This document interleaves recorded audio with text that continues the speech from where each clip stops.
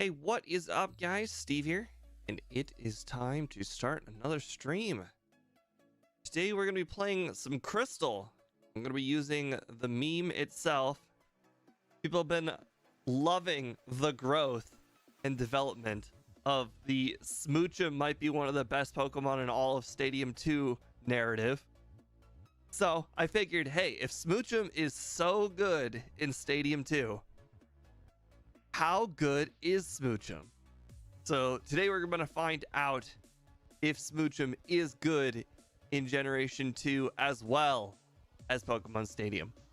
Obviously, Smoochum is not the best Psychic type in Stadium. I think that probably still belongs to Alakazam.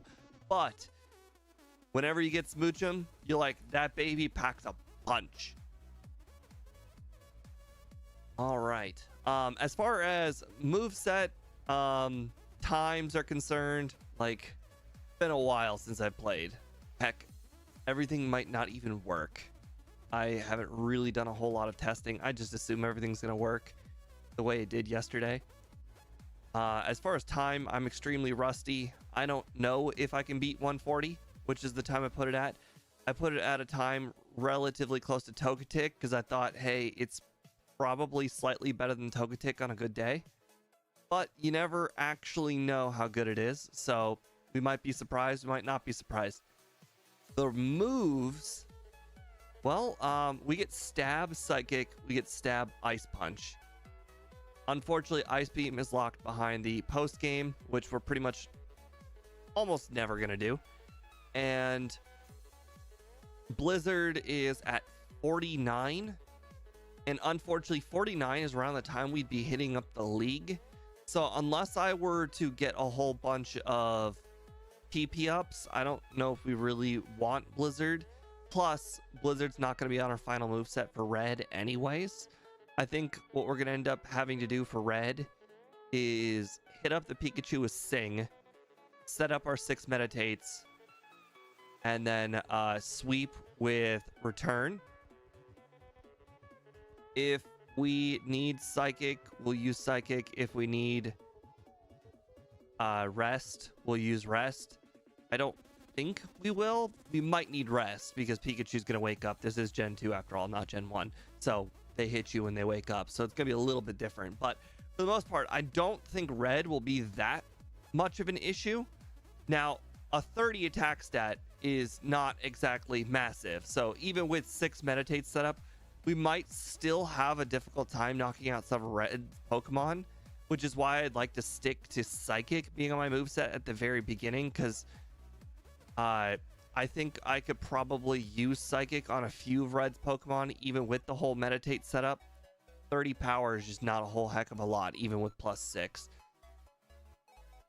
But yeah, I think it's gonna be a very solid run. We'll see how it goes. My curtain is still not here. I don't think it's gonna be here for quite some time. I keep getting notifications, emails saying that the curtain is on its way, but it keeps sending me an email every single time it moves from location to location, and the location currently is in a foreign country, and it keeps on moving from one place in that foreign country to another place in that foreign country, still not in the United States. So not really sure how long it's going to be before it gets here. That's the other thing about buying custom stuff. You're not buying it off of Amazon, so you're not going to get it in 2 days. It is what it is. Can't complain. It's going to be very cool when I do get it, though. All right, let's go ahead and swap over. I'll go ahead and start the vertical.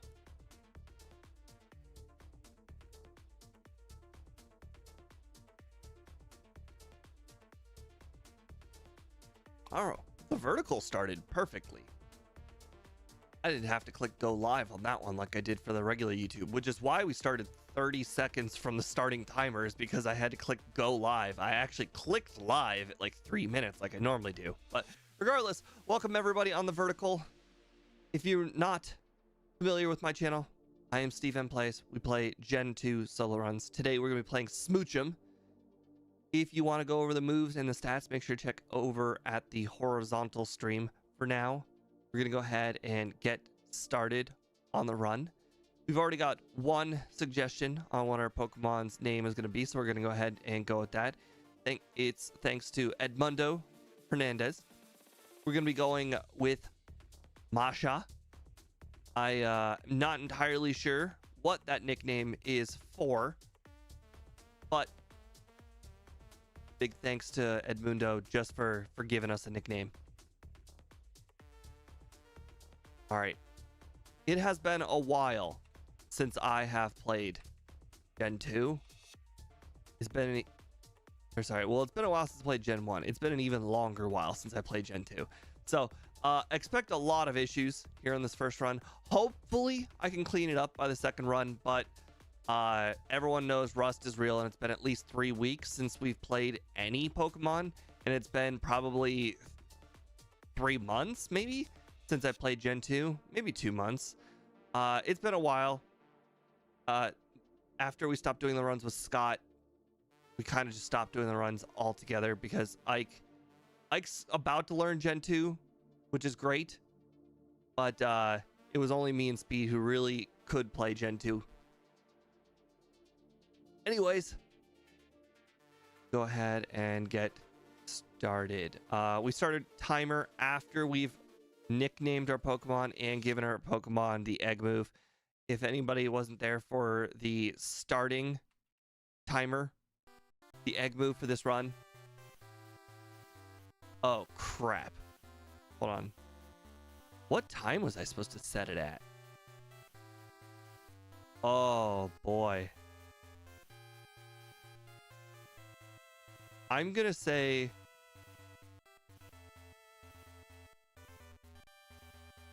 6 p.m. I think it was.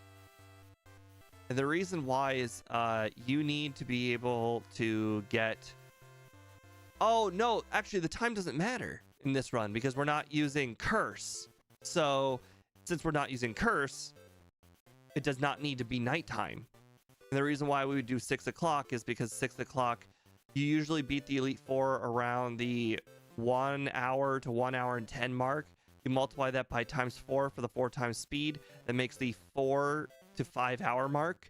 And 4 or 5 hours from 6 is 10 p.m. and then 10 and a half.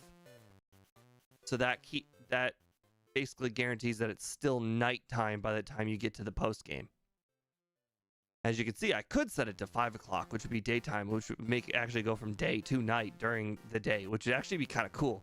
I've never done that before, but for now, I think we'll probably just go with our tried and true 6.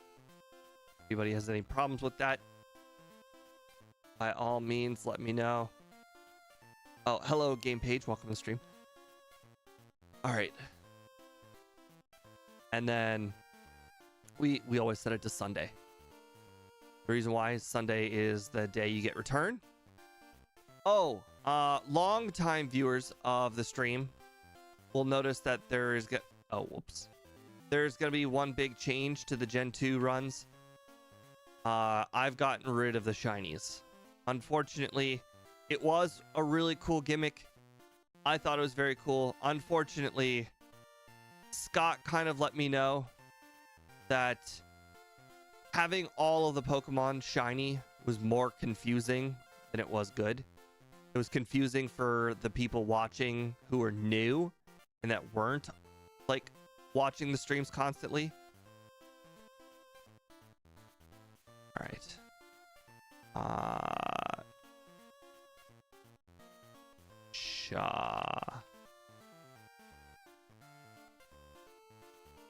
All right, and let me go ahead and set up our egg move, which is meditate. All right, and then go to the PC, heal, get our PP, and we'll start our timer. Hey, Dominic. Hey, Boss KO. Welcome to the stream. Beginning of the stream's probably going to be pretty difficult. I think both Ghost and Normal are obviously physical in this generation. So doing damage at the beginning portions of the game is going to be hard. We just used our berry on our very second wild encounter, which is not great. Welcome, Buck. Welcome to the stream. If you take the water starter, unfortunately, we are taking Smoochum, which wasn't even an option that you would have come up with. But this is just the way we play things on the channel. We play the run with Pokemon that you wouldn't expect. We are not evolving our Smoochum either. Smoochum will be staying a Smoochum for the entirety of the game. Not sure if that is something that you find interesting or unnecessarily difficult, but it is what we do here on the channel.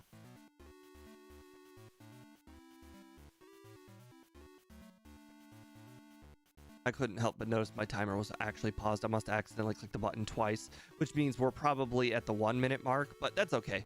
We played 2 runs, and our second run is always better than our first run, so the timer is not going to be really all that important for this first run, but can't make a mistake like that on the second run. All right, I should probably be making use of this meditate. Battling these wild Pokemon, not going very well for me.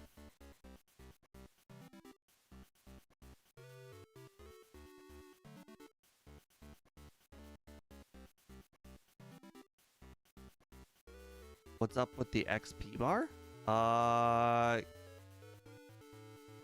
Good question. Let me see what's up. All right, meditate. All right, 2's probably good enough, right? That looks good enough. That looks right. It looks like it's working. If you're talking about the 75 on the right of the XP bar, that is our friendship.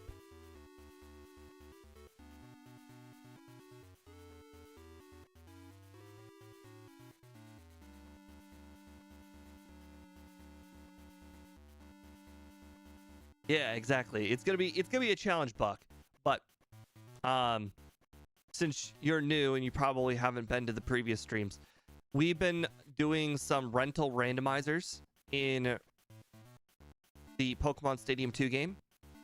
And when you don't get to pick your Pokemon and the Pokemon is given to you, you kind of have to make do with what you got.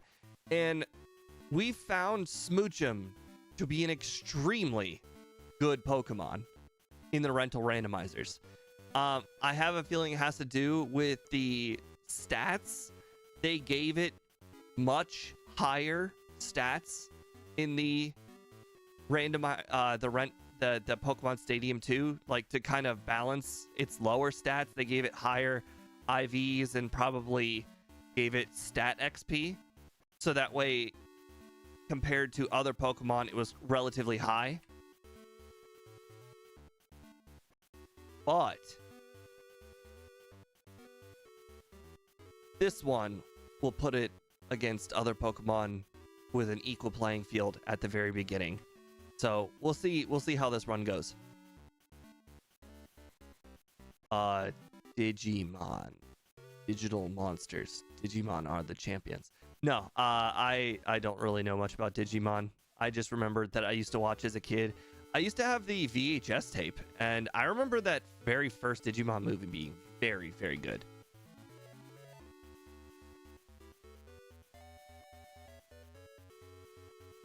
Yeah, Dust Yankee, you were certainly right.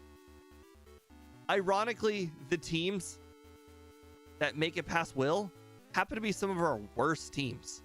It's always crazy. Oh, hey, John. John, if you are available to join us, I could stream. Oh, right. I don't do this. I used to do that. I used to battle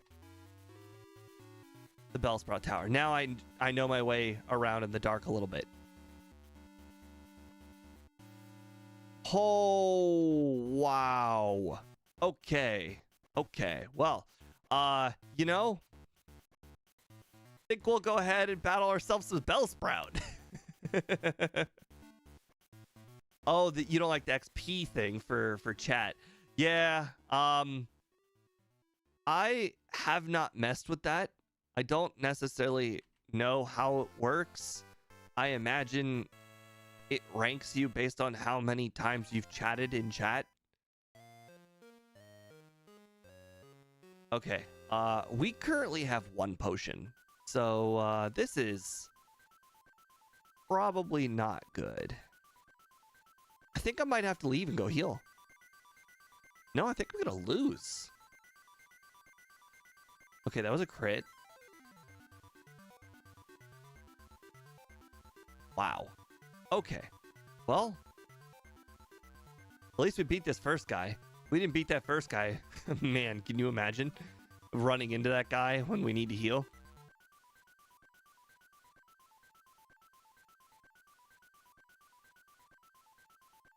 Okay, well, if you're able to hop on in an hour, I'll go ahead and move over to the Discord, and you can join me at some point. I'll just start streaming on Discord. There we go. I started streaming on Discord. So whenever you're available, I am now streaming on there, and you can join in for commentary whenever. Okay, so interestingly enough, we now have this move. Very cool. It's called Sweet Kiss. It confuses our opponent. Unfortunately, it's not exactly as powerful as Confuse Ray, which, for those who probably already know, Confuse Ray, 100% accurate. Sweet Kiss, 75% accurate. Kind of like a sleep powder of the Confused world.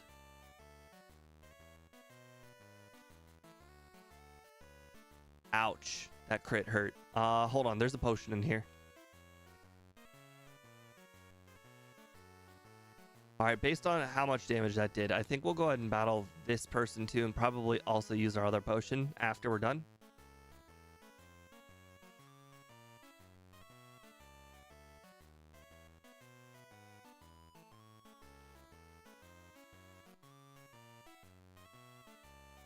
Okay, perfect.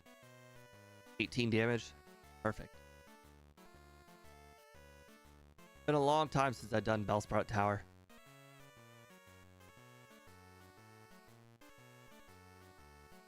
The thing about Bellsprout Tower is it's almost not worth doing because wild Pokemon are almost as good as Bellsprout.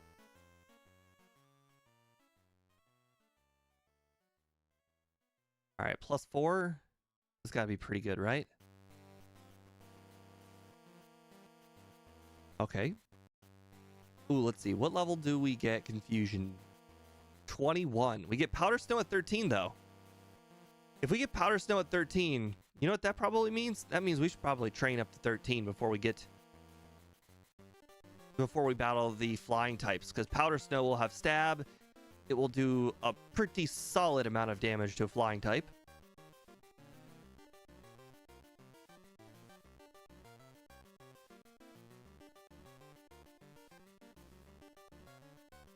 Yeah, it looks like we can get to 13.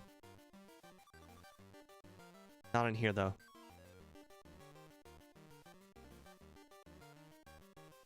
All right, next run, I will probably consider doing more training on, like, wild Pokemon before we do anything.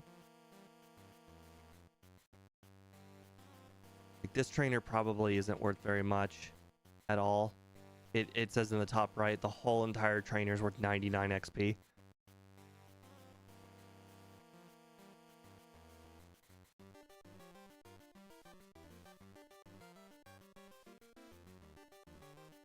Actually, now I think about it, we need to catch Bellsprout anyways, so maybe I could just walk around in this grass a little bit, knock out whatever Pokemon I can, heal, grab that Pokeball for some reason. I thought it was a potion. Oh well.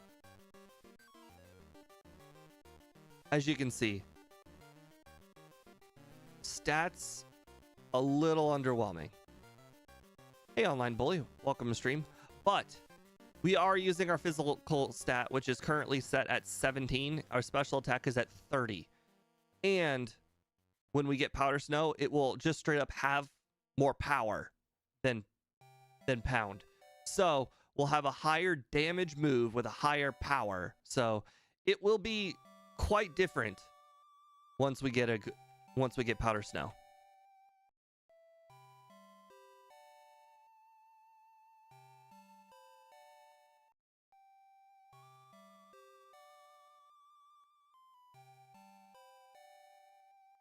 It's super effective. You know, I saw that I saw that Ghastly earlier, and I ran away because I thought I didn't have any moves that could hit it.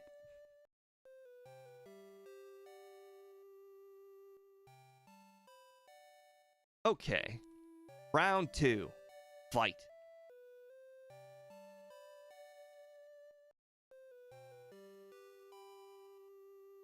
Yeah, that was a very, very different battle.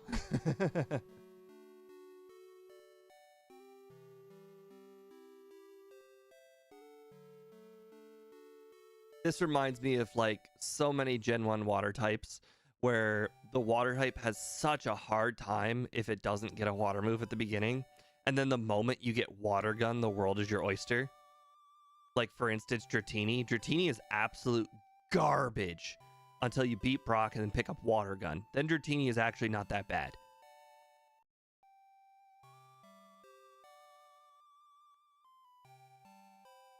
Yeah, John. Most areas have a very, very low upload speed. Even in my area. I specifically looked into like 6 different companies before picking the internet company that I'm currently using. And I'm currently using AT&T because every other company had like let's say, you know, 300 down, some sort of like, you know, 300 down and in like 20 upload or 30 upload or 10 upload, and they were just not good enough for streaming. So I ended up going with AT&T, which is 300 download, 300 upload. It was $5 more a month than most of the other options. But I think it was worth it.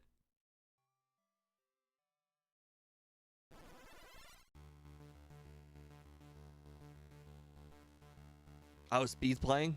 I didn't even notice that our schedules aligned. In the future, I might actually start my streams earlier so that way we don't overlap as much. Because he starts at 7 because he has to, because he gets off work at like, you know, 6 something, and has to drive home, get ready, all that good stuff. I start at 7 just because that's just kind of like, hey, that's a good time to start. I actually get off work at 3:30, and it takes me 10 minutes to get here. So, I mean, I could start as early as like 4:15 if I really wanted to. Let's see, do I learn Swift? It does not appear I learned Swift. I don't see Swift on the list. Speaking of, I don't see Mega Punch on the list. Or sorry, not Mega Punch, Headbutt. So we don't get Swift or Headbutt? That's really unfortunate.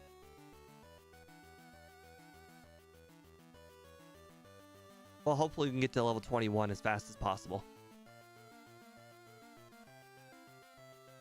Oh, that's funny. So you're saying Speed has been streaming essentially every other day since I stopped streaming? Sounds like a good opportunity for him.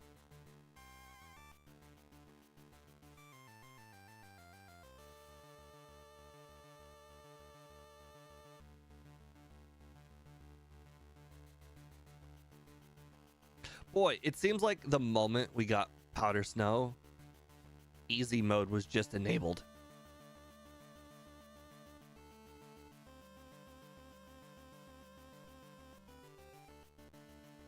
It's only going to get easier the moment we get Confusion, which is even more powerful than Powder Snow.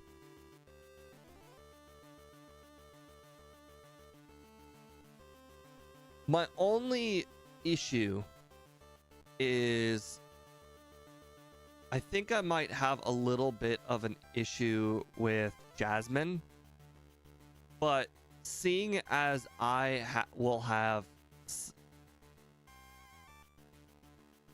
well, I might have Psychic. Psychic's at 37.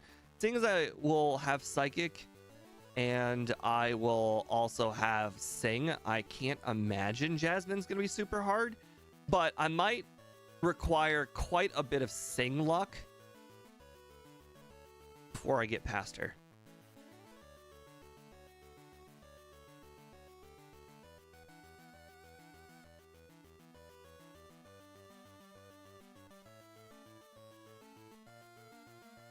John, were you there when I mentioned the news for the direction the channel's going to be going in yesterday?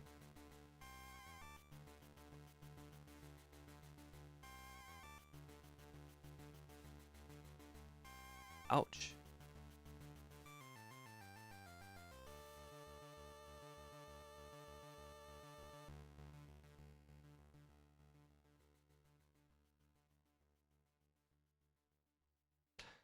All right. Well, Logsy shouldn't be too hard. Scyther will actually be easier than Beedrill. Oh. Well, yesterday I mentioned I have been kind of paying attention to Zealous Pawn, and he's taken, what do you call it? He's taken solo runs to a new level. He's now treated every single solo run like it's a race, like a Scott race, to the point where he routes them out ahead of time and then plays the run perfectly. And then obviously, you know, he's got better hand-eye coordination than I do, and better overworlding than I do, and so he's absolutely destroying everybody's times, not just my times, everybody's times.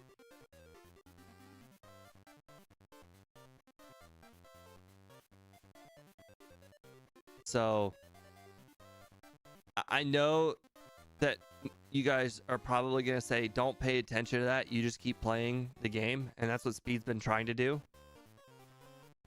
But regardless, my username used to be called the best 100,028. I live to be the best.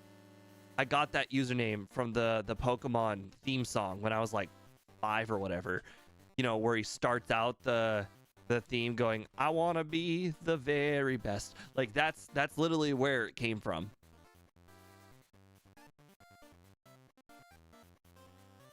No. But anyway, so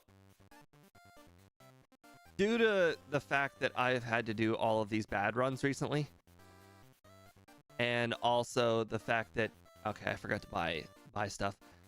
I've been doing a lot of the bad runs because they're the first stage Pokemon, and my want to play the game has been decreasing because of Zealous Pawn destroying all of my records and make me feel bad about my records. No, I mean, he's not like saying anything bad about me or anything like that. No, I mean, it's a personal problem that I have just in general, that I can't let it go. Just a competitor like that. So I'm kind of switching to Gen 2 and challenge runs now.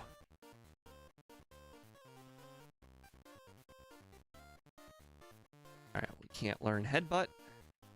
So the challenge run I'm going to be doing is I'm going to start out, and I just changed this today.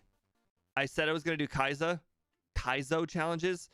I've now pivoted after talking to M. Tiberius. I'm now actually going to do the one step below Kaizo, which is Ultimate Ironmon. I'll do the Ultimate Ironmon in Gen 1 when I inevitably beat that or find it to be too easy, because the thing about the Ultimate Ironmon is they don't have the setting enabled for hold on. This is yes, no, yes, no. When they inevitably I win because they won't have like the best Pokemon in the game. Was it? Yeah. Oh crap, I went in the wrong order, but that's all right. What the heck is the Ultimate Ironmon? It's just a whole bunch of different rules and regulations that are set on you. I have decided to change something. Ultimate Ironmon, what do you call it? It requires you to play the game with random stats, random Pokemon, random move sets, random TMs. Like when I say like random TMs, I meant like, you know, like I could get a TM that I know for a fact is a certain TM, and then it won't be that TM. And I could play, so it's random everything. I'm getting rid of a lot of the randomness. I'm still keeping. Oh my god, full heal. So what I'm keeping is I'm getting rid of the random stats and the random. Let's see, random stats and random move sets. I want to play Pokemon. Random stats and random move sets is just slot machine with a Pokemon skin. So I don't want to play a slot machine with a Pokemon skin. So I will get rid of the random stats and the random move sets. But I will play with all of the difficult rules. But the reason why I think I will probably be able to beat the challenge relatively easily is because I'm allowed to have 6 Pokemon, which is already pretty easy. Crap. Oh, I forgot the Abra. Darn it. But more importantly, the rule where the maximum Pokemon is must be on a team if they're above 30 is not enabled until you get to Kaizo. And what do I mean? I mean, like this Drowsy. If this Drowsy was level 30, it would never ever be a Drowsy. It would 100% of the time it would be a Hypno if it were over level 30. But that's not going to be enabled. So that means when I play the game, there will oh crap, I'm going to lose. There will inevitably be a trainer at some point that will have like a level 60 Weedle.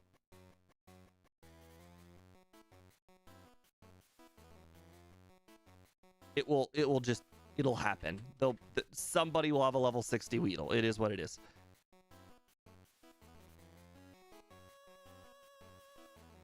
So I think the challenge will be easy enough. But who knows? It might be too difficult. One of the rules, or well, the main rule is that the difficulty must be turned up 50% for wild Pokemon and for trainer Pokemon, which is probably the reason why it's a challenge. It turns up all the settings 50%. But as you guys know, I've played enough runs. I kind of know what's going to happen. I kind of know. Oh, did I not have enough money? Oh, I didn't go to that one. Okay. I think the challenge would be easy for a guy who's been playing a lot of solo runs with me. I literally know what every single Pokemon is capable of because I've been playing with every single Pokemon throughout the entire game. I've solo run basically every Pokemon in the game. So I kind of think that the challenge is not going to be super difficult. And I get 6 Pokemon. I get to have 6 Pokemon as opposed to the normal 1. So I think it might be a little bit easy. Oh my god. Okay, I need to play this run very differently next time.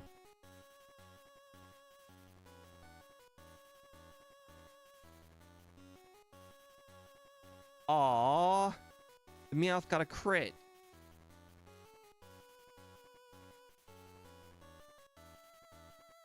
Alright, so let me add a reset. There we go. If I black out, I have just to add a reset. Lost half my money, though. Oh, I forgot something very important. I forgot to go get Fire Punch, or Ice Punch. The 3rd or 5th floor? It's 5th. God, I'm just making mistakes all over the place. Ice Punch.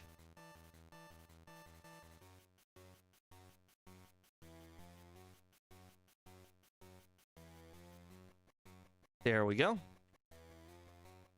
And Ice Punch is going to be our main move until 37.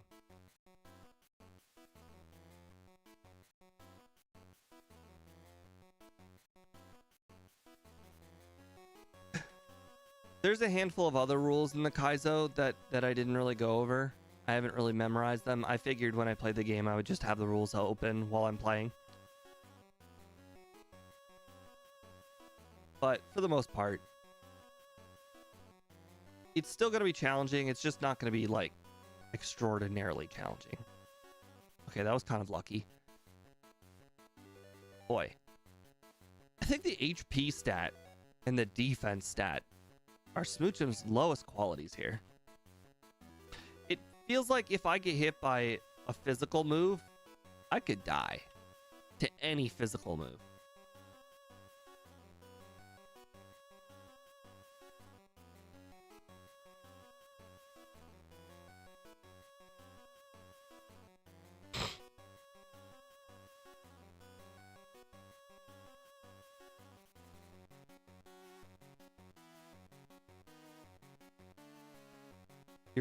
Your dog's name has 2 names?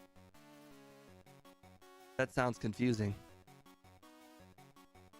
Is it like how, like, I don't know, somebody will have the nickname Mary Joe or something, so you just call it Piper Wiper? Is that how that works?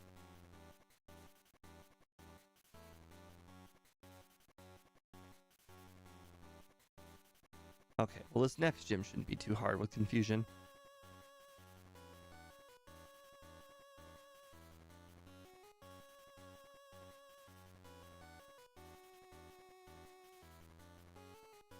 I feel like I have too many escape ropes for some reason.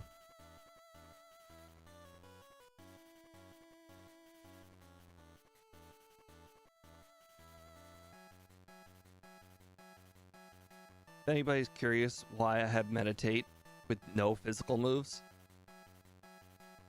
it's mostly because at the very end of the run,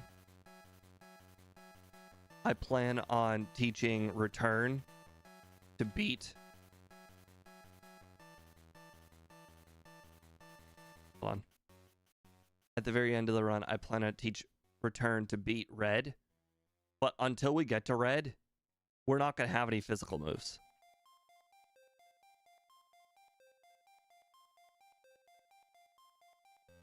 Oops. Okay, so the fact that we could not knock out that Haunter on the rivals team in one hit is actually a little concerning to me.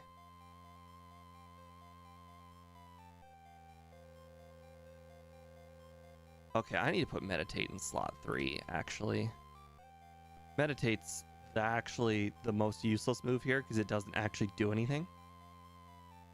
And it's going to be that way for the whole run, so it might as well be in slot 3.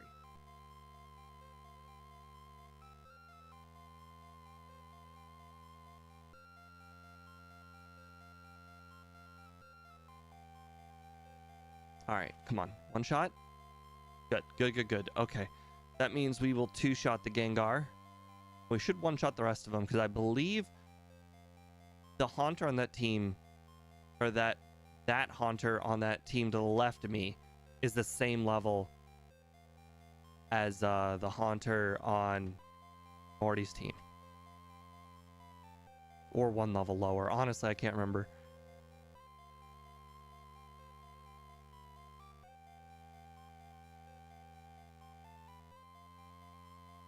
$21. That might be 1 higher, but that's okay. Oh. Oh my. Oh, I only need to be 1 level. I only need to get to 65, right? To outspeed that Gengar. 48. 64. Okay, I can get 1 level. All right, let's make a mental note of that. We need to be at least 64. Oh, wait, hold on.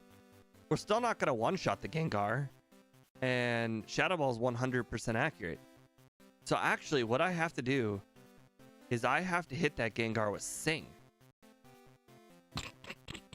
That sucks. It has to stay asleep for more than 1 turn.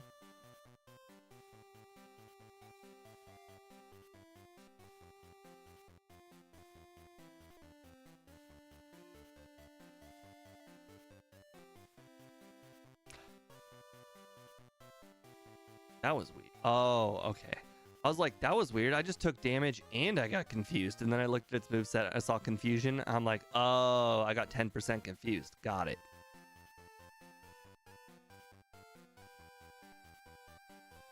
Okay, good. I got 65 speed, so I don't have to worry about any speed ties.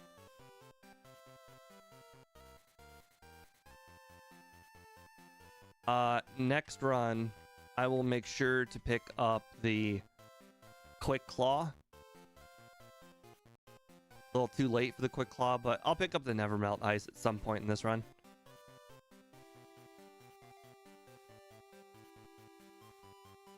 All right, I just want to see if I can one-shot first. And the answer is no. Okay. So, now we know that we must do Sing.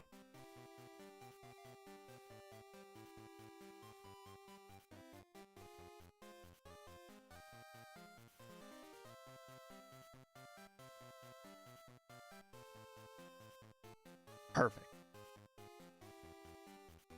You woke up and oh my god, it lived. That's nuts. That Gengar, that Haunter's actually 2 levels higher. It could have lived too.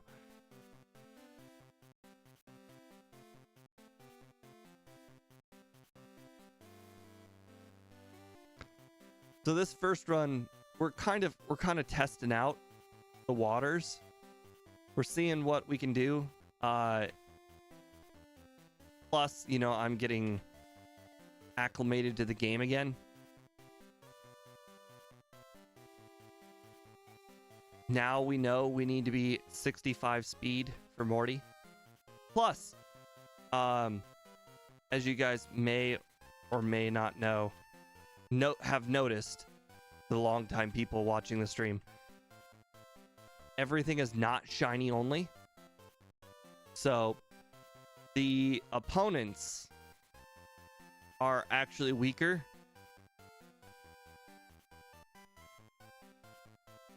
I have not increased their DVs to become shiny.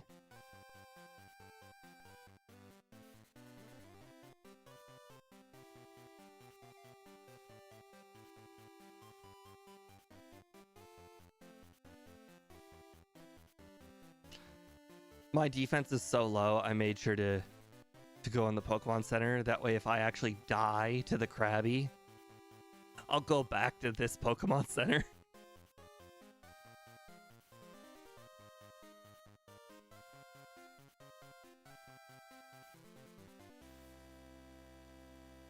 Perfect. Like 2 damage is an acceptable loss. I know I'm extremely underleveled. That's kind of like how I like playing these first runs. I like to see what our Pokemon is capable of and then kind of fixing the problems in the second run. Usually these first runs, they're okay, but when they get real hard is when you get to Lance. Because if you don't have a way of beating Lance, you're probably not going to win with luck-based strategies. Or sorry, you're not going to win with conventional strategies. You're going to need to rely on luck-based strategies, because then you're not going to win. Okay, that was an accident.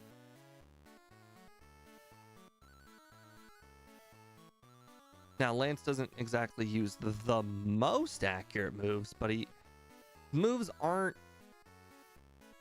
that bad.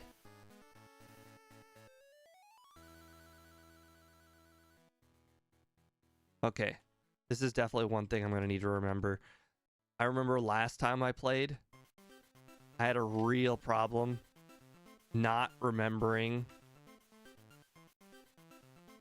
that medicine.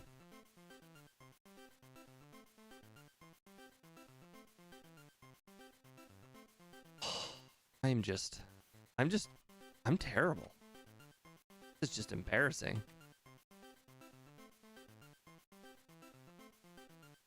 I didn't beat the Kimono Girls.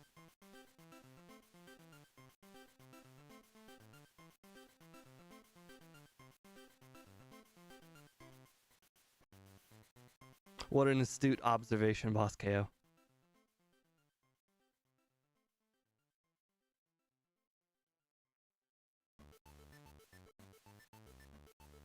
Good thing you caught that in time. Imagine if I had surfed without it.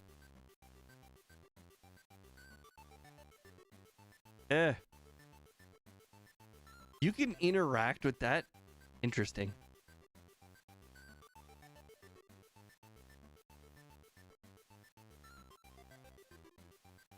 Despite the significantly higher level by doing Lighthouse and all of that, this does not appear to be easier.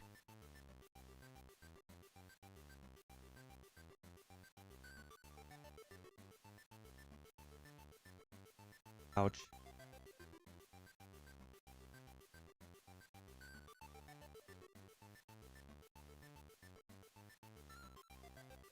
Okay, I think I'll be fine.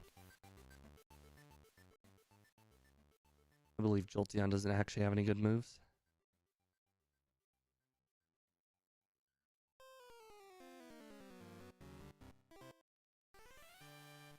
That's alright.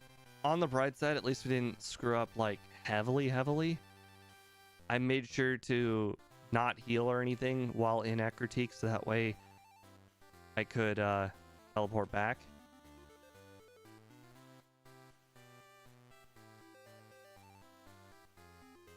I think our over-under of 140 though is going to be completely and utterly wrong, just for the simple fact that I'm playing worse. It doesn't even matter how good or bad the run goes.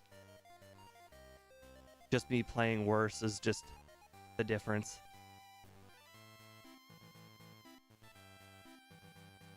I just realized I'm gonna have to go back for return at some point too. Another mistake. Well, no, it's not a mistake because I did need early Ice Punch. I should have saved.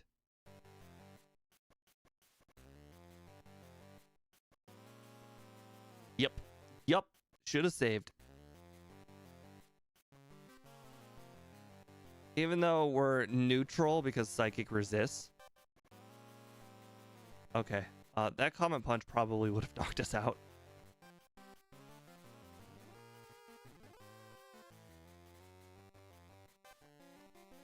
Okay, we'll save before this guy. Although, I think everybody from here on to Chuck is much easier than those guys.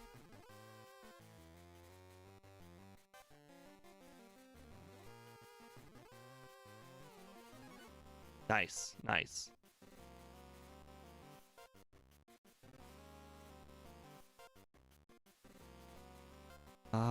I think Psychic is 37. I imagine we'll just pretty much one-shot everything when we get Psychic. It's funny, this run has a lot of, like, parts where it just gets easier and easier as you go along. The moment you get Powder Snow, set the button to easy mode. The moment you get Ice Punch, set the button to easy mode. The moment you get Psychic, probably set the button to easy mode. Oh, he's got a full heal? Interesting. Probably should have just went with Confusion straight up then.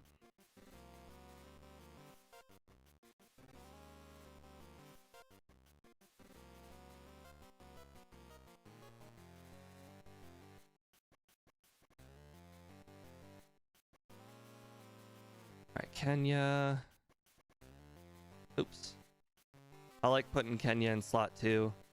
Flying from location to location is a lot easier when it flies in your second slot.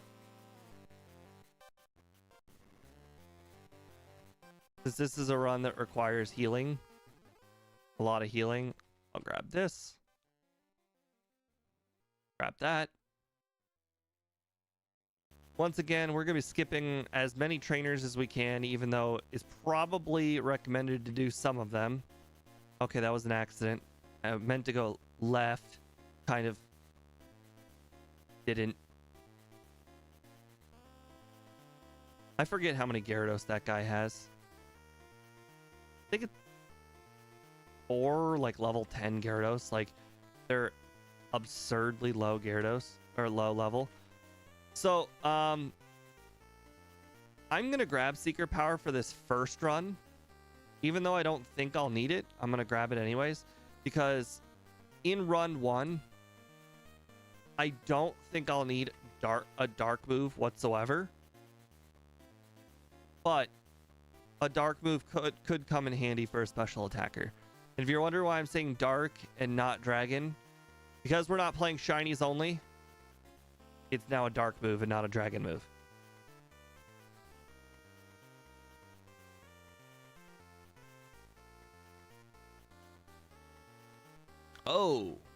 Oh my. Boy, the defense just gets more and more surprising as we go along.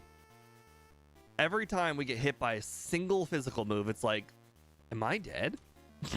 I saw the one thrash and I took more than half. Like, normally when you face that Gyarados, it's like the scary move is Dragon Rage, because Dragon Rage, no matter what Pokemon you're playing, it could like 2 or 3 shot you. And you know, Gyarados is pretty tanky, so I mean, you could 3-shot a Gyarados, and if it uses 3 Dragon Rages, it could still beat you, no matter how good you are. But that Thrash nearly 2-shot us.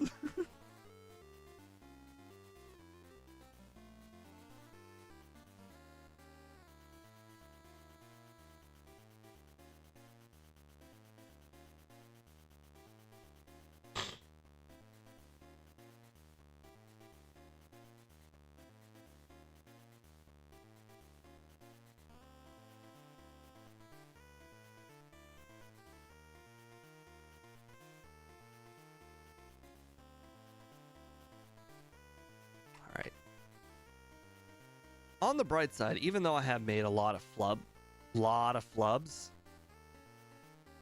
I haven't like made one of those major misplays. It's like over 2 minutes to fix. Just a lot of like little 30-second, 1 minute fixes.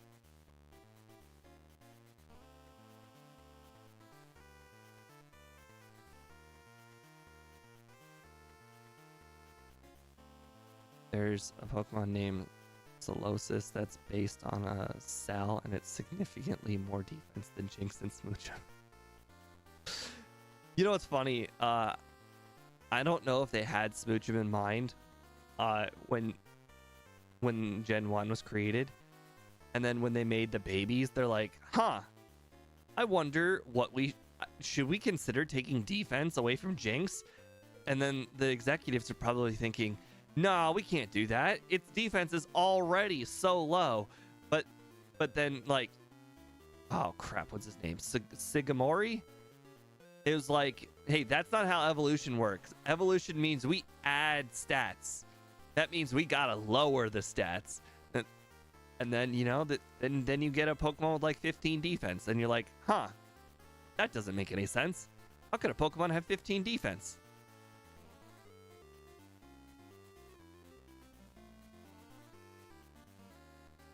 And somehow, it does. I think it's 15.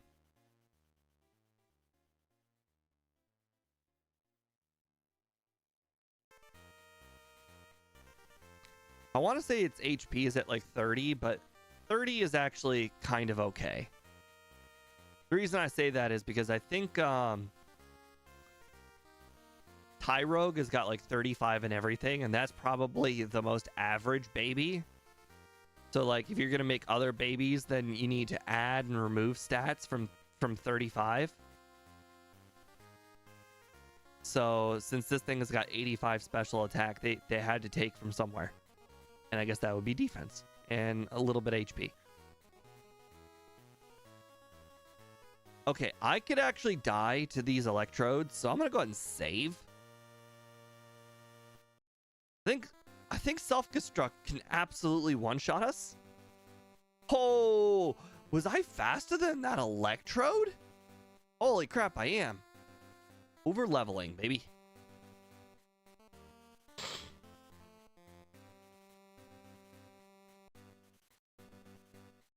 Well, I'm just happy they didn't self-destruct. All right, we pretty much have our final move set, except for Ice Punch is gonna be swapped out for Return when we get to Red. But for the most part, this is kind of it. We might end up swapping out Psychic for Rest if we have a harder Red matchup than we think.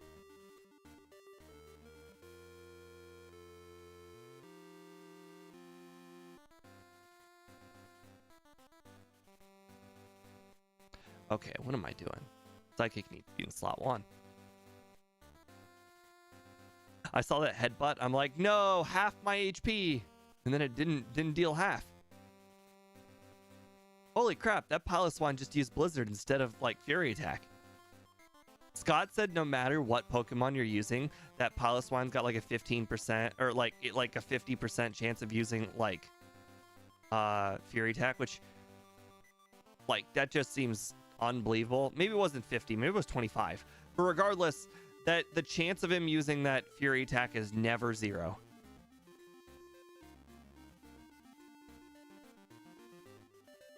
Maybe it's 0 against a ghost type, but tomato.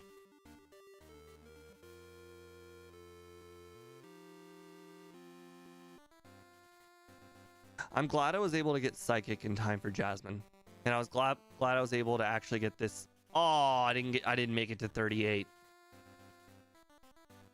Oh, I could have gotten a nice damage rounding threshold for Jasmine.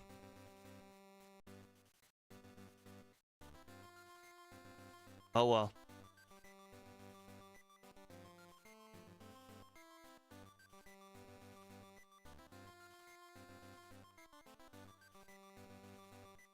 All right. So I think we're gonna Psychic the Magnemites.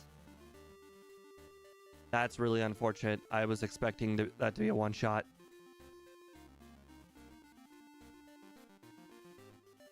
Okay.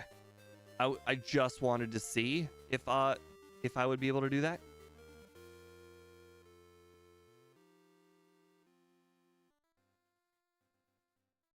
Okay. Well, that's not good. That's okay. That's all right. You know what? Now that we know there's 2 poison cure berries in the world,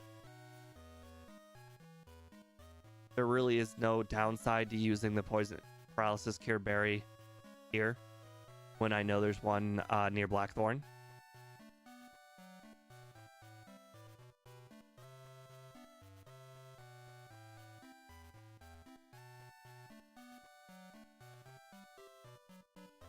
Okay, from full HP.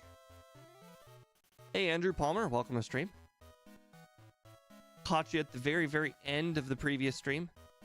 I don't think you heard the announcement that we're probably going to be done playing Gen 1 for a while. The reason is a petty reason, not a reason that most of you guys would agree with or accept. But unfortunately, it is my reason. That reason being that Zealous Pawn is absolutely destroying my times. He's treating every single run like it's a Scott race. He just got 36 minutes. 36 minutes with Magneton and Gen 1. The moment I saw that he got 36 minutes, so much of the fun of doing the runs went out the window. Because now it's like, oh, I'm not even close to like the one of the good players.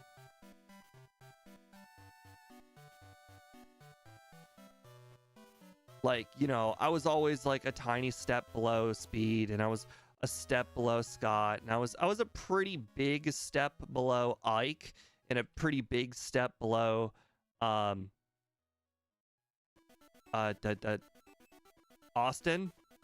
But I was like the end was always there. Like I could always like give a reason why I was like just a little bit little bit worse than them. But when Zealous Pawn beats my Magneton run, no, it wasn't. Sorry, it wasn't 36. I was thinking of Lapras. But regardless, he got 39 or 40, one of those two. No, I think it was 40 or 41, which was 20 minutes faster than my time, which was just demoralizing, humiliating, defeating. Every word you can think of. That's what it was. It like the moment I saw him get that time with Magneton, I was like, what am I doing with my life? I wasted 3 years and I'm not even one of the better players. And I know you're probably thinking, but you're still better than most people. It's not good enough. I was always like, oh, I'm just a little bit behind Scott, or I'm just a little bit behind these people. But I'm way, way worse than Zealous Pawn. An embarrassing amount of worse. A demoralizing amount worse. It's fine. It just means that I'm switching to Gen 2. Where he's not playing. And my times will be safe for, you know, another 2 years before he decides to do Gen 2. What am I doing? Oh, I know what I'm doing. Okay.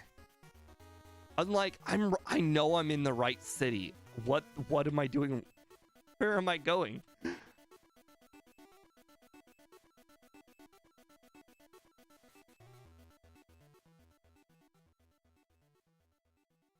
It's fine though. You know, I've just decided to do things a little bit differently. We're now going to be a challenge run channel. We're still going to do Gen 2 runs, but only once a week. And then we're going to do challenges, which we're going to be doing the Ultimate Ironmon, which is just one step below Kaizo. And then we're going to be doing the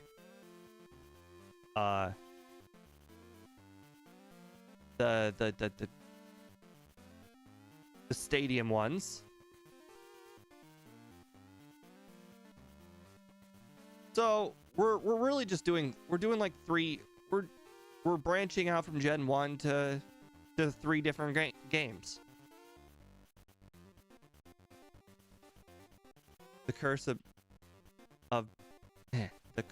a being knowledge of a subject. That statistical curve for Kalskin, where the amateurs think they're amazing, the middle thinks they're all right, and experts think they're crap. I mean, I don't really think that's the case. I'm pretty sure Scott and I and Speed know we're not as good as like Austin and Ike, but we were pretty sure we were pretty good.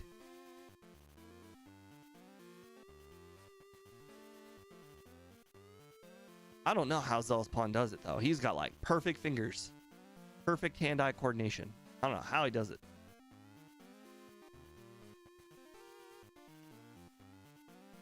All right, I need an ether. I might as well just use 2 ethers.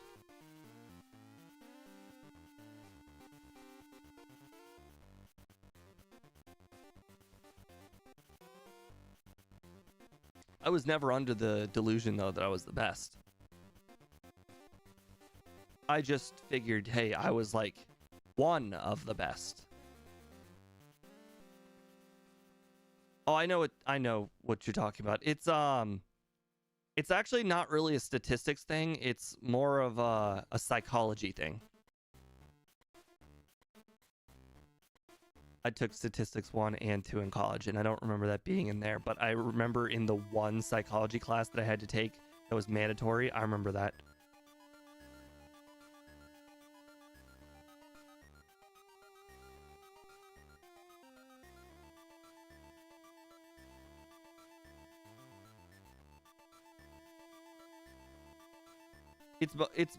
has to do with like a confidence and an IQ thing.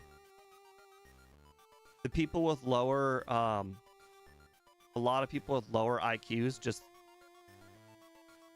that think they're the best, and there's nothing that says they aren't. It's just that they have some of the most confidence in the world, which is not a bad thing.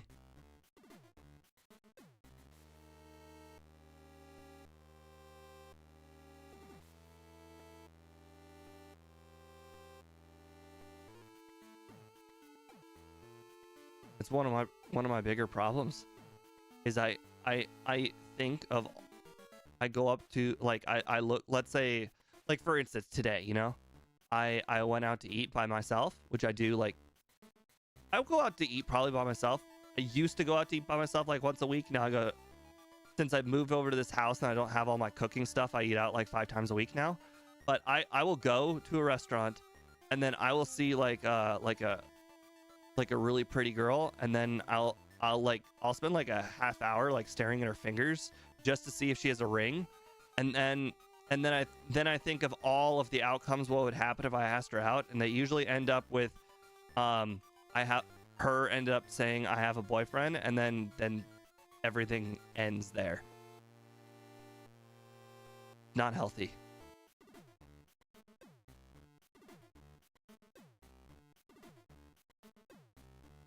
And then I don't.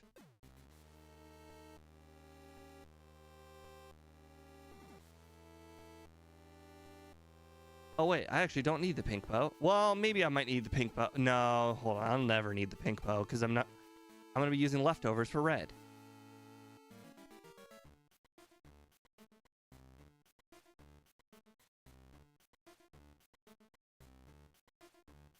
Also, my brain just like, it factors age too much. Yesterday, I was at Wendy's, and I was just waiting for my food, and I saw this guy, probably like 45. He was talking to the girl behind the counter at Wendy's. She was way too hot to be working at Wendy's, but regardless, she was probably like 19. And that like 45-year-old got her number. I would never be able to do that. I don't even approach 19-year-olds. They're like half my age. Oh, not half, sorry. They're like 60% my age. 66% my age. That just feels creepy to me. That guy had no problem though.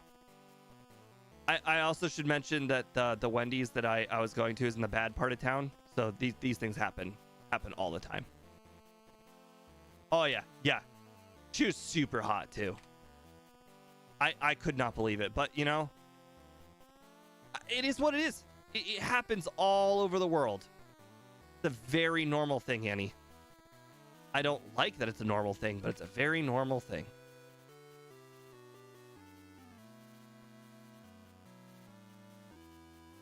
You know, sometimes I wish ignorance is bliss. Sometimes I actually wish I liked alcohol more. I feel like I'd have an easier time approaching people if I liked or could stomach the idea of paying like 300% the price of alcohol by going out. It is what it is.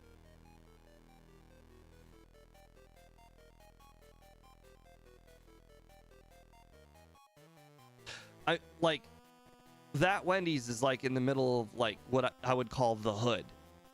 Like 45-year-old people who are by themselves hang out with people that are 19 all the time. Very normal thing. She probably doesn't have a car. Probably doesn't have a whole heck of a lot of money. I bet you he's probably got like a BMW. He's probably got a chain. That's really cool for a 19-year-old in the hood. I'm not saying it's right. I'm just saying it's some of the things that girl might factor.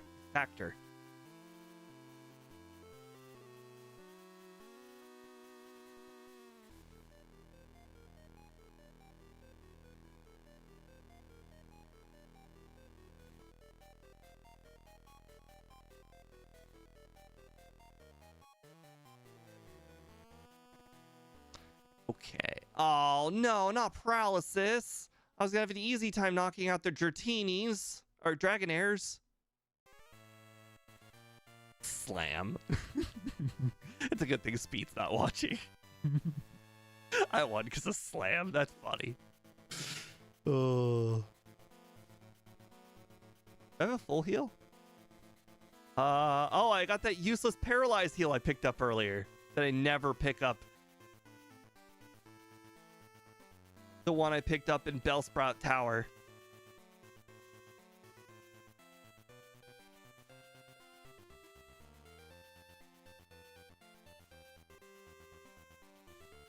Andrew, that could be true. Could be part of it. I don't know how drinking affects the ability to become sick, but you know, it sounds like a possible outcome. Like when I say I don't drink, I really, really don't drink. I will drink if somebody hands it to me, but that's like the only occasion. Only if it's free.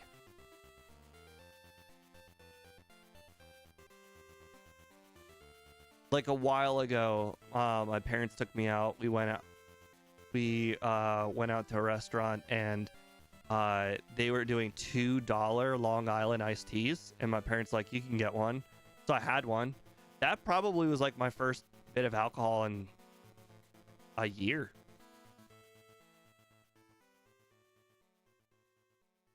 It doesn't help that alcohol is super expensive. I used to buy Angry Orchard, because that's like the only thing I liked was hard cider. But like even that doesn't seem like an option just because of how expensive. Like they used to be like 90 cents a bottle. Now they're like $1.50 a bottle. Like I'm not paying $1.50 a bottle. The bottles are small. Dang it. Why you must see me side up guy?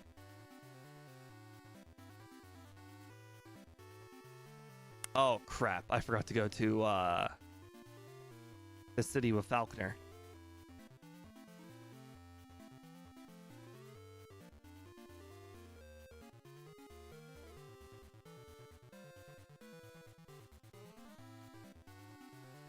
I feel like I'm forgetting something. Is there a third PP up somewhere? Accessible? I know there's a third PP up in the city with Erica, but we're not going there. But I feel like I'm missing one.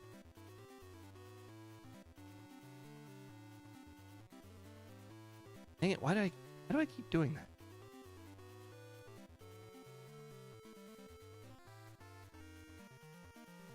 No, I think there's two. Never mind. I know there's 4 in the game, I think. And the Erica is the third, is the one that's the most accessible. Nah, it's all right, Annie. I think that's it. Oh, I do know what I forgot. Here's another thing. I need to go get that paralysis cure berry. I might need it for Lance. I feel like I'm also missing rare candies. Why am I missing rare candies?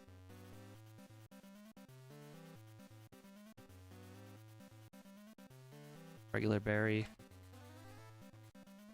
I got 5 rare candies. That seems way too low.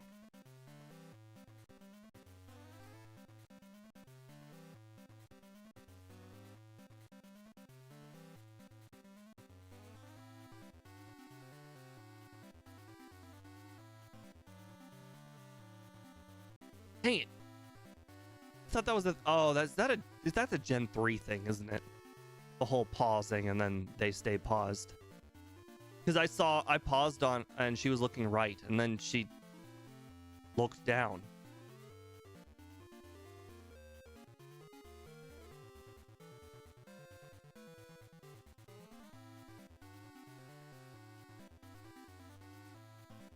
Oh, I know there's one in Eckerteak Tower, but that actually requires the catching all 3 legendary dogs. Ice? Yeah, I got Ice Path. I got Violet City. I don't even know what Route 45 is.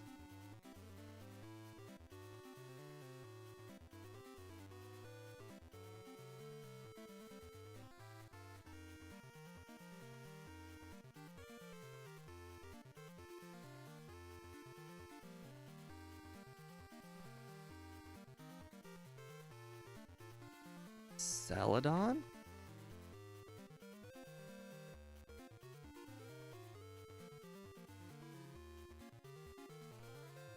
Okay. I saved. We're good. Oh no, my defense. My already low defense. Whatever shall I do? Oh, crap. No, no, no, stop that. Stop that, Typhlosion. We don't need to see those smoke screens here.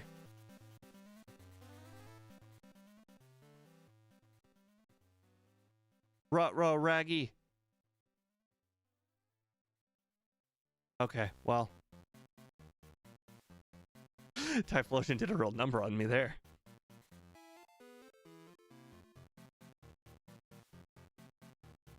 No, stop that. Stop it. No, I missed 3 sings.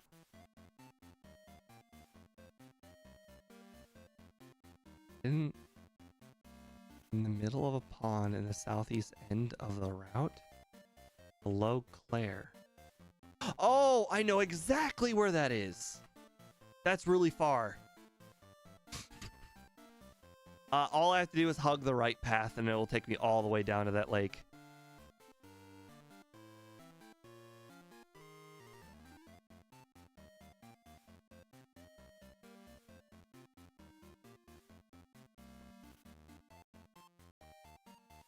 I really hate this strategy of sing I'm using. It's very, very bad. Hopefully in the next run I'll just be a higher level and all of this strategy that I'm currently doing is for nothing.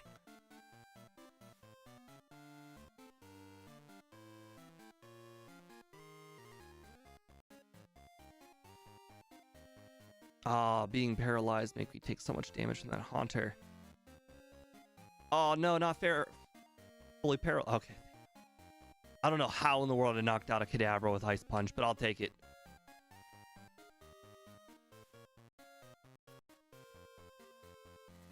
But it's not about the distance. The distance is fine. It's the how many trainers will I run into before I get there.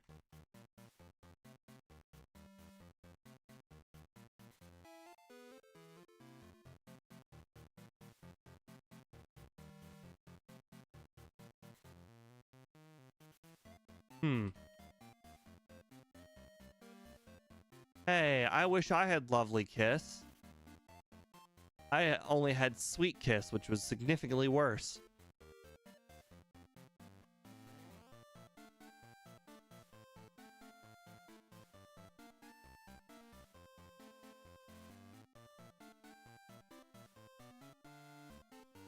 Okay.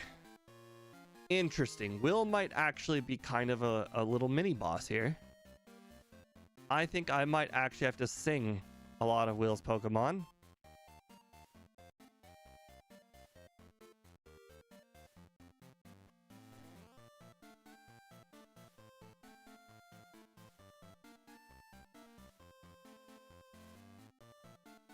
Okay.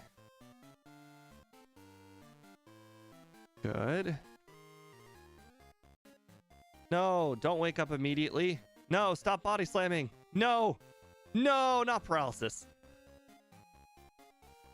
Oh no, it's like Pokemon Stadium all over again.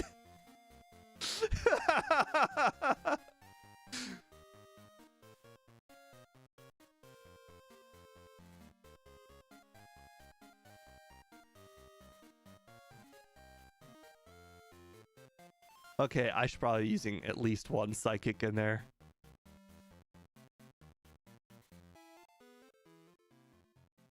Alright. Okay, good.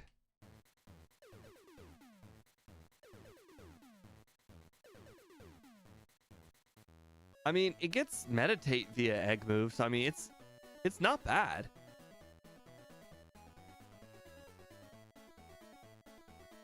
Okay, so the main problem on his team was pretty much just the one Pokemon, so it's not that bad.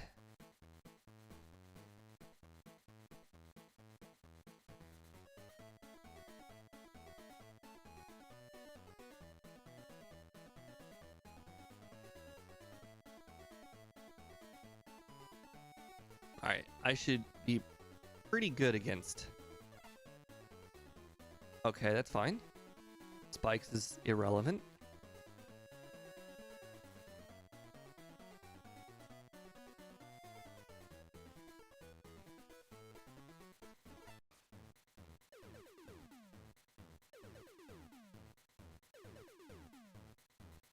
I'll get to your comment in a second, Annie. Okay, I need to ether up Psychic, and we're good. Alright, so if you left across either the first or second bridge, and then right across the third bridge, then navigate down properly, you could avoid all but one train. Okay.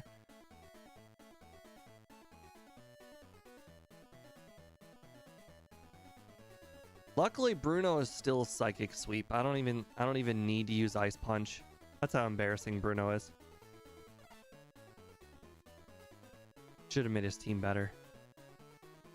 Unfortunately, Hitmontop was not the key to victory like he expected.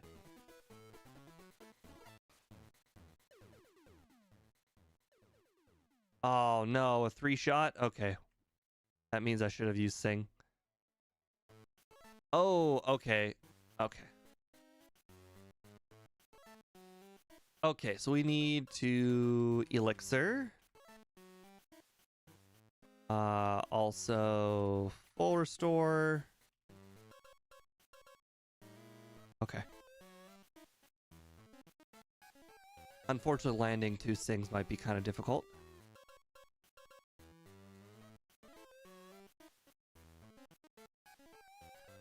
Okay, I think Confused Ray is apparently our worst enemy. Okay, well, you know, hit herself 3 out of 4 times, you know?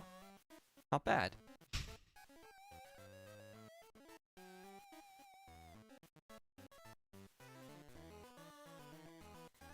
Woke up immediately. Okay. Ouch.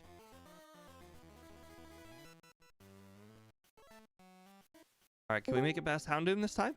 Hey, John. Nope, woke up. Hey, Steve. Hey.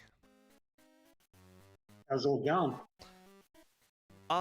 We have quite a few challenging trainers this run. Oh, really? Yeah, this Karen is pretty rough if this Houndoom doesn't stay asleep. And so far, it's had... Okay, hold on. Okay, that's...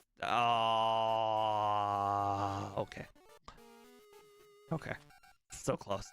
It hasn't... What's been the hardest one? Has it been Karen?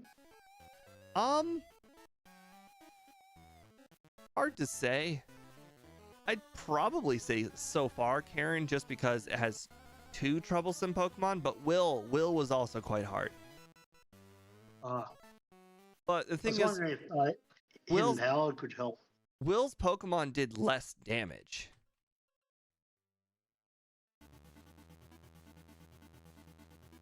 So what Hidden Power? Hidden Power Dark's not going to help. Oh, you went Hidden Power Dark. No. I didn't go Hidden Power Dark. Hidden Power Dark is a dark move. I will always do the runs now, since I don't have the shiny enabled. All the runs will always just be full DV. So Hidden Power is just a dark move. Damn, I miss your shiny ones already. Hidden Power Dragon would be so useful here. I wouldn't be able to use it even if I could. I need every move that's currently on my moveset. The only difference could be possibly Blizzard. I could have Blizzard over Ice Punch, but I'm not really sure how much of a difference that would make. Oh, that was a crit. Okay. So again, looks like Karen... Oh, wait, hold on. Karen's 2 hard Pokemon. Will's 2 hard Pokemon. Really, you gotta get that like 4 or 5 turn sleep.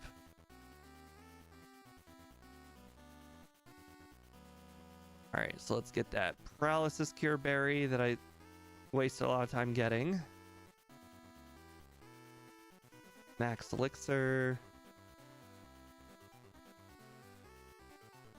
Interestingly, we're still on pace for 140.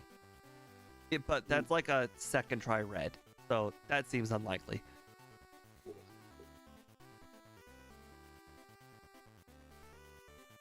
Yeah, red. Like, it doesn't matter how a run goes. If red's a problem, that can be a massive time waste. Oh, do I have to get a mandatory rock slide miss? Oh, that's gonna suck. Okay. How fast was that Charizard?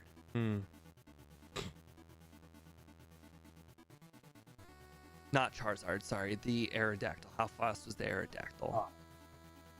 136? Oh, we can get past that with candies. We got the rock slide miss, though. I think in the future, though, on the second run, we'll just get past 136 speed. I think instead of the whole candies thing, I'll probably just do the trainers before Victory Road. Oh yeah, you're still going the no blackout run? I had to black out one time, but it was not on purpose. Oh. Yeah, I've started following that rule for my team's run. So, no over leveling. If they can't pay it, they can't pay it. I really enjoy that rule. But the solo runs are still allow blackouts. Sometimes you have to over level. Sometimes blackout is the strategy. But yeah, for the challenge runs, I don't allow blackouts. I think your rule on that one is actually better. I mean, it's not like a hard rule. Like, if I have to black out because I'm in just a bad place, so be it. But I don't really allow the blackouts just because losing doesn't feel right. I don't like losing. It's the same reason why I'm not going to be doing the Gen 1 runs anymore, because I hate losing. True.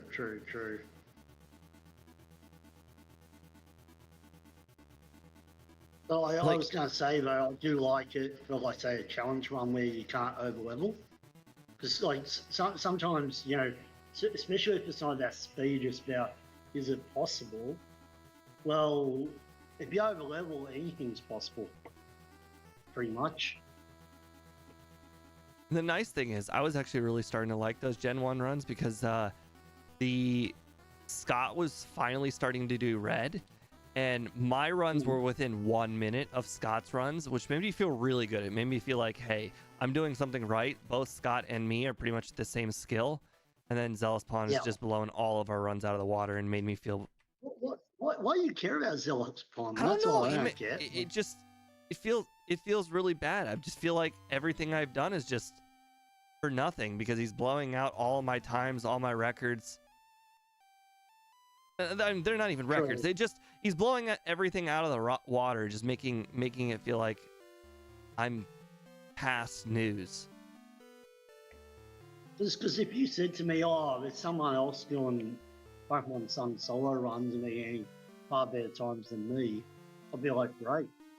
But these times are purely based off me. I don't know. I know you say it differently than I do. Like, I could use sports references, but I don't think anybody would understand them. Well, you get, like, when, say, the Olympics is on, that's like the best players in the world, right? But let's say you were the best runner in college, you're going to be like, well, I'm not that good because I compare myself to world record in the Olympics. Right. Essentially, what is happening right now is I was like a guy who was getting like bronze and silver medals, and then Zealous Pond just came around, and now he's the Michael Phelps of the Olympics. Yeah. He's breaking every record. He's destroying everybody. He's making us feel like we're inadequate. But like your skill compared to the average person, a gold medalist, if you know what I mean. Yeah. Most people that play Pokemon could never reach your level, partly because they don't play it, enough, right? And partly because some people just they can't play speed runs because they get way too nervous. Like I've got a mate that he freezes and like he'll just like shut the game off if it's too stressful. Like for Scott's race, I got like 20th place and I only tried 3 times. Well, yeah. I only finished 3 times. Well, exactly. And so I think a lot of people that watch your solo runs, they're not expecting you to be speed running material. And I'm not referring to speed runner. I'm saying actual speed runs, right? They watch it because they want to see how you overcome the actual challenge, you know, and what sort of time does each Pokemon get based off your skills, not based off. Because yeah, otherwise they just watch Zolo's arm, but they don't find them as entertaining. It's like J-Rose. No one watches him and thinks it's the best. J-Rose has even said... J-Rose's viewers think he's the best, though. They think he is. No. A viewer asked him, he goes, no, if you want that, go watch Scott Sports. That's what he said. His viewers, though, they're funny. Yeah.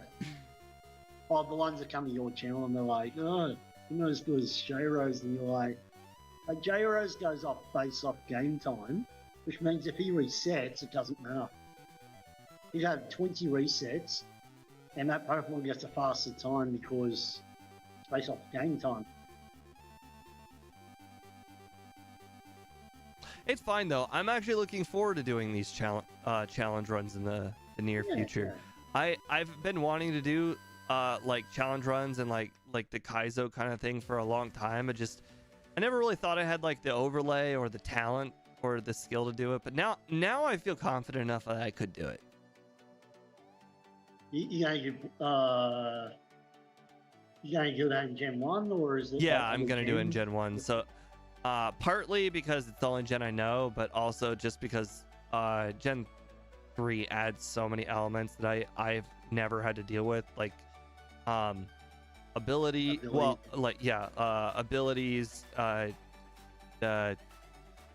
the thing that's 15% in stats. The natures, yeah. Natures were the main part of Gen 3.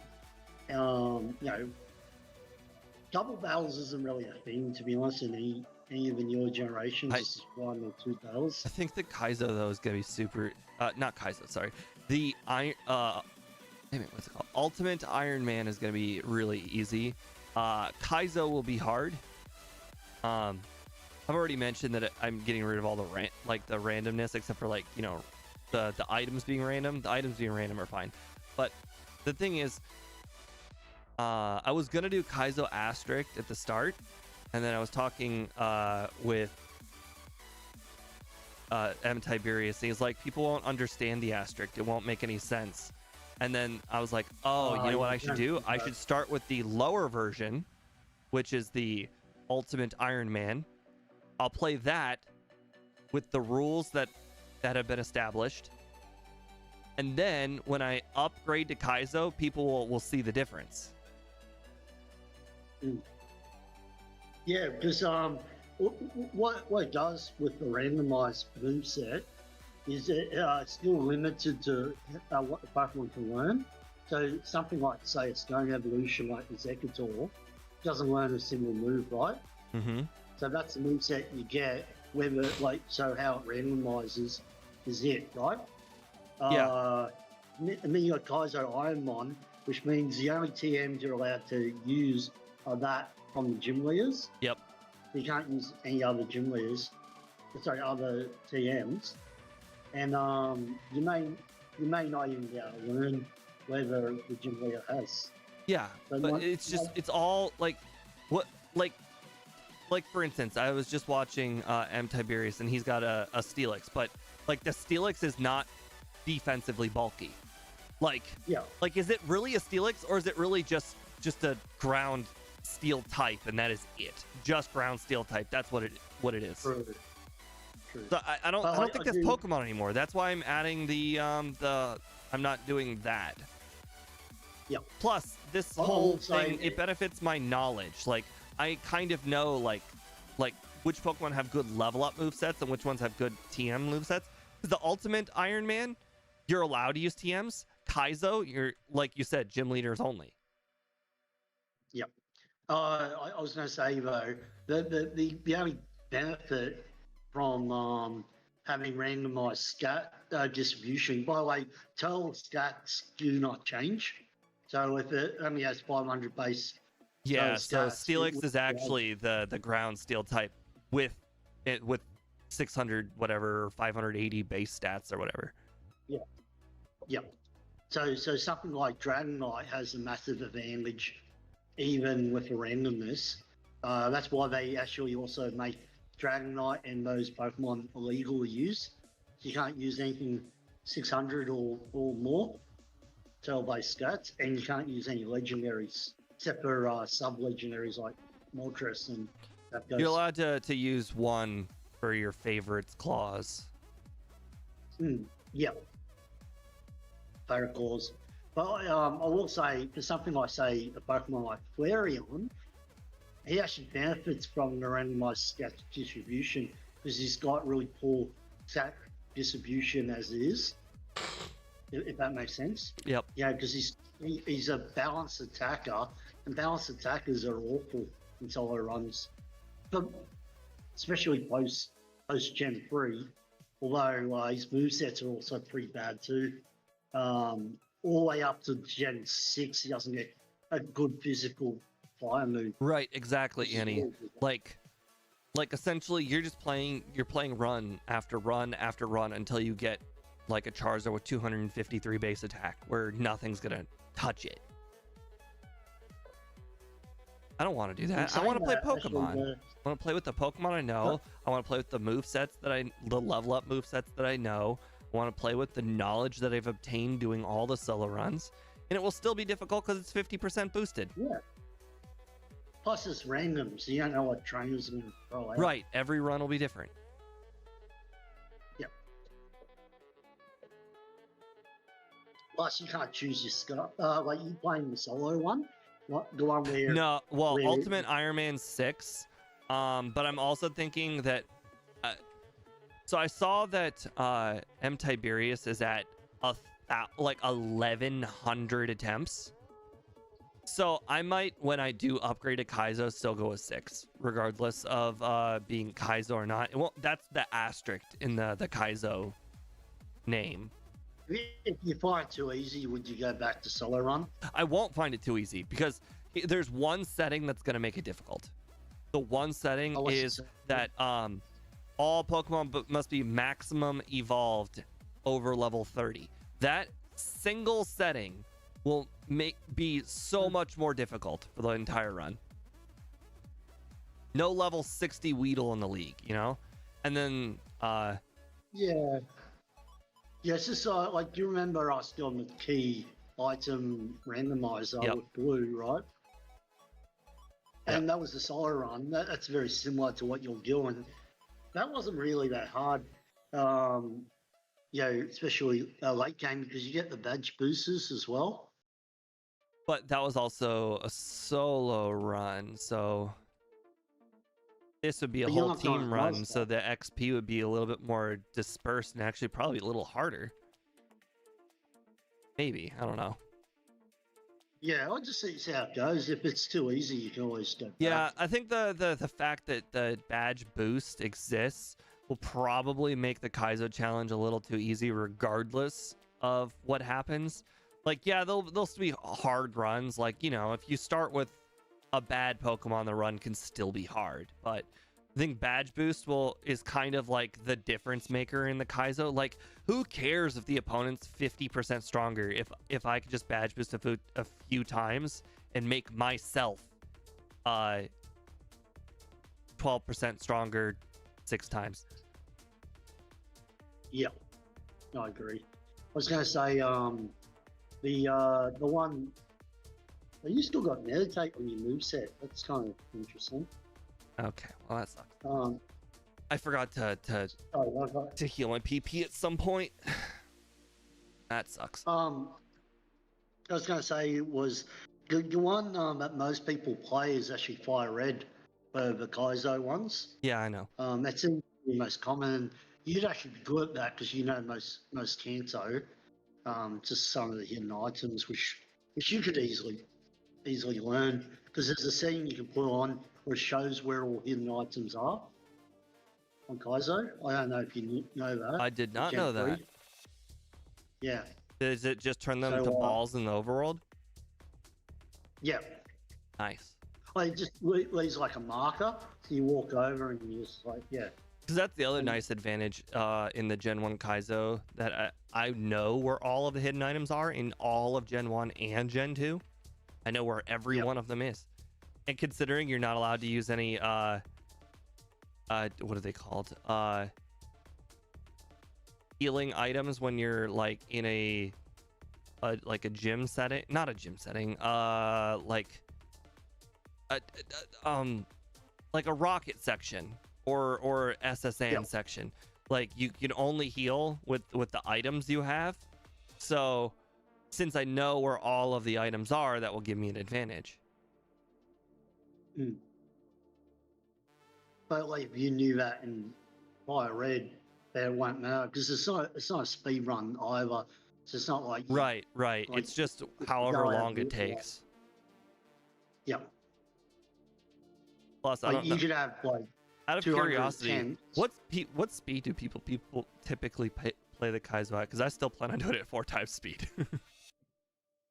It depends on the person, but I've seen people play just regular speed. I've seen people play at 2 times, 3 times speed. I've rarely seen anyone go beyond that. But they don't track their time either. So a lot of times what they'll do is they might even do you know that spacebar thing on the Visual Boy or whatever.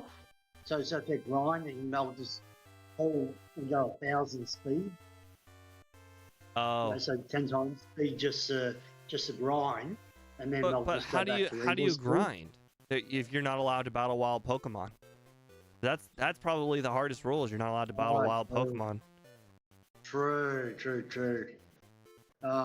It's just shinies are the only ones you're allowed to grind, which obviously won't be a factor in Gen 1.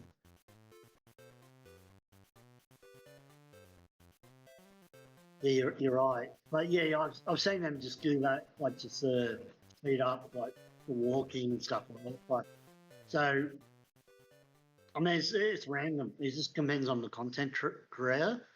But for you, you'd probably go 3 or 4 times speed, wouldn't you? Oh, I've never even played it 3 times speed. Ever. Oh, really? I've only ever played it 4 times speed. I will say everyone leaves the animations on. You know, because, I don't know if I need protect, but I'm gonna get protect anyways, just in case.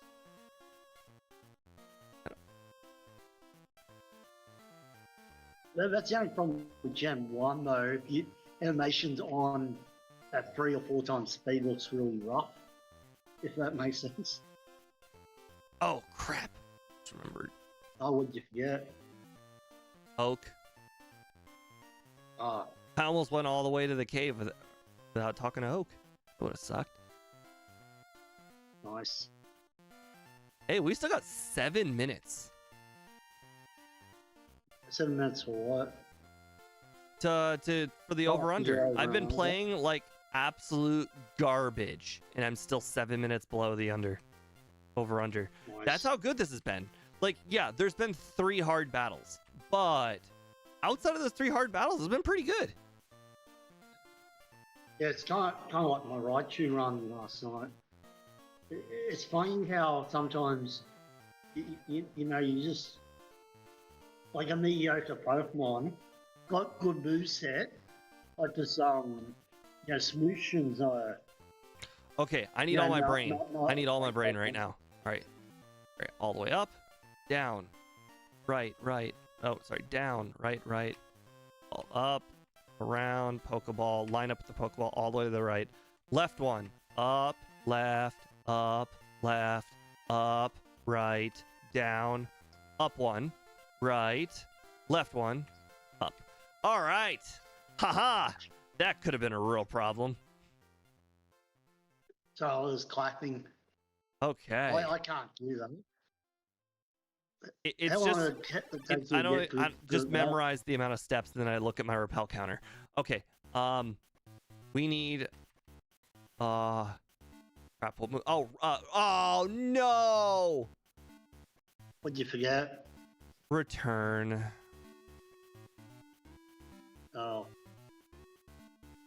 Oh, that's why you can't meditate the whole time. Yeah. Just purely for this fight. Yeah. Yep.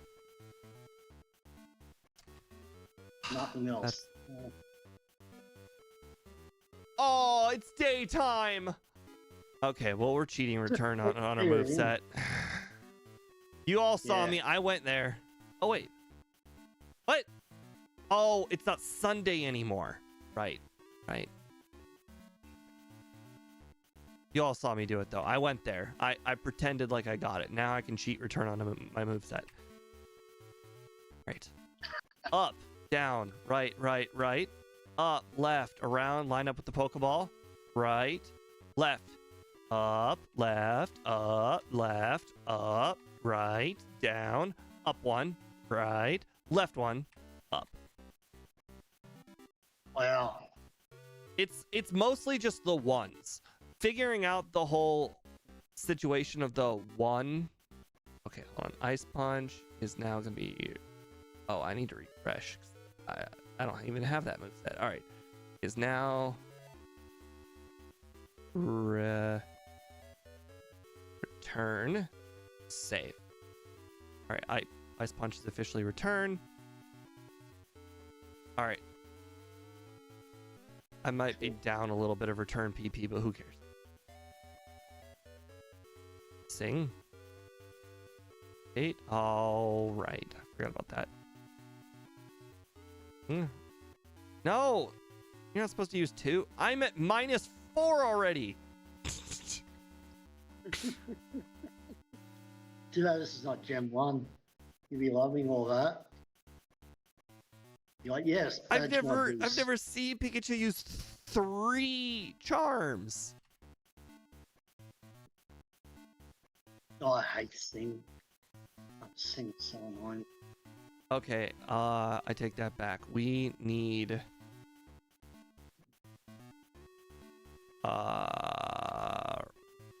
rest.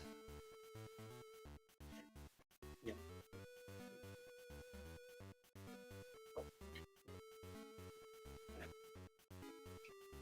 It's amazing. Oh crap! Actually, just said I'm slower than Charizard.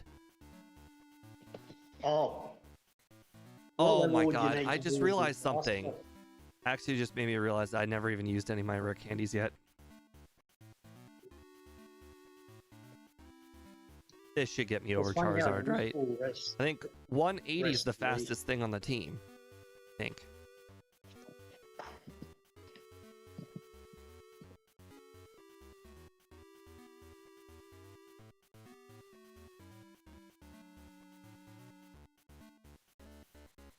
I had 8 rare candies. I must have forgotten more than one. I know one was in the Whirl Islands. I purposely missed that one.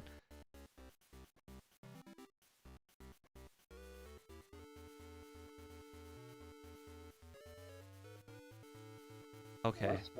I'm starting to think I should just sing even after I hit him successfully. All right, 175.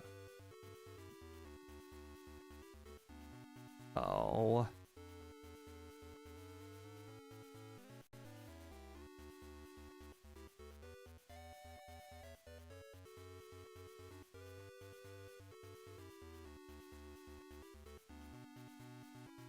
Okay. All right, Charizard. Oh, Charizard's 179. Oh, that's a one shot. Okay, so there's, I believe, a total of 10 candies I can get. One of them's in the Whirl Islands. I don't know where the other one is though, but let's make a note for it for next time. But oh wait, Charizard can't miss. And it one-shots me. Yeah. So you have to train to outspeed it. Well, this is the Yes, first maybe run. This one first shot. run, this first run's time doesn't count, so I'm just gonna cheat in the candies. Yeah. Okay. Oh, okay. I'm just not gonna. All right. Rare. Oh, forgot to click save. Rare candy, save. Let's just put in 5 for now.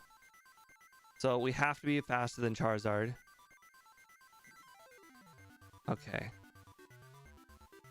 So let's see, what level is that? Okay, so we need to be approximately 73 at least.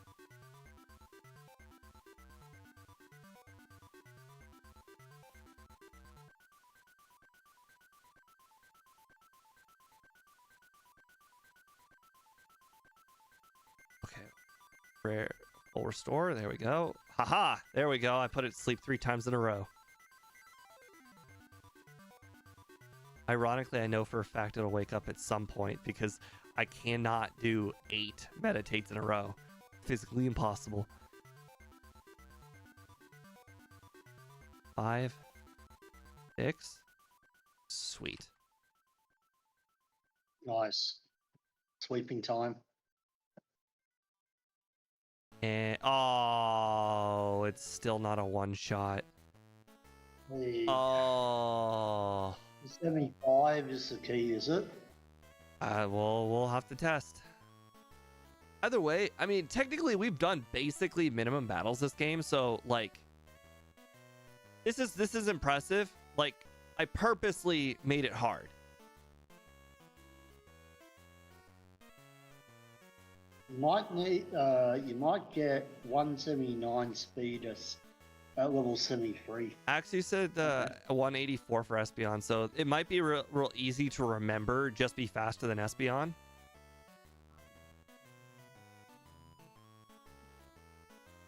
Oh. Paralysis. No, this, yeah, I don't this is know. set. I feel like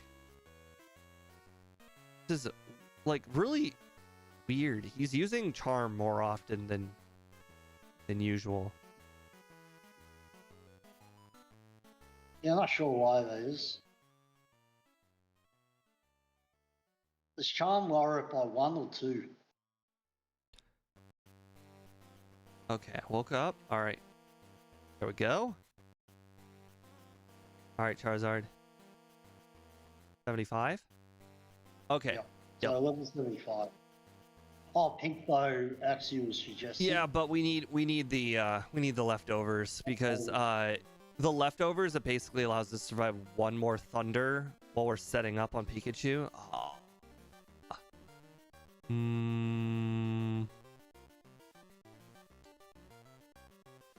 feel like there's something I can do about that.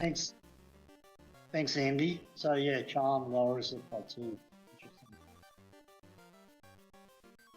Okay. Hey Andrew, hold on.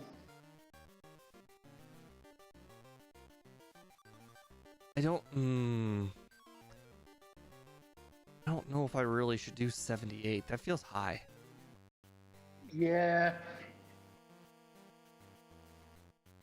I think that's unrealistic, honestly. 78. I don't really use Attract. Just in general. Oh yeah. Track would probably be more. Well, I mean, it's still I use it for the same reason I don't use Confuse Ray is because the first turn requires the opponent to hit themselves, and then the second turn requires them to hit themselves too. So it's like you're starting with a 25% chance when you use a move like Attract or Confuse Ray. You're like the whole basis of the strategy is desperation. Yeah, but so is Sing. Sing can last up to 6 turns. It's way different. Yeah, but it's 55% accuracy. But it can last longer. The Attract has to go off every turn. Sing just needs to last 6 turns one time. Well, wait. It doesn't have to go off every turn. It does if you want to live. Have you seen how much damage these thunders are doing? No, and he's not using a track on Charizard. Like, it's just a setup. Like, the idea is to set up on I'm just Pikachu. at this point, I'm just kind of trying to figure out if the whole Snorlax thing was a fluke or luck, or like if I need to consider playing around the Snorlax, like if I need more HP for the Snorlax. Like I just need to. God, I missed like 5 things in a row there. Yeah. I mean, since this is a test anyway, if this doesn't work, just try the track instead of singing to see if it performs better. I don't understand. What do you think is going to happen? Like what is the I ideal think situation that you want to happen? The ideal is he only hits you twice in a row with Thunder. While I'm setting up my 8 meditates, Sing doesn't even. I don't think Attract even lasts that long. And why I say 8 meditates is because of Charm. No. It'll probably be like he hits Funga, he misses Funga, hits Funga, misses Funga, and you're healing up, and you can set up enough. You are aware this is the most accurate Pikachu in the world, right? You won't miss that many Thunders. I don't even think he's missed a Thunder yet. No. But with a track, it's 50% chance he doesn't attack at all, right? He just hit like 6 Thunders that time. But then Thunder is 70%, so it's like he has to hit you 33% of the time. It's 33% chance he hits. He hasn't missed a Thunder yet. Oh, there, he finally missed a Thunder. Like this is the most accurate Pikachu in the entire world. I've made jokes with Speed saying that they probably literally changed this one Pokemon's like accuracy for its one move. That one Pikachu's got a 90% accurate Thunder, whereas every other Pikachu's got a 70% accurate Thunder. True. All right, let's see. Well, let's see. Does it matter? Can I survive one body slam? Oh, okay. Yeah, he's got like a 30% chance to use Amnesia. I forgot about that. All right, you've won. So you have to be level 78. Oh wow, you don't one-shot the Blastoise. Bro, I have an attack stat of 30. Ah, true. Okay, so this time doesn't count because we cheated. We have to make it to level 78, which by my count, we went over the candy count by 5 or 6. So we need minimum 6 more levels of training. You can do that. Yeah. It'd probably make the Elite Four a lot more consistent too, right? Well, we needed to be 3 levels higher to outspeed Aerodactyl at the league. I don't remember what level we needed to be though. I just remember we needed to be the level. I asked you, Adron being a special attacker, man, like, what a good moveset. Thunder, Solar Beam. All right, I'm gonna fill up my drink. Might take a little longer because everything. The ice maker might be right there, but now I have to go upstairs to actually make my drink. Okay. Yeah, Andrew, Silent Violet running on 60 FPS will be good. Too bad they won't probably re-release, Sword and Shield, or I think Let's Go ran a fairly good FPS, so it probably doesn't need to be re-released. I don't think they'll re-release Diamond and Pearl because that was probably the it still sold incredibly well, but it didn't sell as well as some of the other Switch games. True, Andy, with Funga. Hey, actually, would you ever run an Adron solo run with the moveset that Steven had? See how far it can get? I think it still has Earthquake, doesn't it?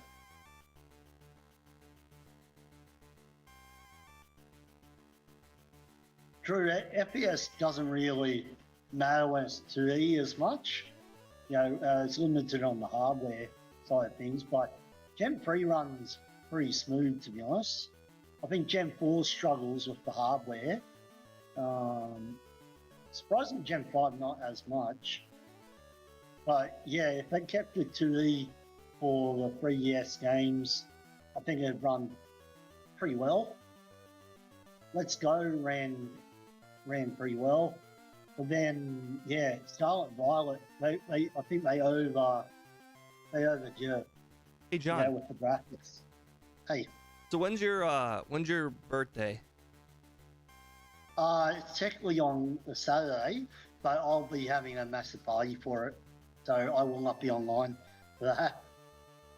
So I'm planning on taking the day off work on the Monday, so it'll be a day after my birthday, but I'll be streaming Monday. And if a solo one run, I love Shadow's suggestion, run the Pokemon I want to run. I was thinking of running Mew as a solo run if the solo one wins. If the randomizer wins, I was thinking of us doing that with Bulbasaur. What do you reckon? Bulbasaur and a randomizer sounds hard.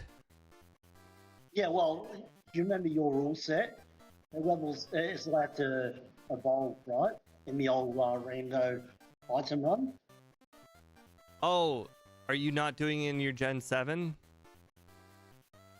Oh no, random item one that basically used to do. Oh, do you want to do a full item randomizer? Yeah. Oh, that's gonna be great. No, not the full one, just a key one.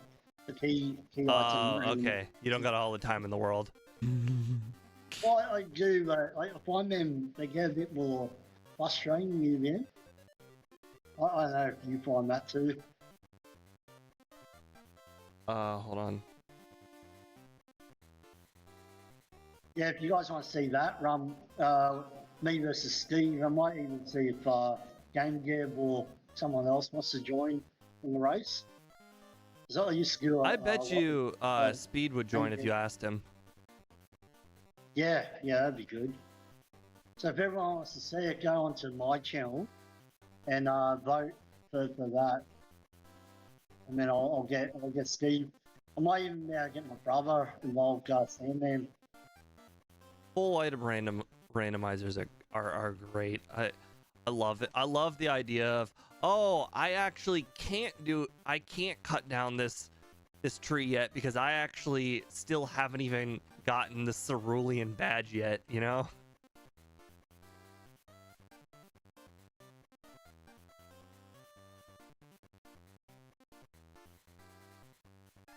How long did the key randomizers take for Crystal? I think they're about 3 hours.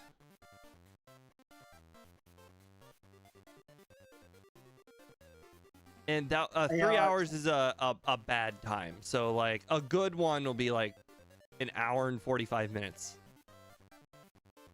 Steven, am I allowed to post the link to the poll on your channel? Yeah. Yep. Just ask us, yeah. So some people don't like that. So I think though, if you weren't a mod, it probably the Nightbot probably wouldn't let you. Even if it would let me, I'd still rather ask you, because yeah, it's your channel, not mine. Yeah. I remember back when I was on Twitch, I used to have real problems with people sharing links, so then I had to have Nightbot ban links. True. It was all those viewer sharing websites. Oh, I lost. Darn. That's a reset. There we go. Oh yeah, he heals you. Andy reckons it's YouTube itself that's blocking it, not so much. Wait, but Andy, can you see the link right now or not? I mean, I see it, but I haven't clicked it. Oh no, yeah, well, that's why I'm asking Andy. Oh, Annie said unless you're a mod, it blocks links for you automatically. Oh, okay. I mean, Yeah, I no, have a that's bot good. that I can Good, change. you- I remember for the longest time, Annie was super pissed because the bot wouldn't let her spam caps. True. True. I think people get a bit nervous with caps, like probably blocked it. I had to expand the caps. The caps used to be at like 10, and then I had to expand it to like 20, and then it still kept blocking Annie, so that I had to expand it even further. I think it's like 50 now or something. I mean, YouTube has 200 characters, so I mean, 50 is still like not nothing.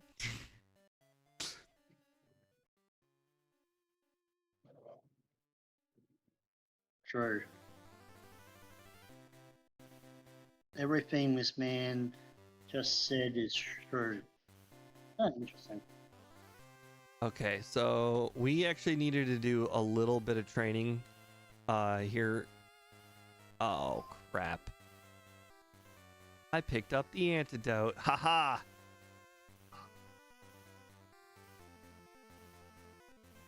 Okay, that's actually a Pokeball. I forgot.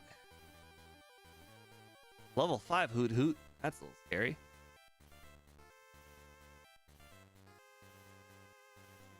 Alright.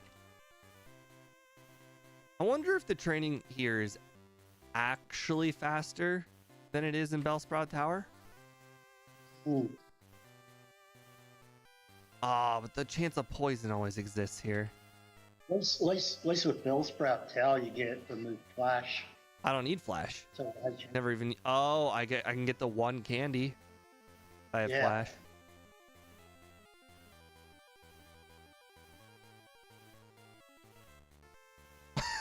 You lose money. I did. I certainly lost, honey. Oh, I need to add another reset. Again, another reset. I basically just started. Oh. Oh, it's hilarious.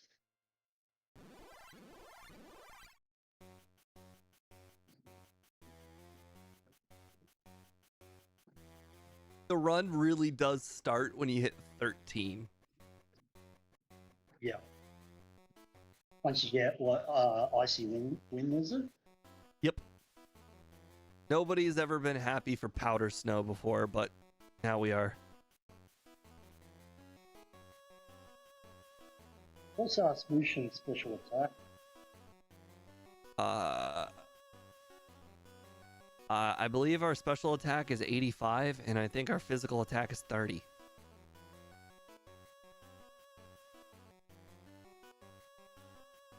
That's pretty cool.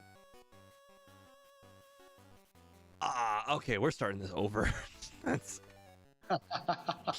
okay. I may have overstepped my boundaries a little bit a few times. Wasn't smart.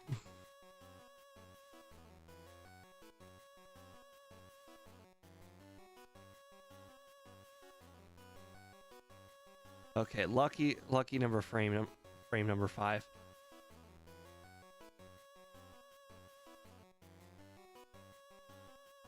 I'm gonna say I'm the one for you. I think you can easily do that. Oh, I forgot to reset the thing. Last time I got over 140, but I really do think I can get under 140 this time. But I'm sure there'll be doubters who are like, but you're gonna screw up your XP.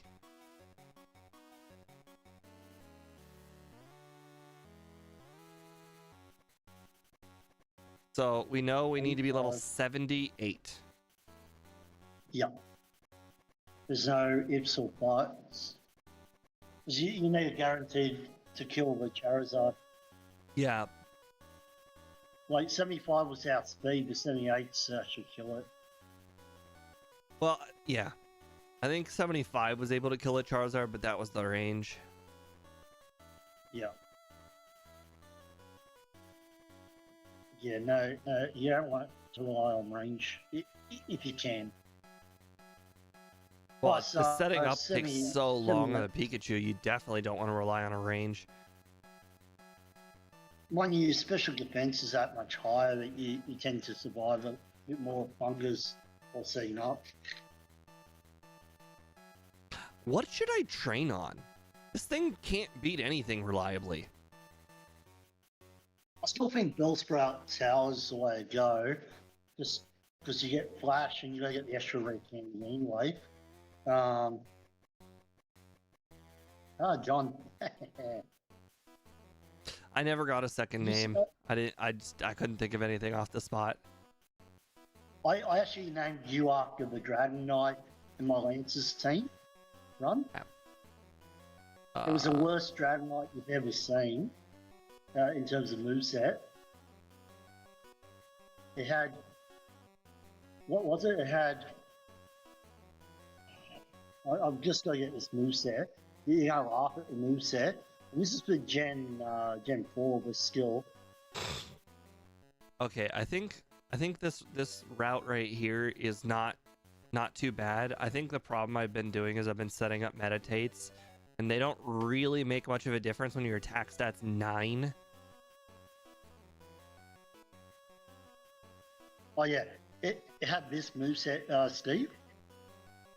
Draco Meteor, which is okay. It's a strong dragon attack, but it lowers your special by 2. Fire Blast, Hyper Beam, and Safeguard.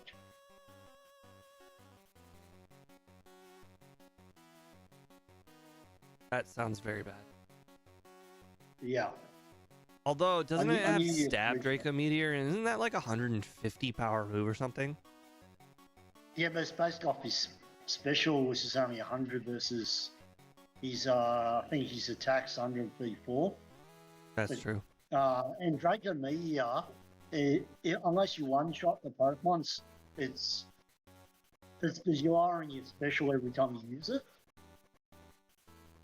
Oh, right, like kind of like that that Infernate move that lowers your defense. Yeah.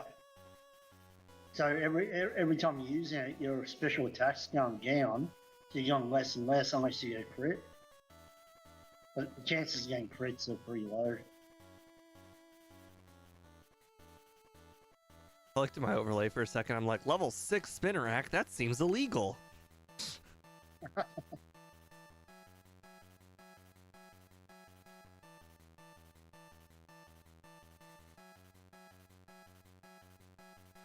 just doing some work while we're talking. I'll just plug my PC in. Oh, overheat. That makes perfect sense. Yep. Good comparison.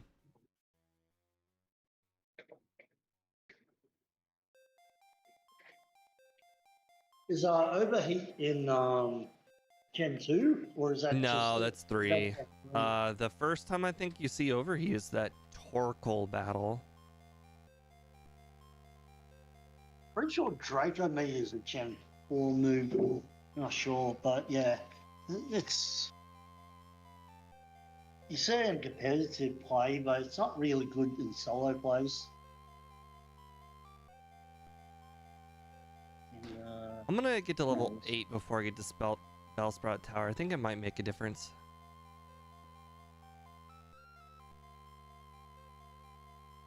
Oh yeah, so you can actually survive a few more of the what do you call Just it? in general attacks. Yeah, Vine Whips, whatnot.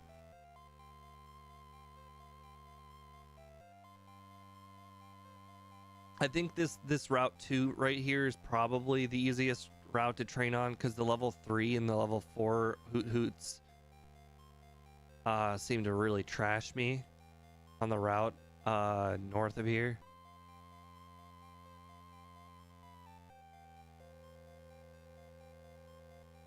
Makes sense.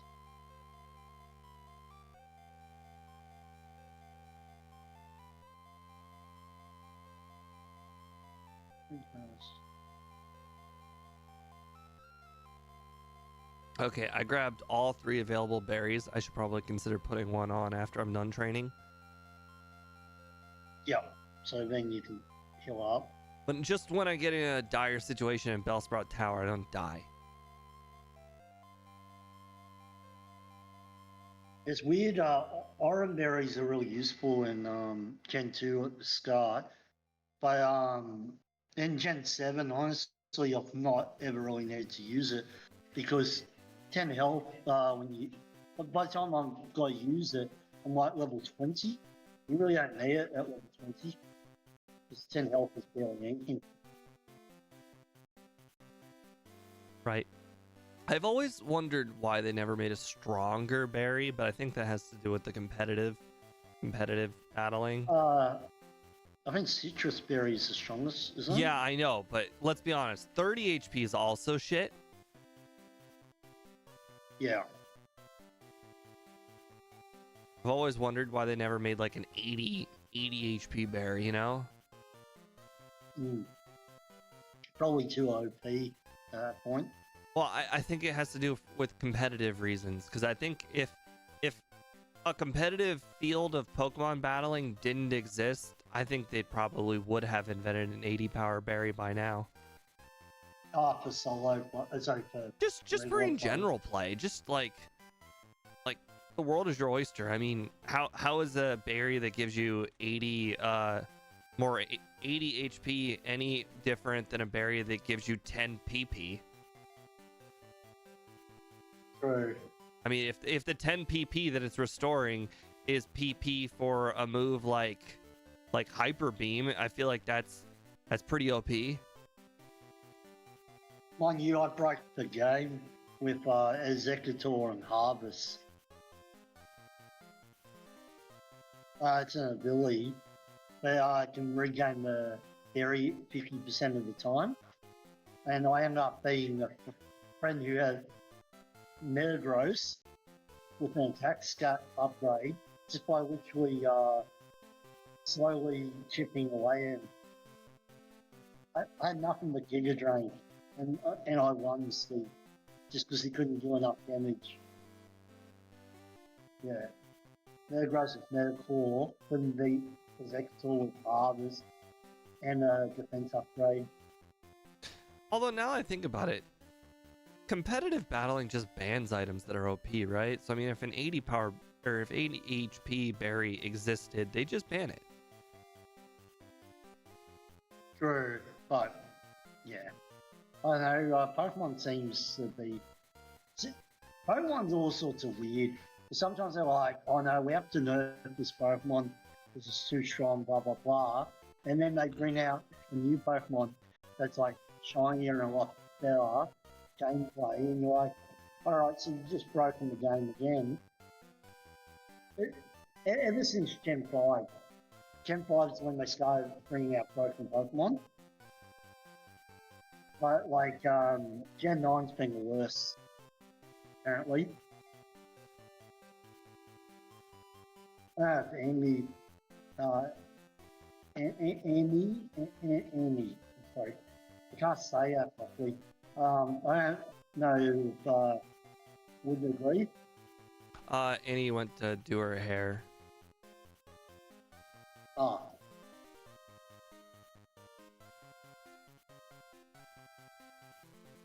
Yeah. All good. Oh, nice. Cool. Nice.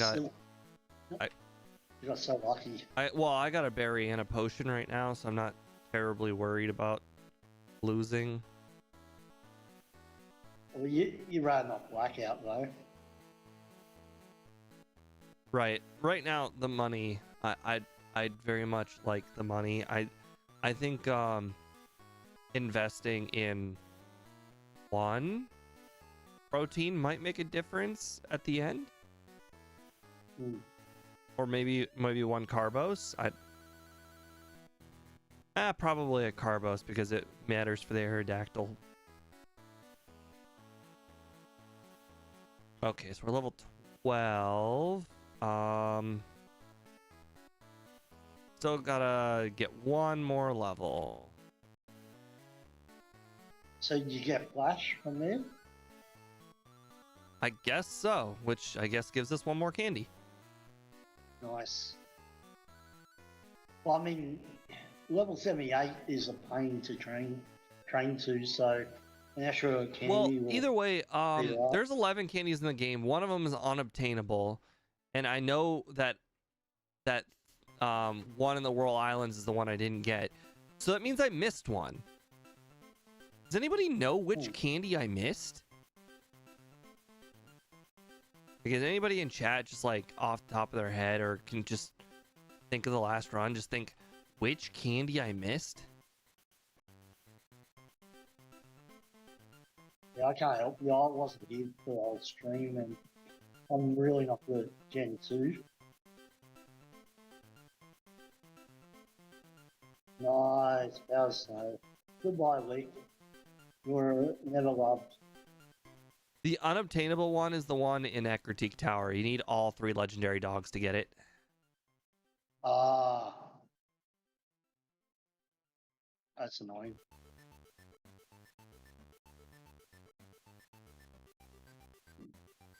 Oh, Well, who now knows? we're If I play this fine. run again, I might just somehow remember. I might just get it by accident, just because I forgot it the first time, but muscle memory might pick it up this time. Zol's on just said Steve full sign. What? I don't know why.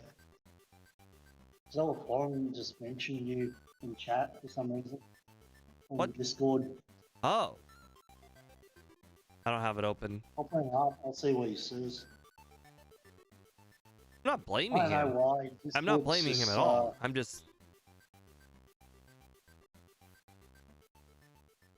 He's just too good. Why? I don't know why it came up on chat for me. Was it general or was...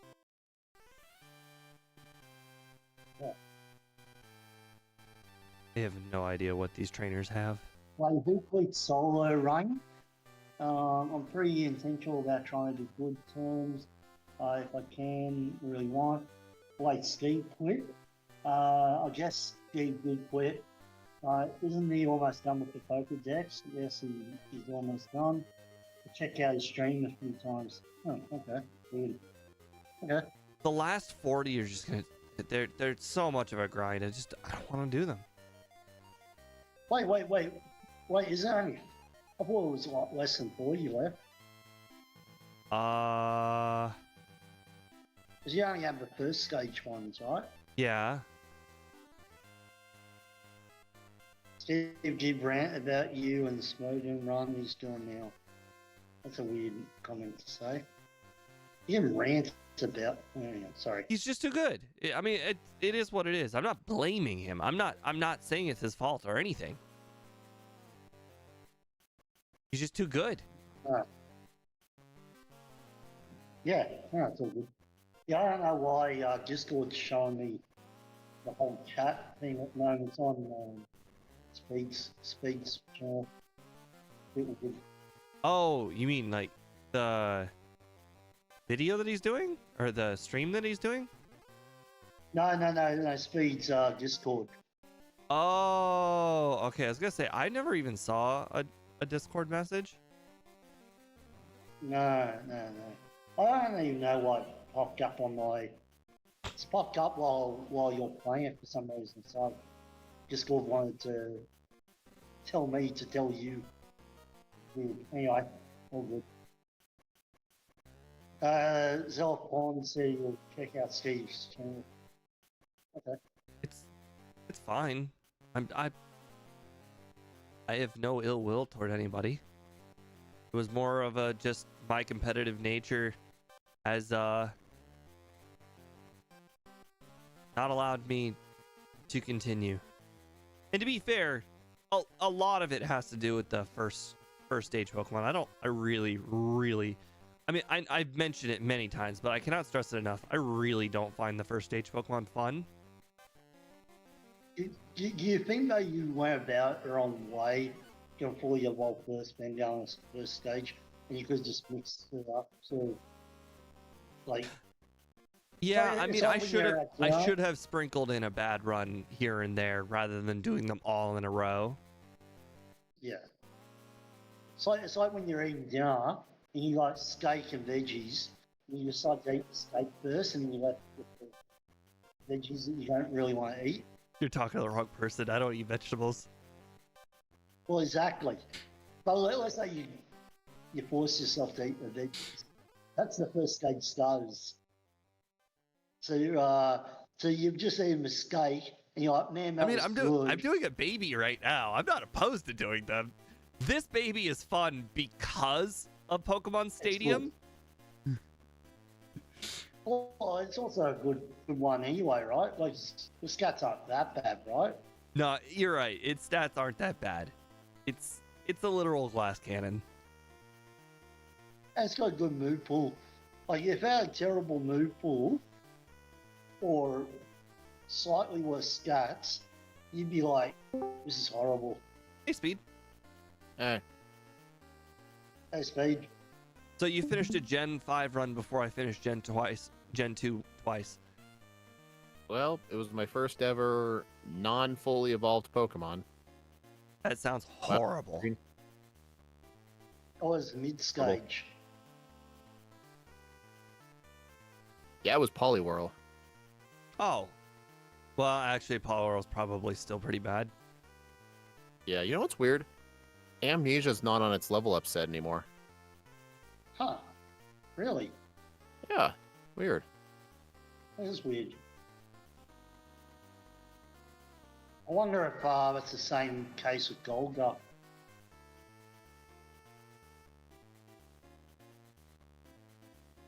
Yeah, Steve, I think you need to speak with Zellspawn or something. He thinks you're mad at him. No.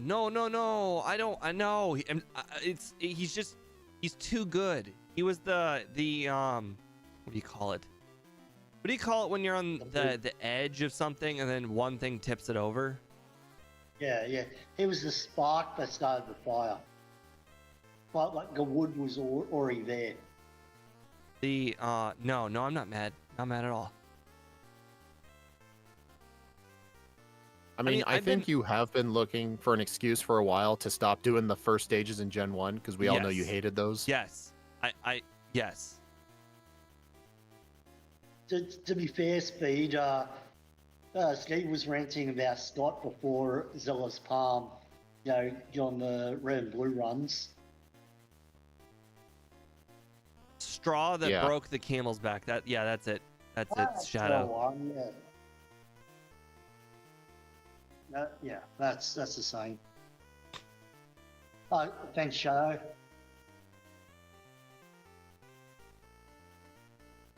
Yeah, I've been trying.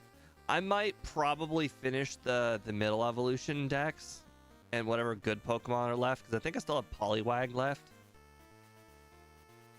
But I think I'm just gonna straight up just not do the bad Pokemon. I'm done with the bad Pokemon.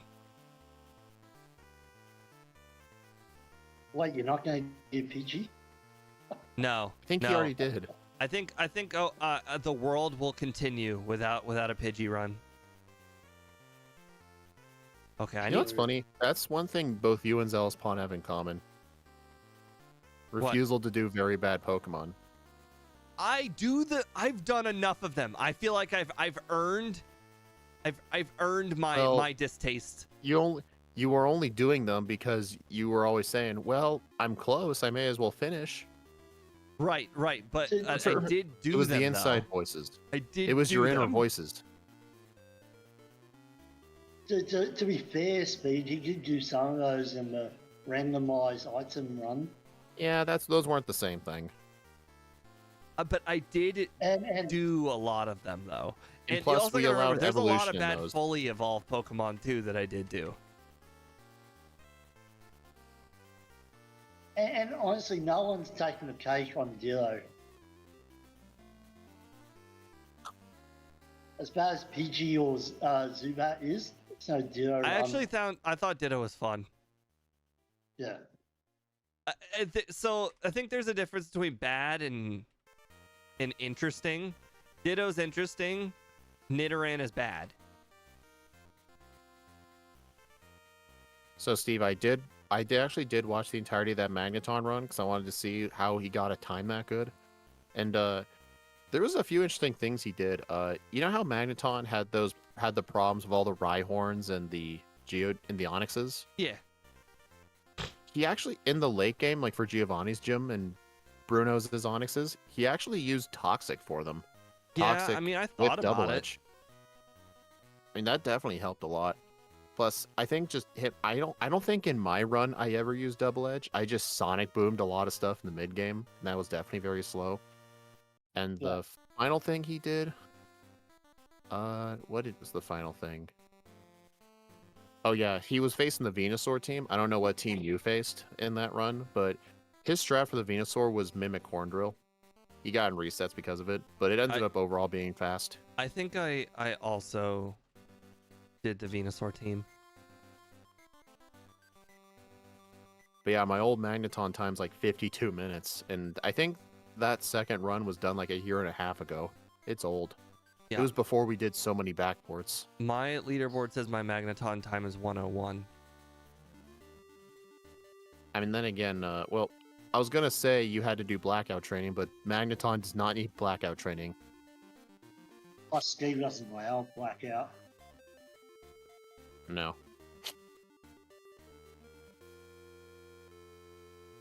Okay, I don't think I forgot anything this time. I got the Abra this time.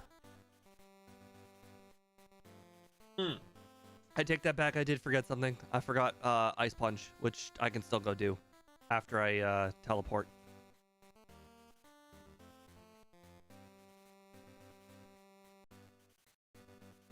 If I don't have Ice Punch, I actually literally don't think I can beat Whitney, because I got a really high range and she could have easily two-shot me.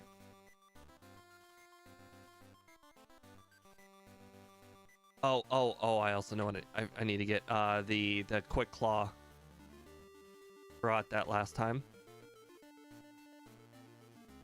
I think my first held item in the last run was the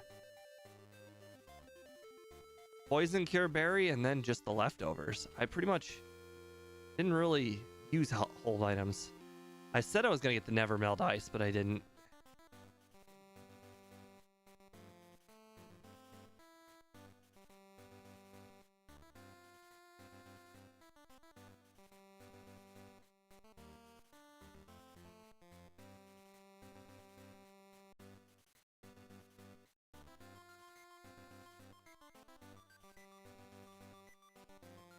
I wonder if I should consider sweet kissing Miltanks. That way I can increase the luck factor so I don't have to rely on rollout misses. Yeah, I told Zealous Pawn you weren't actually mad at him. I told him everything you said. Yeah, like that I've been meaning to finish for a while. I should have probably considered getting the 23. Oh well. Okay. And who knows the future, eh? Oh, I mean, we're still doing the backports though. I mean, oof. I was just saying, the only reason Steve's doing Crystal right now is because this Saturday is going to be a Crystal backport. No, I've been meaning to do Crystal for a while. Plus, you know, I've been trying to make sure, since we're going to be doing Crystal with Ike soon, that I also need the practice. My first run was horrible. Right now I'm playing perfectly, but my first run was horrible. Okay, I need to do the two. Oh my god, wait. I'm not speed tied? Why did I go for... Oh, Quick Claw. Right.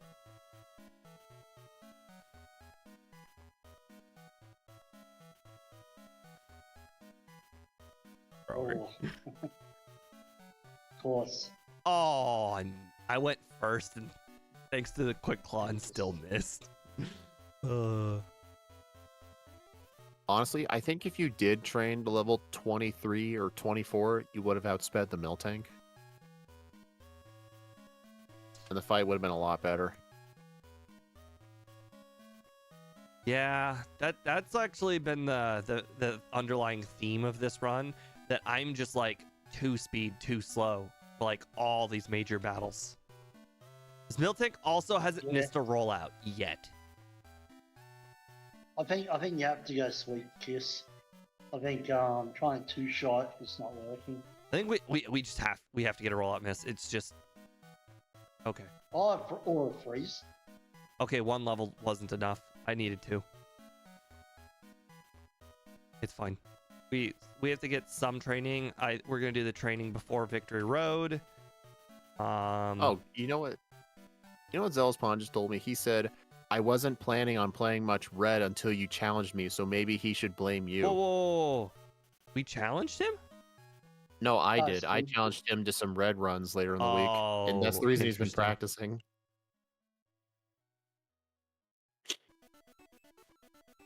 Yeah, later tonight I was gonna give a couple of re-rank to some old red and blue runs, just so I can get some warm-up practice. We're only gonna be doing one playthrough because I really do not want the whole stream to turn into an RBY XP router experience. So we're gonna be doing a random fully evolved Pokemon and a random first stage. We're gonna use that website, and we're each only doing one playthrough. And we're not gonna use the XP router for those first playthroughs. He can record a route if he wants to, but he's not allowed to look at it. Did you tell him what the Pokemon is? He might practice. No, they're going to be randomly decided on the spot. I told him not to do too much practice because if the random Pokemon ends up being something one of us did, we have to Scott reroll. not to practice, and then he'll do 10 runs every night to make sure that he gets some practice. Yeah. I was really hoping we could start doing the crystal runs with Ike, but he's been offline the last few days. He hasn't been responding to me. Don't know what's going on with him.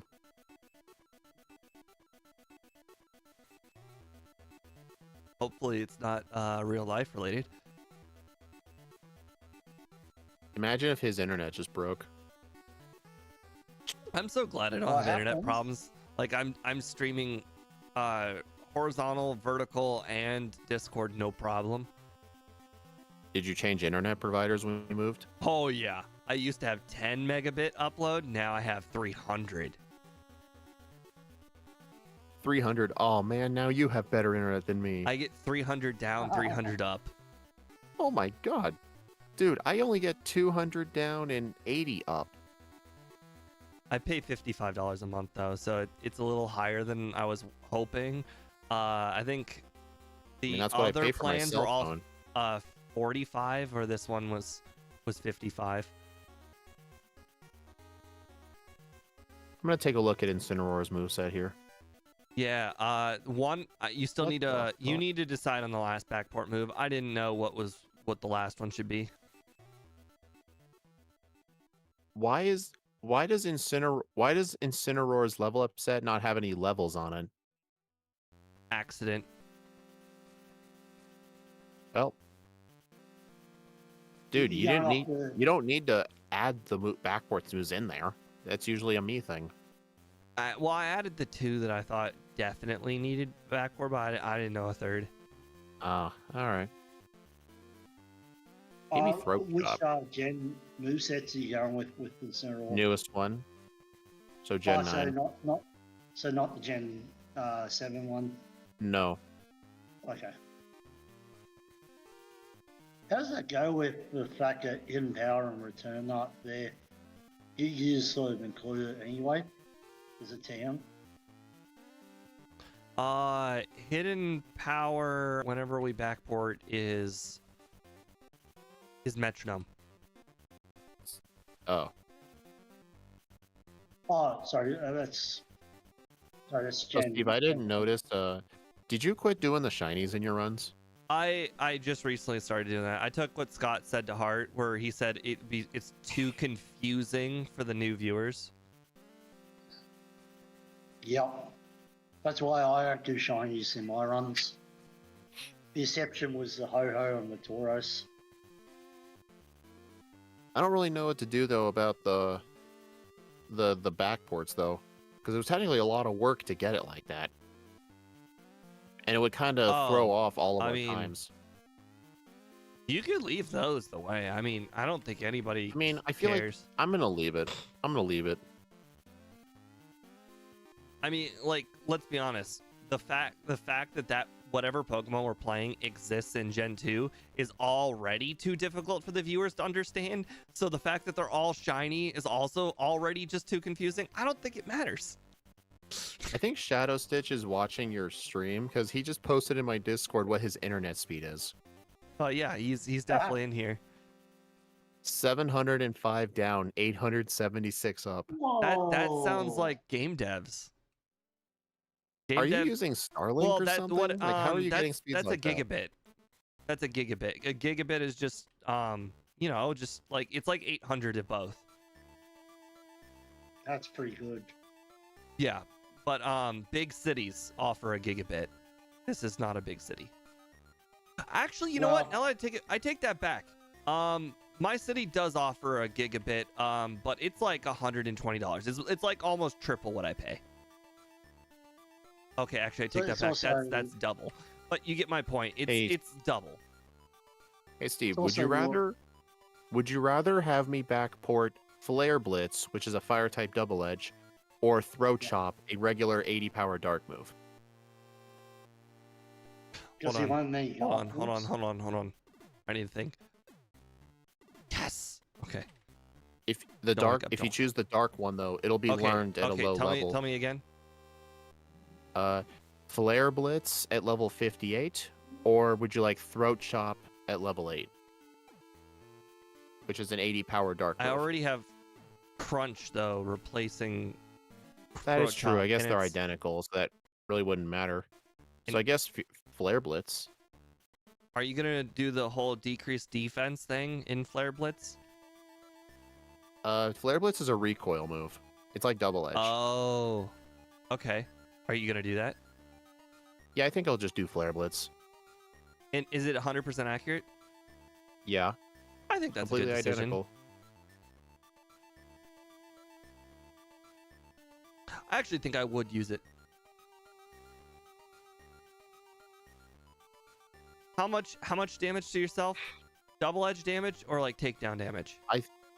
It's double edge damage. I'd probably use it. It has a lot of PP, right? Like 15? Yeah. Yeah, I'd use it. I I would have to stock up on, God forbid, super potions.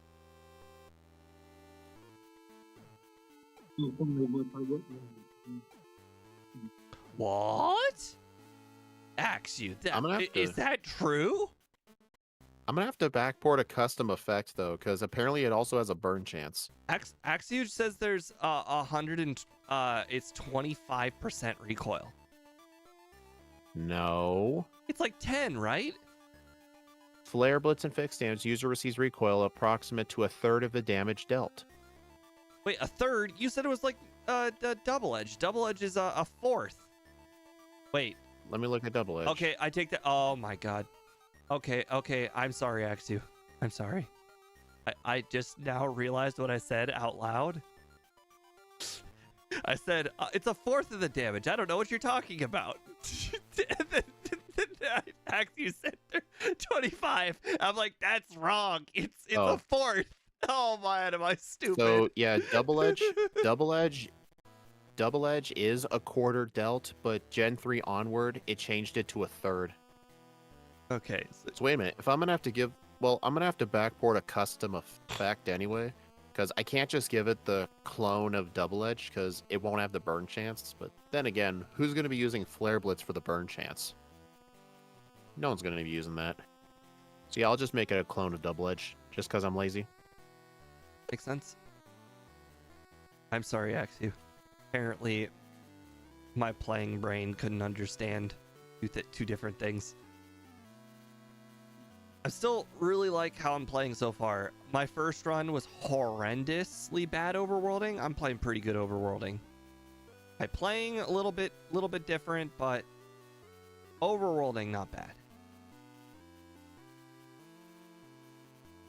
How would I backport Darkest Lariat? It inflicts damage, but it ignores changes to the target's defense and evasion. Swift. Dang it. Yeah, but the problem is, it would also have to ignore the defense stat No, and no, it no. also Just, ignores I'm things like saying, reflect. just make it dark type Swift. I'd say the other part's is too there a hard, move? but just make it dark type Swift. That's not too hard for you. I mean, is there a move in Gen 2 that can ignore like defense boosts on the opponent? Can't think of one. No, I don't think so. But at least you can do the not missing part.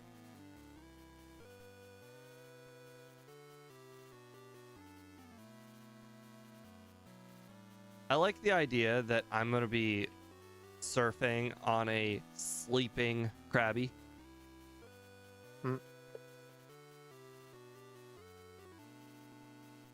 All right. Just because there's so many moves at the start, you have like a level 6 move, then a 7 and 8. I really hate that, so I'm going to move some of those around a little. That's a bad thing in Gen 1. In Gen 2, it's not a big deal.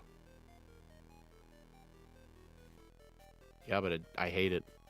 I did it because it was a level 9 move, and I didn't want to put it after the level, any of them after the level 9 move. Fine, I'll leave it.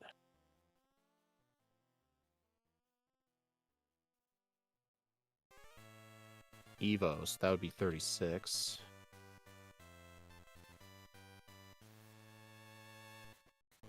How dare you try and evolve on me? You're Smoochum forever. The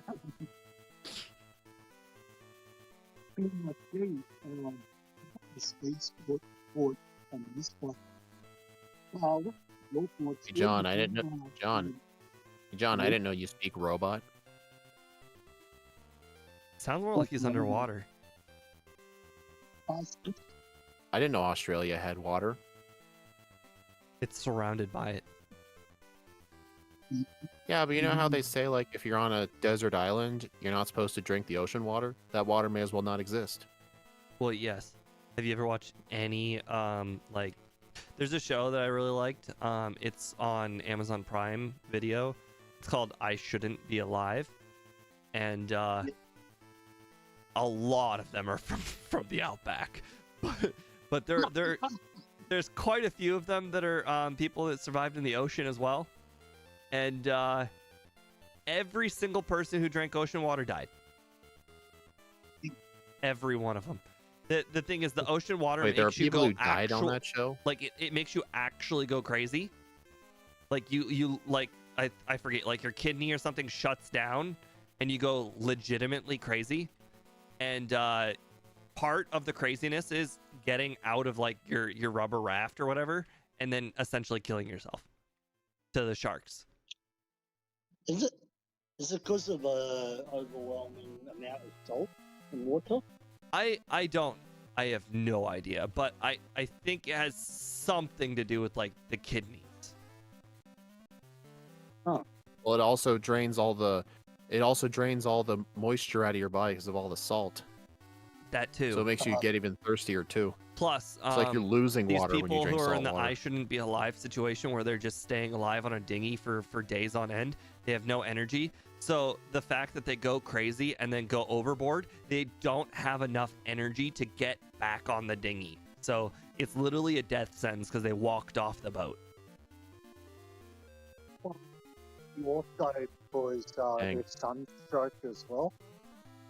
Well, there's not really sure much you you would. can do about that. You're stuck on the dinghy. You and the sun are pals. Well, no, that's my point. Like your mind. All right, I'll talk to you guys later. Oh, seriously. Like, your mind will go crazy because of the sun. Well, yeah, that too. But the salt definitely enhances it. Yeah.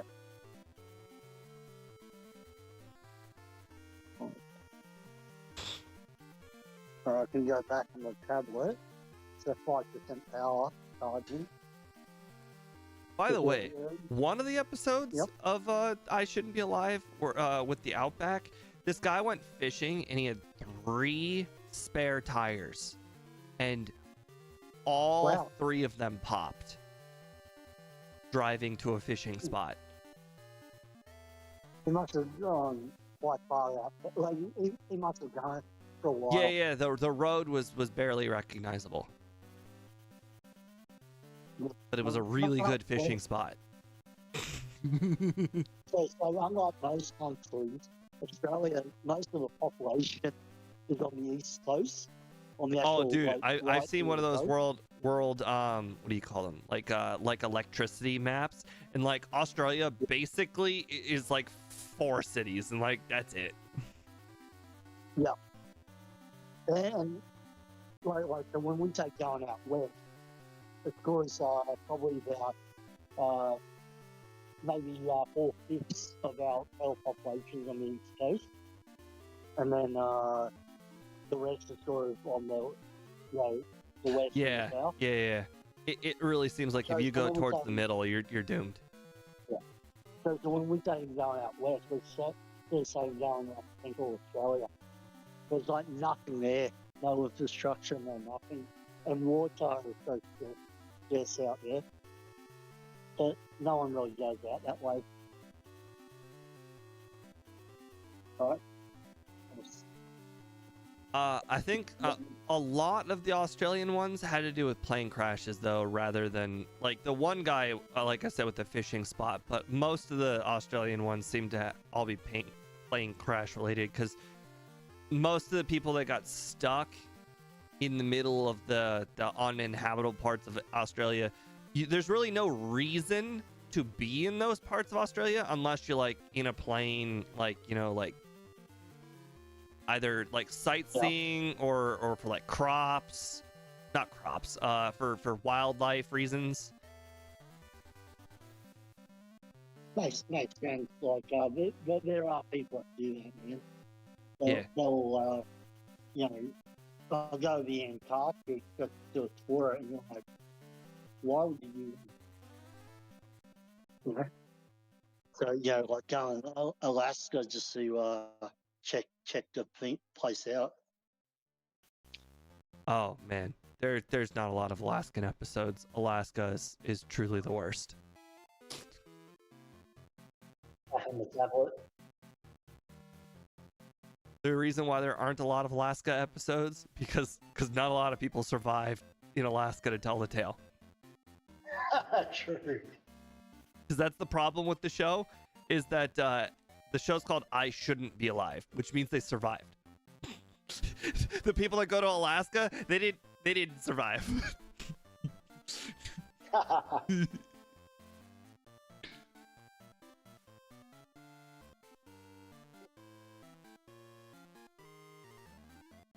Oh God, I was trying to read. I don't know if I was reading Axiu's comment and I didn't realize the Murkrow was up. I was just spamming confusion. Oh, I've done that before. Oh, blackout.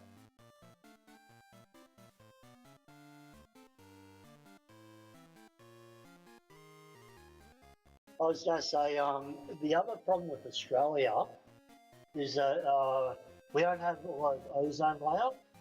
So a lot of people, especially European white people and Northeast Asians, will get sun cancer very easy. It's very more common in Australia.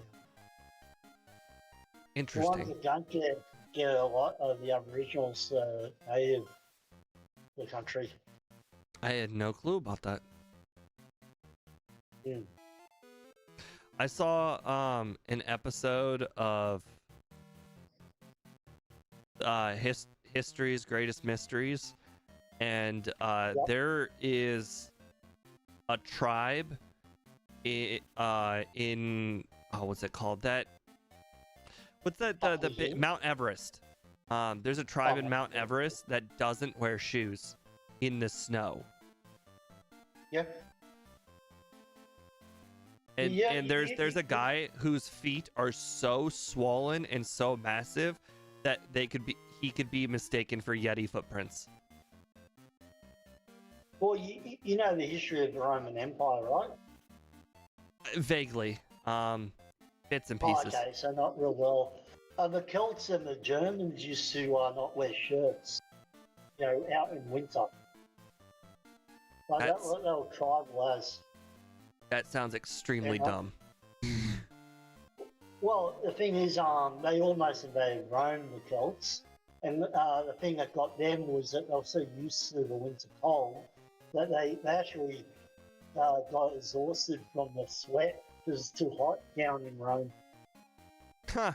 I just saw. I just watched a show on Hulu that was the rise of the Mongolian Empire, and it was the exact opposite problem you just mentioned. The reason why the Mongolians were so good at invading countries is because all of the countries only fight their battles in the winter, and summer. They only fight the battles in the summer.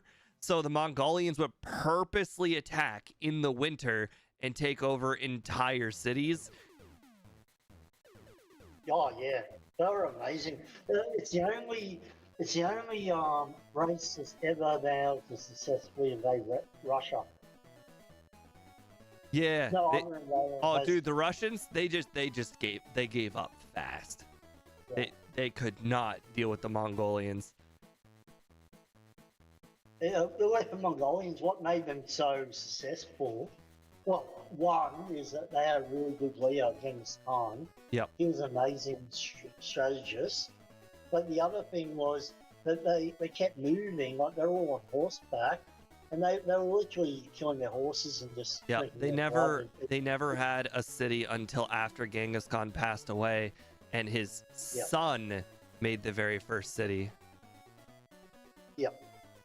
But the whole time they were able to move incredibly fast on the strategic map. The show was like, one horse archer was equal, if not better, than 3 people on foot. Yep. And the thing is that they used really good strategy. Their retreat strategy was legendary. Like this strategy was used later by boats, but like they really pioneered the strategy of like send in a tiny army and then retreat, and because the other people think that they're winning, they'll go retreat to go kill you, and then they've retreated into a very, very large army. Yep. Mind you, most of the battles are always outnumbered too. So they'll be in some incredibly large armies, especially the Chinese and the Persian. It was they never really fought like your traditional battles. Like you would think, oh, you got to go siege this city, and they basically never invaded cities. Like they would lead other people to attack them. Yeah. Oh no, they did siege cities. They were using a lot of Chinese technology to siege it. They give give the city like a chance, and if they don't surrender on the spot, they make sure that they would. Yeah. The longer and longer the siege, the more and more torture they would do to whoever. Oh, they would come back days later after they, defeated the city, right? To see if there was any survivors, and then wipe them out. So if somehow you survive the siege and like. That was also the reason why they were so feared, was that they always left a few survivors to tell the tale. So the tales kept getting bigger and bigger as they expanded more and more territory. Well, biggest land empire in history. It done pretty well.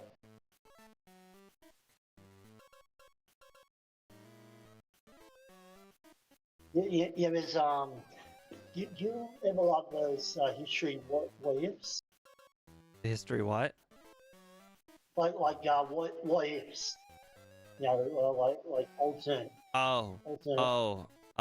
History. I've never heard of them. Are there shows for that?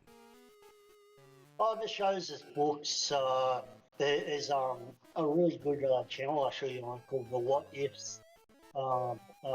Only What If I know. Oh, podcast. Yeah, I'm actually listening.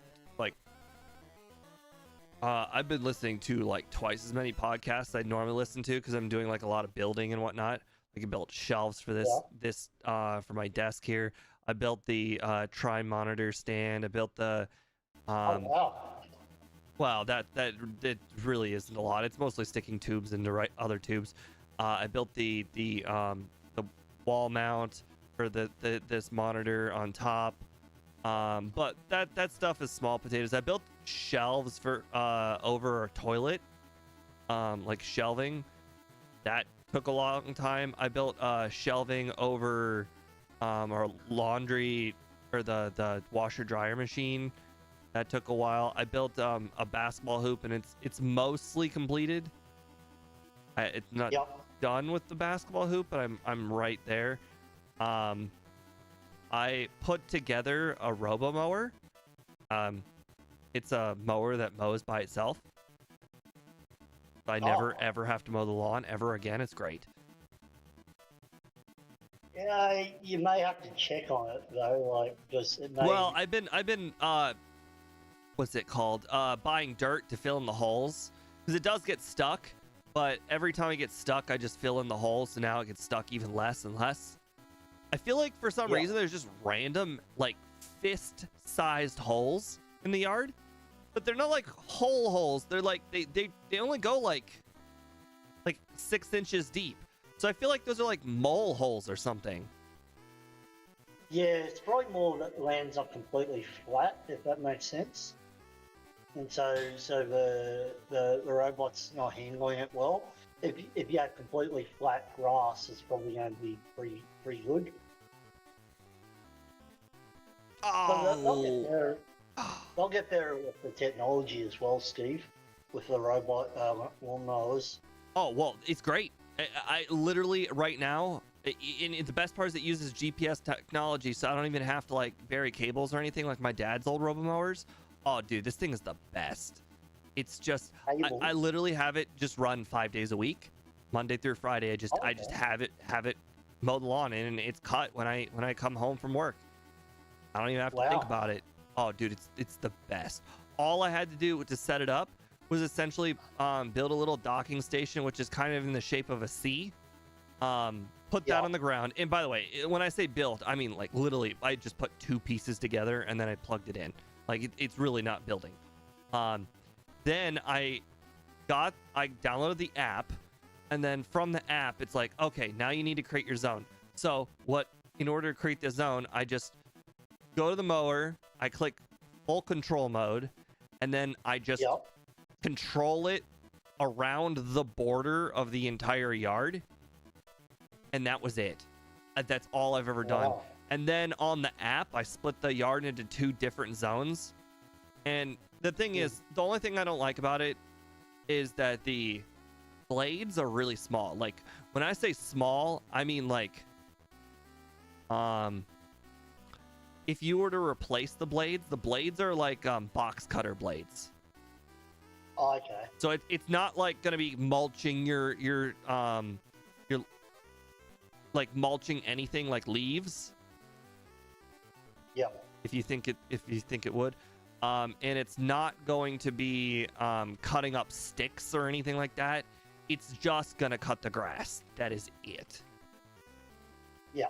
Which is fine. No, that makes sense. Yeah, that's like yeah, like they probably had that coming. You know, bigger lawnmowers are automatic, but at the moment, the people that are ordering it are probably more like ones that have just a backyard. I got it super cheap too. They got this this store near where I live. It's called Mac Bid. It doesn't have like a ton of locations, but the way the store works is this location is they bought up an old Kmart that closed down. So big store. They bought up a big store. They gutted everything from the store. Like they gutted the shelves, they gutted like everything. They gutted literally, I mean like they gutted the air conditioning, everything. So it's just a gigantic warehouse right now. And then what they do is they buy Amazon return pallets. And then they do an eBay style website. and then they essentially just auction off the Amazon returns.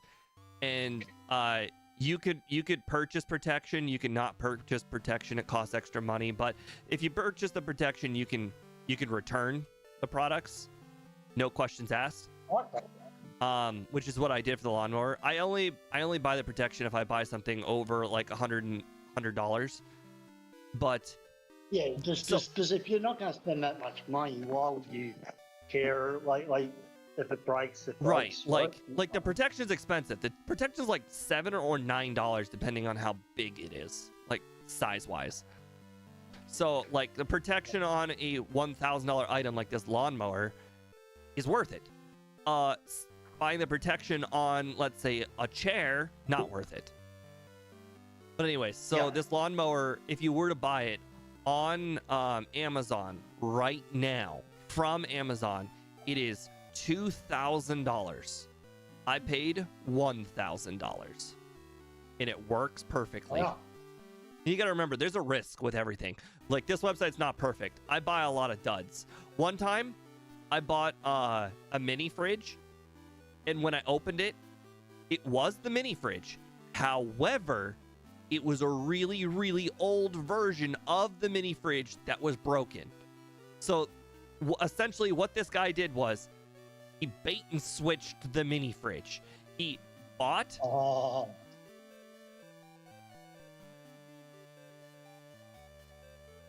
sorry, I wasn't watching. What happened? I didn't say it before the Houndoom trainer, and I thought I did, and I didn't black out. Annie, I understand that you think that's a lot of money, but here's the thing. I never have to mow the lawn ever again, and I don't even have to click start. It has a schedule. I literally just set the schedule Monday through Friday, and every day I come home, the lawn is mowed. I don't even need to think about it. It's the greatest. Oh, okay. We live in such a different age. So here's the thing. What I'm thinking of doing. I'm thinking of replaying this part with the timer paused, and then when I get back to the correct spot, unpause the timer. Because I don't want to start over. Yeah, I did that with Raichu last night. I did the exact same thing. I forgot to save before the champion fight. It brought me back to League 4, and I said, I'm pausing the timer till I get back to the champion. If you want to call me a chair, that's fine. Yeah, Andrew. And the best part is, I've got those kind of neighbors who actually go outside and like talk about stuff to people, and like, you know, neighbors love talking about the lawn. I hate talking about the lawn, but regardless, my lawn's perfect every single day. A little bit of dead grass because, like I said, it does not mulch it. But it's the greatest feeling not having to ever do the lawn ever again. That is pretty cool. I don't think people that don't own houses probably don't realise that. It's such a pain because it's either that or you have to pay someone to come and mow your lawn. Think about all the times you've paid like somebody like $20 to mow your lawn, and then you start adding it up, and you're like, huh. I mean, $1,000 is a lot of money, but it starts adding up real quickly. I mean, think how many. Literally, somebody can just bring out the calculator app. How many times would it take paying somebody $20 before it's $1,000? At 50? Yeah. Well, it's not even the $20 thing. It's like, you know, if they get sick or something, you have to do it yourself anyway, right? So it's like, I don't know. No, I legit want to know. Somebody in chat do 1,000 divided by 20. Because I would say if you were to pay somebody to do your lawn, you'd pay him $20, right? Yeah, but you wouldn't do it, say, every week, right? It'd be like once a month or something. Grass grows way too fast to be once a month. Yeah, but you literally just told me that your country they have sun problems. Yeah, your grass doesn't grow very fast. Our grass, you cut it once a week. Yeah. You said once a month. Oh man. Can you imagine paying what cutting your grass once a month? It wouldn't even be a problem at that point. True. That's like 8 grass growings. True. Yeah, it depends on the weather, right? And depends on the type of grass and everything else. So I mean, I've noticed this as a kid. I would love when I saw the grass was white, because then it means it was sun baked, and whenever the grass was sun baked, it would grow way slower. Yeah. Yeah, that doesn't really happen a lot of the time. A lot of the time, our grass is just green and it grows real fast. Yeah, boss wants me to talk to him in 45 minutes, so yep. So I'll probably cut off, in 40 minutes or so. Who? Oh, your boss. Gotcha. Yeah. For some reason, you said boss, and I thought boss KO, and I'm like, why would boss KO want to talk to you? True.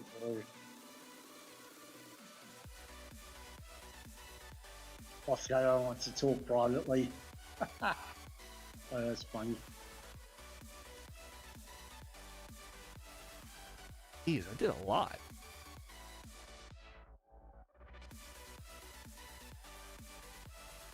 Oh, man, I was doing so good too, as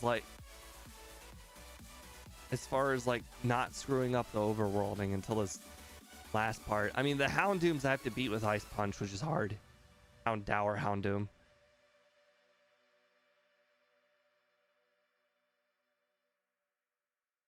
So yeah, if you have to pay somebody to mow your lawn 50 times, that's probably 2 years. So essentially, are you saying, will this lawnmower last me 2 years? I actually don't know. Yeah. I don't know if my lawnmower will last me 2 years, but I'm willing to bet it will. And even if it doesn't, if it's too much a hassle, then it's worth just paying someone. But in 2 years' time, will the next mow will be better than the last one, if you know what I mean. All right, I unpause the timer. Don't you agree? I was thinking about the game. Demol 2.0, like the next model up after 2 years, it's going to be better than the last one, right? Oh, yeah, I would assume so. Yeah. So if in 2 years, you just get the next model if yours breaks. Because it'll be bigger, faster. Well, actually, ironically, that's not totally true. The version my dad bought a decade ago was actually a lot stronger than the one he's using than I'm using now. Like I said, this one uses little like box cutter blades. My dad's from like 2010 used actual like lawnmower blades. But here's the thing, my dad had to spend like a week burying wire in his yard. Like he had to dig, he had to dig and then put a wire in his yard. And then what it would do is mine uses GPS, so it cuts a lawn like a normal person cuts a lawn, like back, forth, in all the spots that are not cut already. My dad's old lawnmower, it would go back, forth, randomly. So there would be chunks not cut, and it would have to be set out for like 8 hours. It would have to be 8 hours, and it wouldn't even cut all of the grass perfectly. So essentially, your dad's is like a train track, like a train on tracks, whereby yours is more like an actual truck that's controlled by GPS. Oh, and best part about it, I can actually take control of it at work too. I showed my coworkers that I was mowing the lawn right now, and I showed them what it looked like via the GPS. And I'm like, hey, watch this. I can control it right now. And I clicked the control button, and then I started moving it manually. I'm like, I could technically mow the lawn from work if I really wanted to.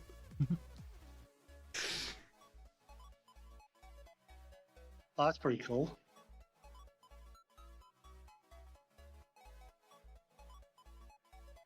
Um, Sorry, I'm just concentrating. Yeah. How's the run going? It's going fine. Ever since I made that screw up, we're good now. Got really lucky in that Houndoom. The Yeah. Houndoom got a feint attack crit, which made me feel like I was gonna lose again. But then I got a ice punch freeze, so it all worked out. I think with solo runs, you know, you're allowed to have those mistakes. You know, like I mean, I give out last night with Raichu. I just literally paused the timer and said, "Well, all right, I'm just going to go back to the champion because I meant to save." Was literally in the menu to click save, and for some reason I didn't save. Been there. And then I fought the champion, and then I'm like, "Oh, I'll reset," and it brought me back to the Elite Four member before that, which I had about another 3 resets afterwards. I said, you know what? I'm not going to count that. Pause timer, and yeah, it just came back. Yep, I've been there. Because it's like, why punish a Pokemon for your stupid mistakes? Yep, Yeah. definitely been there. And then it's like, I'm not, unlike Crystal, I'm not going to rerun the whole entire Sun and Moon. Sun and Moon's like a marathon compared to Red, Yep. Blue, and Crystal. Like Blue is like a sprint. You know, Crystal's like a mid, like a 1K run. Sun and Moon's like a 10K run. You don't just do another 10K run. Or maybe it's comparable to an actual marathon, like a 40K run.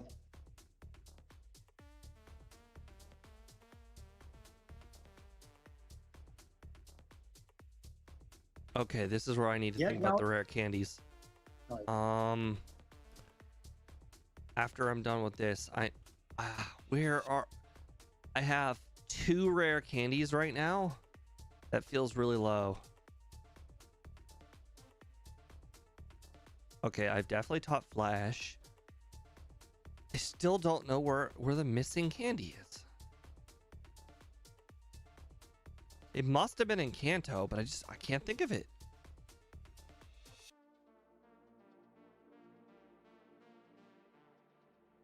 I did the last one too before Mount Silver. That one's very forgettable.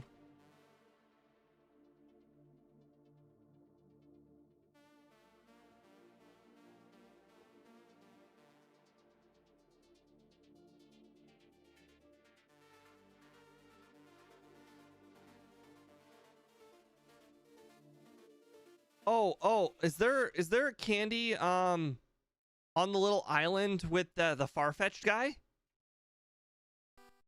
No, never mind. That's Solar Beam. Oh, is it?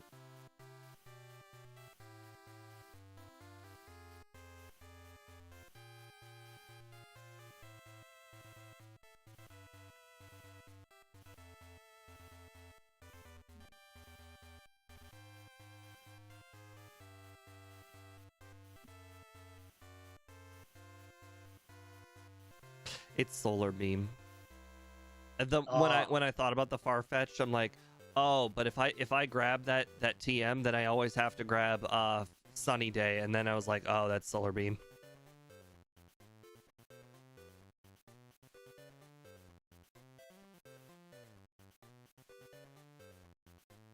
Okay, I'm gonna grab the Annie PP up. It's more of an emergency kind of item.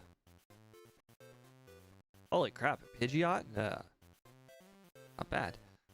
I need to get extra training anyways, so I don't really mind this. When's the next stadium? I released a schedule. Just take a look at the schedule.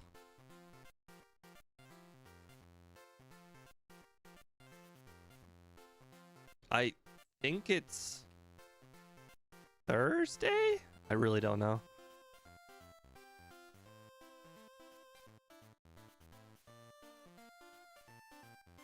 Oh, that's cute. This guy's got Geodude, Graveler, Golem. Wow, it's an actual golem. Interesting. Hard to see those out of outside of a randomizer. True. Crap.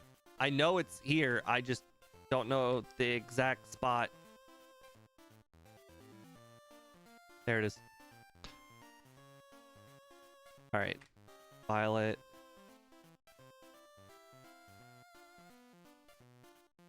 The problem with knowing where every single item in the game is, you start confusing the location with other items.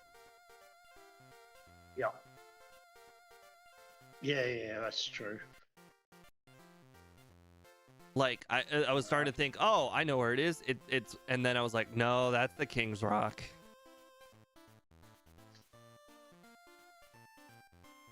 Hold on, Dust Yankee. I'm picking up rare candies and a little bit more difficult than it sounds. Who's the Steelers quarterback this year? That will actually, I don't think anybody knows. I mean, I was talking over with my dad. My dad is pretty much just convinced that it's gonna be Mason Rudolph. And you know what? If it is Mason Rudolph, so be it. It is what it is. I don't mind if it's Mason Rudolph. He's not the greatest. He's not the worst. Everyone's gonna be like, oh, he's gonna be as bad as he was on Tennessee. Tennessee had bad players. Hard to be a good team when you got bad players.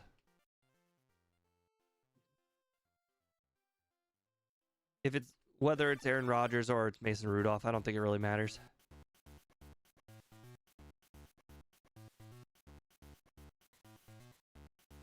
Okay. True. Okay. So this will bring me up to 6. I don't know where another one is. I feel like this was the last Kanto candy. Okay, well this will bring me up to start. This brings me up to 7. You'll have to start writing a list of where all the candies are. I used to know where they all are by. Oh, hold on. I know what I can do. Yeah, but hold on. I have a list. I actually sent this list to. I'll share screens. Okay, so I sent this list to Ike. This is the list that Squidgy sent me when I first started learning Gen 2. Oh, that's cool. Okay, let's see. Lighthouse, got it. Lake of Rage, got it. Violet, got it. Goldenrod, got it.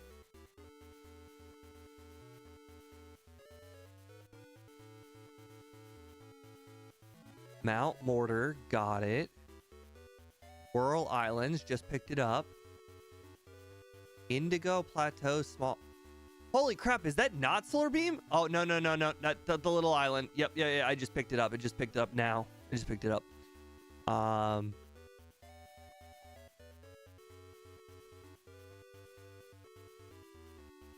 Vermilion. Oh, right. The Rapidash guy. Yep.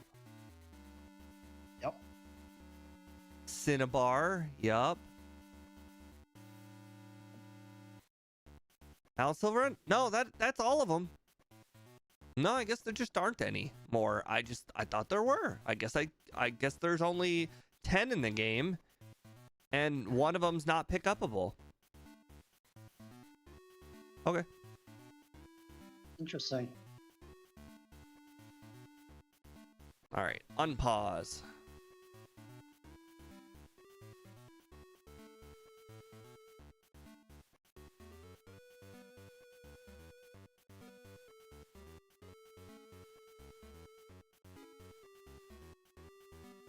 Okay, so does anybody remember what speed I need to be for Aerodactyl? Wasn't it like 134, which is like really high? I don't remember, sorry. Yeah, that was a while ago. I remember what level you had to be for Charizard was level 78, so Honestly, if you go higher, the Lance, it probably won't matter that Well- much, if you know what I mean. I planned on doing the training here. Well, some of it. I planned on doing some of it here. That would be appreciated, Annie.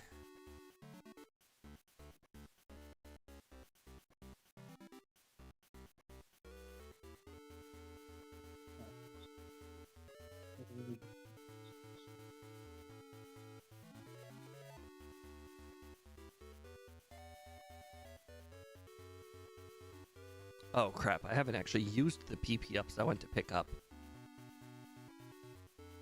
I was like, man, this psychic PP feels really bad. Why is it? I haven't used the PP ups.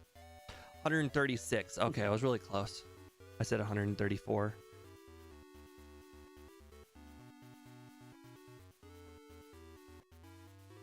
All right, there we go. Psychic's now at 16.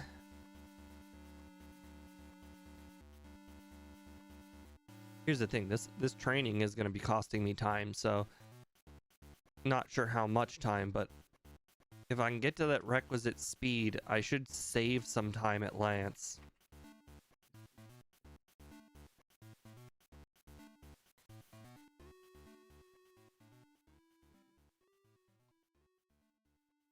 Gosh, the bus route. No, it won't be. I don't know, 136 is pretty high. I don't know if I can get that much training.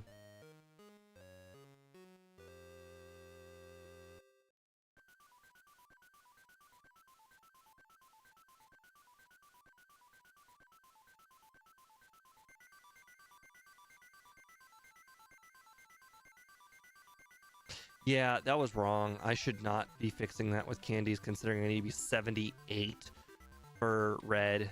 If I'm going to be 78 for red, I can't fix it with candies at all. Means I need to fix it with training. Yep. Yeah, you don't want to waste your candies, man. It's so much more painful late game. And to be fair, the rock slide miss was always an option. Not a good option, that's though. true. Yeah, I was going to say that. It's like hoping to miss, fire blast or something like that. Yeah, it can work, but is it really the option you want to go with? Oh! I also could do the quick claw because I just now realized I one-shotted all of the Dragonite, so I actually didn't need the paralyzed cure berry. So I actually could have the quick claw. So now it's a 10% rock slide miss and a 10% quick claw go first. So it's really a 20% chance of winning. Skill though, Victory Road training won't hurt the red. Well, it doesn't look like I will make it. Unless I get 10 speed in the next, would you say 4 levels from 5 Elite 4 member trainers? 4 levels is not going to give me 10 speed.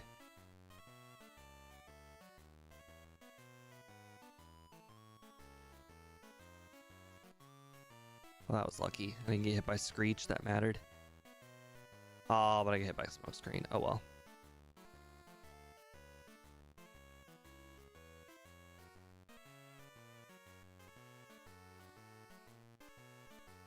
You're right. I think Quick Claw is 20%, so that was wrong.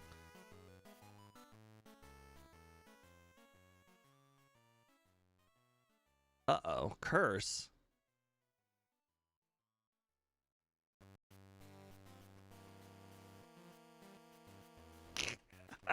Have you ever seen fully paralyzed curse damage, fully paralyzed curse damage, fully paralyzed curse damage to death? True. Jeez.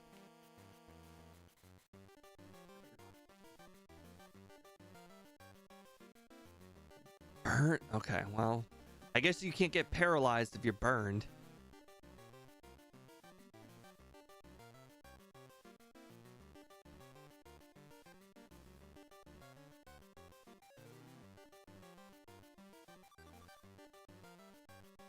Stupid Kadabra uses Future Sight like an idiot. I'll take one reset.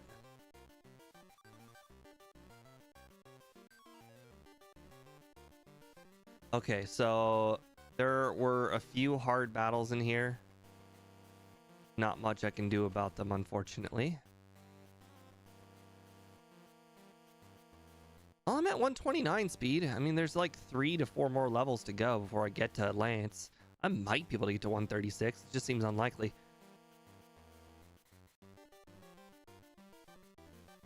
Okay, so it was Sing. 1 Psychic, then... Crap. Ice Punches. Odds me odds me missing were a little too high. Oh, that's the 3rd now. Good extra levels. And that should be it. All right, so we saved some time on Will. That's good. That is good. We got 1 level. Got ourselves to 131. Oh my god, we might actually do it. Although there should be no problem, neither should Bruno. So it's just all up to Karen now, right? Yeah, I think the Houndoom is a 4-shot, so with Ice Punch, so that just goes down to Sing and not waking up luck. There's literally nothing I can do to the Houndoom. Yeah. All right. I Oh, think that's that one. Headbutt, because you could teach it headbutt here and then reteach Ice Punch for Lance. oh, 'Cause you oh, can't. my HP. No. Not that I think I'm gonna lose, but don't want to go down a 3rd. I think the Hitmonlee survived and hit me with like something kick.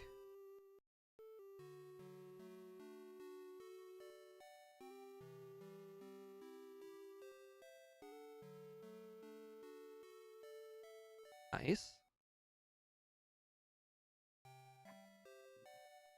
We're not gonna make it. We're not gonna make it. This is the last trainer and I have to get 3 speed.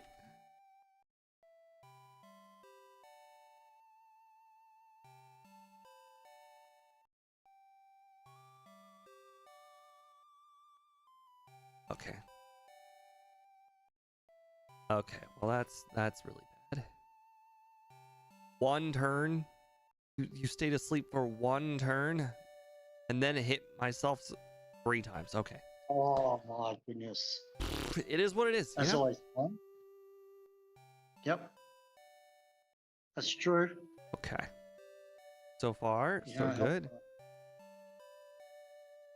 Oh, that was nice. Okay, got a hit. Nope. Okay, got a hit. All right, good. You got to stay asleep. I think I can one-shot the rest of them. Oh. Oh, it woke up. And, okay. I forgot about Hyper Potion.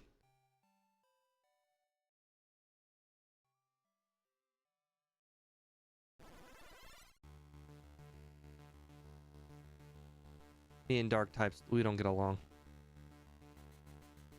Not at all. Nope.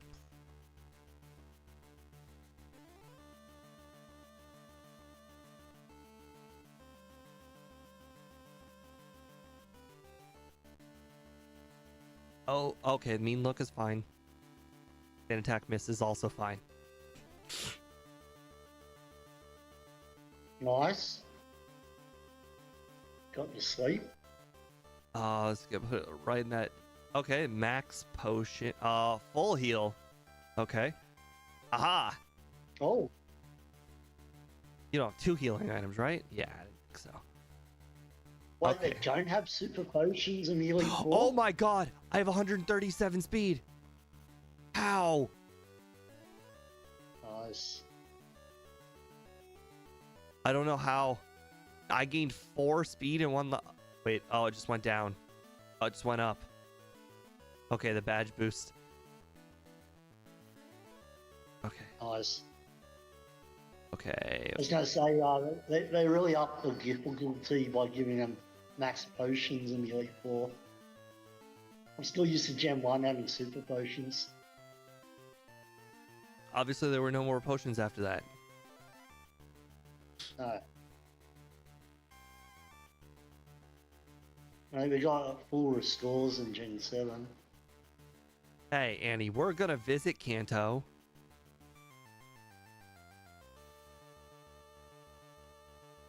I was faster than Aerodactyl. That just feels good. This little baby's faster than the fastest speedy bird in the game. Ignore the 10 levels.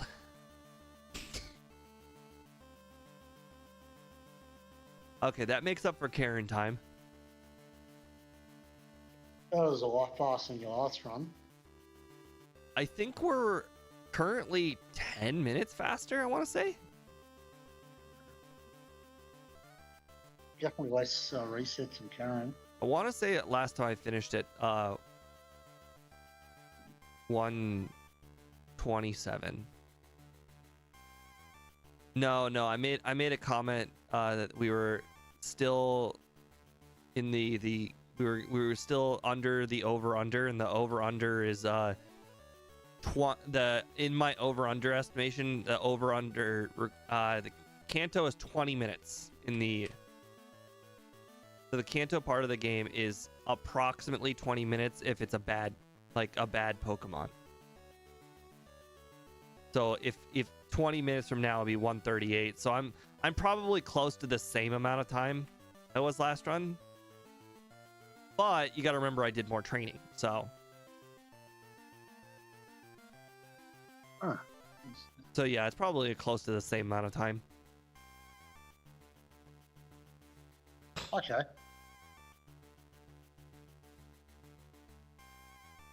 Okay, so assuming 9 candies, I need to get from 78, that's 69. I need to get to level 69. There's 8 gym leaders. Most of the gym leaders are going to give me 1 level each. So let's assume each gym leader gives me 1 level. That would mean I need to get another level via non-gym leaders.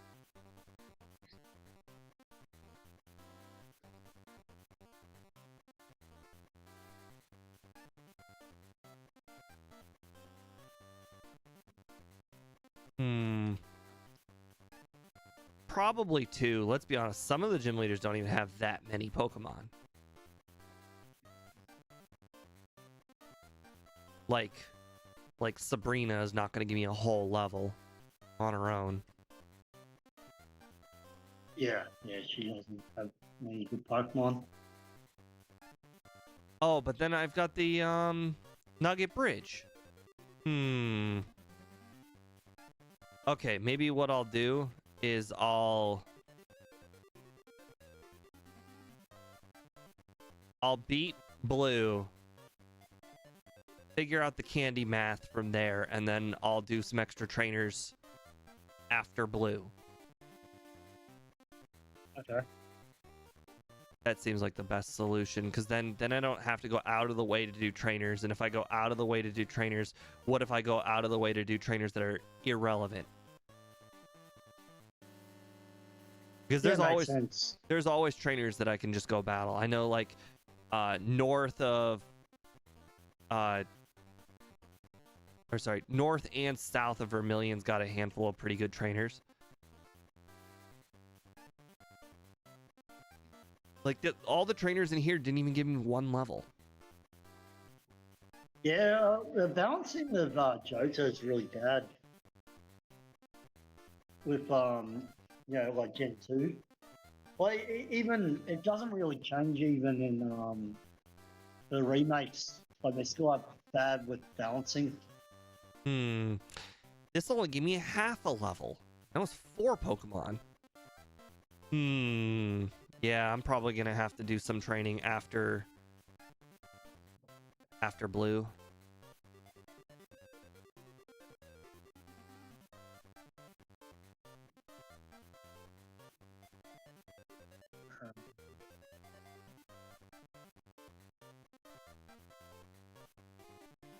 I bet I can beat the fighting dojo without even trying.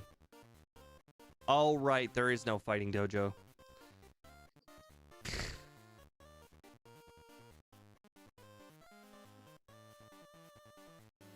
Is that fine, Jojo? Did you say?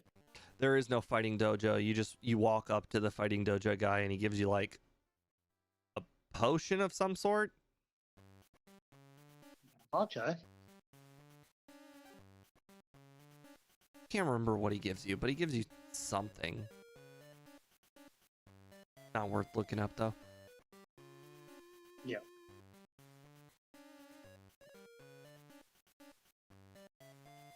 Up, up, down.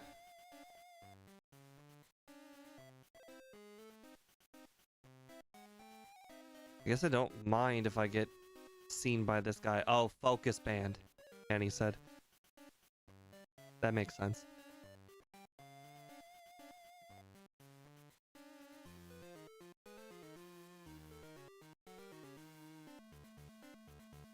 Oops.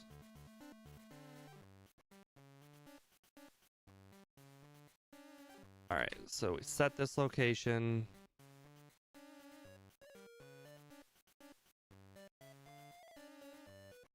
Oh, it looks like one person voted the over. They're gonna be wrong. Yeah, I voted under. I think your under was a little too generous. Well, see, it only takes like 4 really bad luck battles with Pikachu, and then I can go under just from bad time. Yeah. True, but if you get to 78, like the plan is, I don't think you're gonna have that. Yeah. I think the rest of the battle's fine, assuming Snorlax doesn't like get a really good body slam. But the Pikachu could always just get a crit Thunderbolt or not like miss ever, like that first Pikachu. Can I ask just a question on Body Slam? Did they change it after Gen 1, the normal types to effective by paralysis from Body Slam, or is it still a Gen 1? Well, so I think electric types don't get paralyzed via electric moves, but I think Body Slam paralyzes anything. Okay, because that's not the case in Gen 1. I don't know, honestly. Don't believe me. Yeah, no, because they originally thought it did, and then they looked at the game later, and then they found out that normal types don't get affected by Body Slam in Gen 1, but paralysis, they cannot be paralyzed. Speaking about the points thing in chat, I think the points reset every stream. Yep. Which is so dumb. You get to keep the points on Twitch, and then you get to spend the points on Twitch. One of the coolest things I had on Twitch was this thing where I would take a shot if you spent enough points. Can you even spend points in YouTube or not? Now, there are no points. I think it's just chat points, like for a single stream. Like there's nothing to spend it on because you're not using them. Are those traders in Misty's gym not worth fighting? I don't think they have. I think they have like 2 Pokemon each. Yeah, it's just because you gotta get to level 78.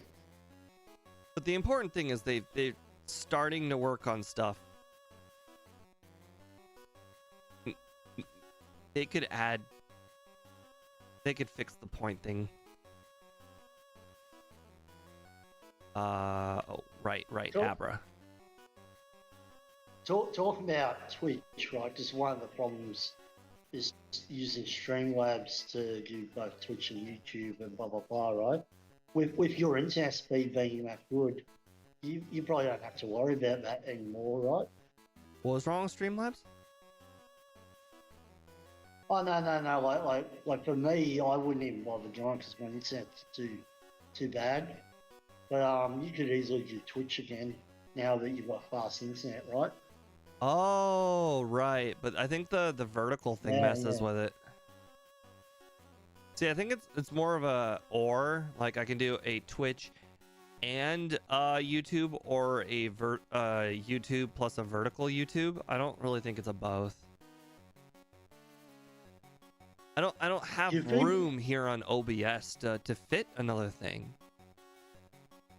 Like, where would the restream Yeah. window go? Well, I was thinking of with Twitch was only because you mentioned you want to do challenge runs. Hmm. 'Cause Oh, I are those think solo popular on runs, Twitch? no one was watching on Twitch. Oh, Yeah. actually, I think the challenge runs are actually very popular on vertical on YouTube. M Tiberius has had a Oh. lot of success with his vertical. I don't know if you've ever just checked out his channel, but he gets very little views. Like, he streams at both vertical and horizontal like I do, and the horizontal gets very few views, but the vertical, I think the young generation really, really likes challenge runs. Like Kaizo. I don't get the whole vertical because you can just watch yours horizontal. Well, on a phone, it's anyway. just that it's maybe they don't have a computer. You really, it's you don't Oh, know. no. Yeah, it's on the phone. It's on the phone, right? Yeah. But like you can watch it horizontal if you just turn your phone manually. Yeah, but that would require you to actually click on the video, whereas people who are watching on vertical typically use the short, like the feed, the shorts feed. Those are all vertical. Oh,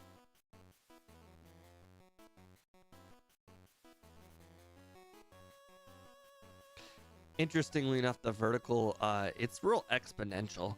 Like, if you get like, I don't know, like let's say if you have one viewer on your vertical, you'll get basically no viewers. But if you get like 5 viewers in your vertical, YouTube will actually start sending people to your vertical one. So, like, the more popular Yeah, you I hate it. become on the always vertical, seems- the more like, it's a self-fulfilling prophecy.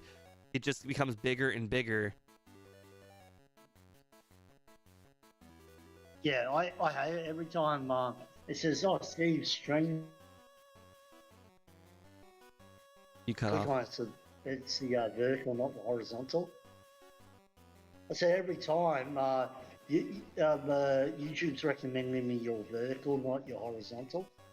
Interesting. Every time you're live, and I'm like, sometimes I click on it just to get to your horizontal. So maybe you're also getting like false numbers as well. The people clicking on it by accident and then going off. I hate going the I know. Scott method, where you do Yeah. Brock first, because then I forget that, oh, I haven't done all that other stuff yet. Oh, I was going to say though, total watch time is a vertical belt. I forget the actual I have never really views. paid attention, but I can only imagine. No. Yeah, because sometimes I'm clicking on your vertical by accident just to get into horizontal. I like, and that would say, oh, you got an extra viewer, right? But how long do you actually stay for her? Okay, I need to pay attention. How many how many rare candies was it? 9. We need to get to level 69, and there's only 3 gyms left. 2 gyms left. Yeah. Okay, so I need 5 levels across 2 gyms, and blue is a guaranteed level. Blue's got so many Pokemon. So, I need 4 levels. Yeah, unfortunately, these trainers are bad. Yeah. You're better off buying wild Pokemon than these trainers. There's a whole bunch. bunch of trainers east of Pewter.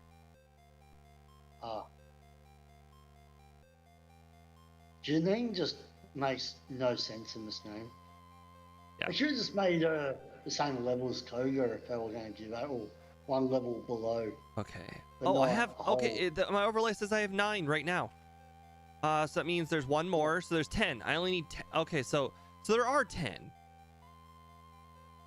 Okay, so that means I need to get to level 68 before using candies.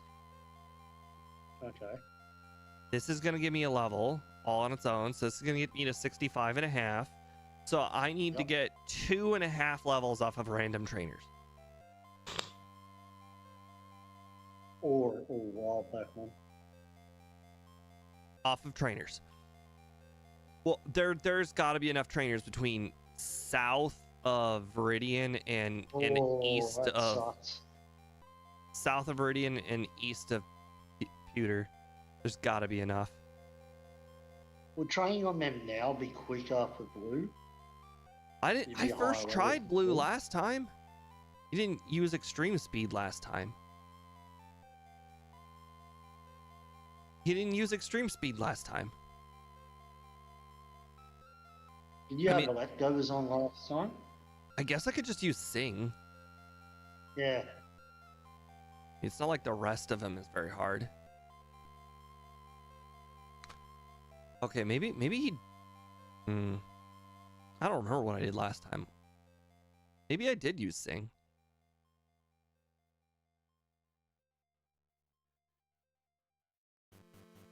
Oops.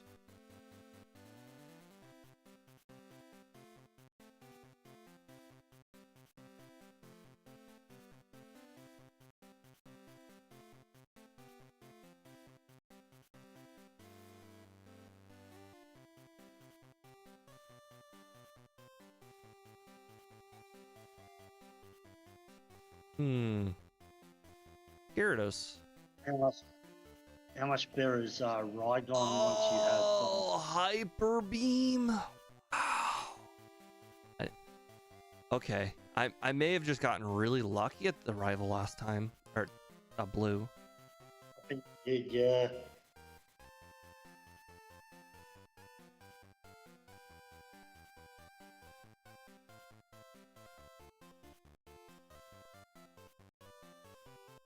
Do I bother with the Sing on Gyarados this time?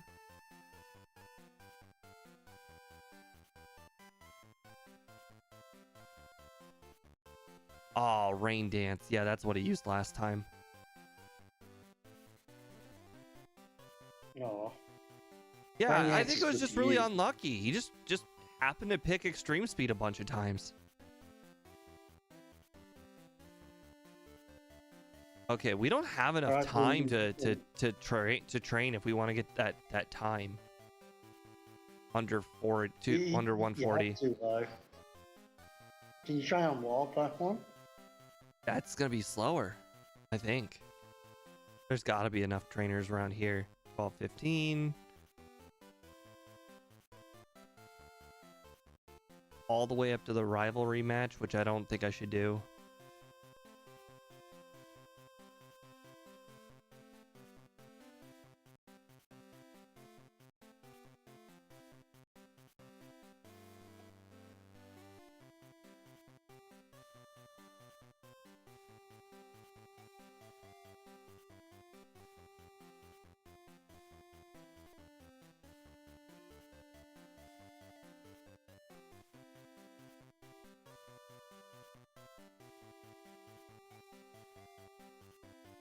Dust Yankee, you aren't the one person who voted over, are you?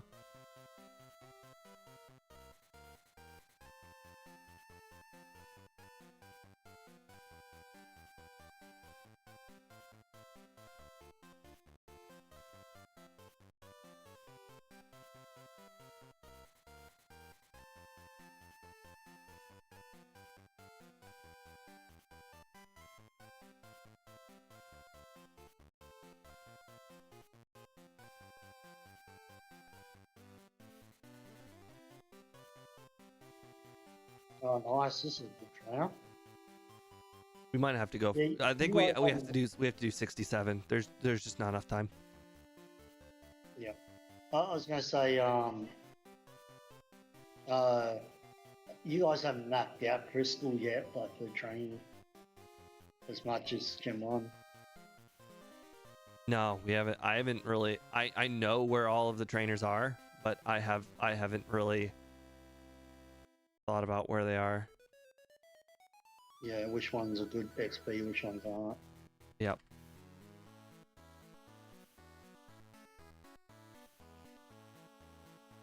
Okay, this one will give me the XP. Yeah, this is good. Might be low levels, but there's like 4 of them. Okay, so we got 3 minutes to get through the cave and defeat the rival. Did we need rest? Yeah, we needed rest for if we got paralyzed. I don't think you really used it by then. Well, I only used it. Yeah. I only used it to get rid of the paralysis from Pikachu. Yep. So return, sing, meditate, rest. Have you got return? Yep. Last time you got it, that's all I was saying, sorry.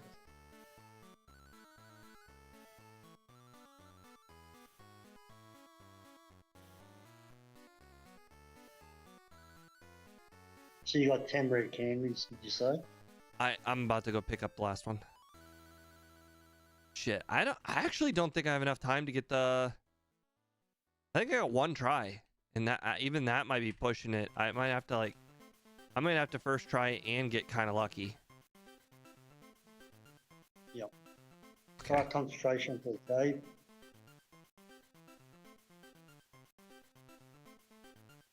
Oh.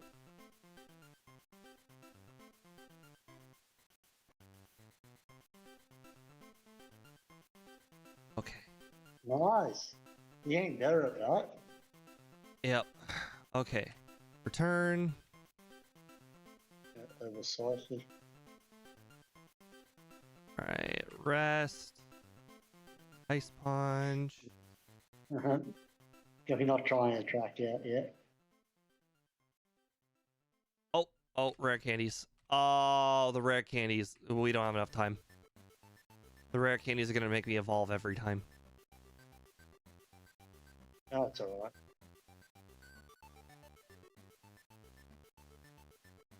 Yeah, you can't just chuck it all on. Like, if you had an Everstone or something, this would stop this animation. The only Everstone in the game is the one you get off of trading the Haunter. The joke Haunter. The one the Haunter you're like, I'm gonna get a Gengar, and then it's a Haunter holding an Everstone. I'm pretty sure that's in this game. Would that be worth getting to speed up the No. I don't know what Pokemon you'd have to trade to get.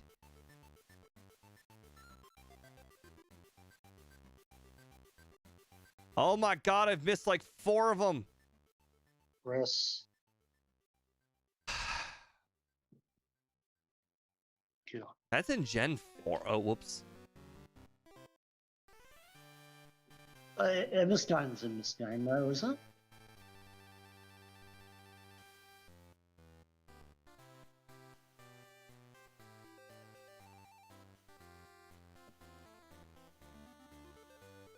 What the heck? This Pikachu not only cannot miss Thunder, it also paralyzes every time so far. Okay, Oh, there we wow. go. Okay, I got Those 3 things are right. straight sings. Okay, but it woke up almost immediately. Okay, perfect. Okay. I like the 5. sings is pretty good. Oh, charm. No, stop it. Stop it. Stop it, you piece of shit. Stop Three missing. misses in a row. Nice. I have to be full HP because of the stupid the Snorlax. I could probably survive 1 body slam.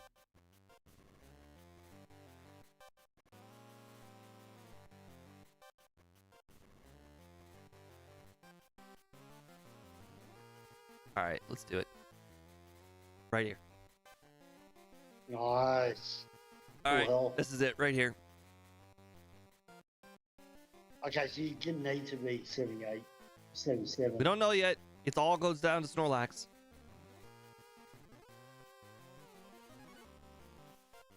Crit. There you go. We didn't even need to survive the body slam. We got a crit. Yeah. It was just 2-shot regardless. Done. Nice.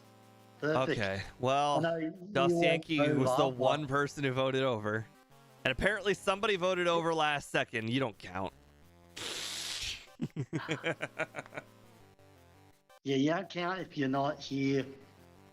At the final thing. I mean, I don't even care if you vote halfway through, but at the very, very end, really? You know too much information. I mean, I've done it in speed stream where I join in, it's halfway into the run, and I immediately click over. But I will admit, there have been runs where I've joined speed stream, and he's already over the time, and I just click over. But to be fair, that's my MO. I click over on speed's times no matter what. So Yeah, true. If he's racing against someone, I always vote against speed, and then I'll say it in the chat. I'm like, I voted against you just cause. okay. So let's see. You know your Sizzle run is super old when Smoochum beats Scizor. Oh, you serious? Yeah, Smoochum had a lower game time. Still Is does this have a worse lower. than your Gen 1? You remember like before you give the reruns for the Gen 1? How you had Bro, what was it? bro, like 80% of these runs here on this leaderboard right here don't even use the bike. Like 80% of them. Yeah. I'm pretty sure the the Scizor other one one was didn't the, use a bike. I will say Bulbasaur's very low, but you did that recently, so you were using a bike for that one. Yeah. I think the resets are at 6 because I think I figured something out that run, like the AI for red or something. A lot of those bottom ones I could probably do so much better. Like at this point, I've kind of gotten to the point where like right at 2 hours is like doing all of the training of the game.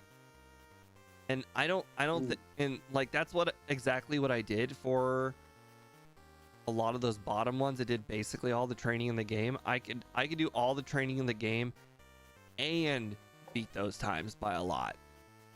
And I don't think I need to do all the training in the game for most of them. Plus, I've got to go, Steve, so right. I'll catch you later. All right. Have a good night. A lot of the Pokemon here at the bottom of the list, they suffer from slow speed. And ironically, that is what made the shiny thing made them have slower speed. Like this Smoochum had 15 speed IVs, whereas those other ones that are shiny over there, they did not have 15. And so they had real problems at a lot of parts of the game. Like specifically, I remember having to do like an extra, like, I don't know, 6 or 7 minutes of training for Snorlax to make Snorlax faster than Gengar. So like, because these Pokemon were shiny, they had the ones that had like approximately 40-50 speed, 50 or lower speed really struggled because of being shiny. This Smoochum was 65, and as you saw, 65, like it almost feels like 67 would be perfect. 67 or greater would be just perfect. But for a lot of these Pokemon, they suffer from low speed. Rhydon, Snorlax, Granbull. Granbull got a good time, but Granbull suffered because of slow speed. But the Pokemon at the bottom really suffered because of slow speed. Oh, and Fortress struggled because of its moveset. You can't beat the Rival 2 without struggle because of Ghastly. And here's the thing. You're thinking, oh, just have struggle. Fortress learns self-destruct. So the only way you could beat the rival was to learn a move over top of self-destruct. So essentially the strategy for Fortress is get to level 22 before the second rival off of like level 7 wild Pokemon. Yeah, Fortress was bad. Oh, that was one of those unique circumstances. It was just funny. We don't really do reruns. I have there's an X on top of Mew and there's an X on Lugia. Those are reruns, but those are only because Lugia and Mew happen to be my first run and my second run ever in Gen 2. And same thing with Celebi there. Celebi is right in the middle of the leaderboard because that was like my third run.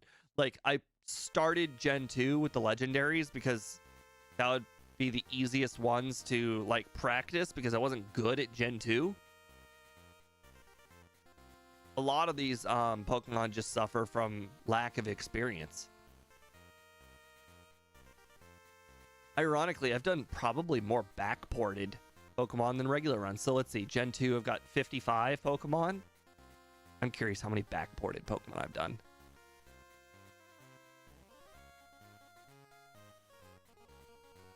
We're at 35 backported Pokemon in Gen 2. So I've almost played the game with... I've almost beaten Gen 2 with Pokemon that don't belong in Gen 2 more than I've completed with Pokemon that do belong in Gen 2.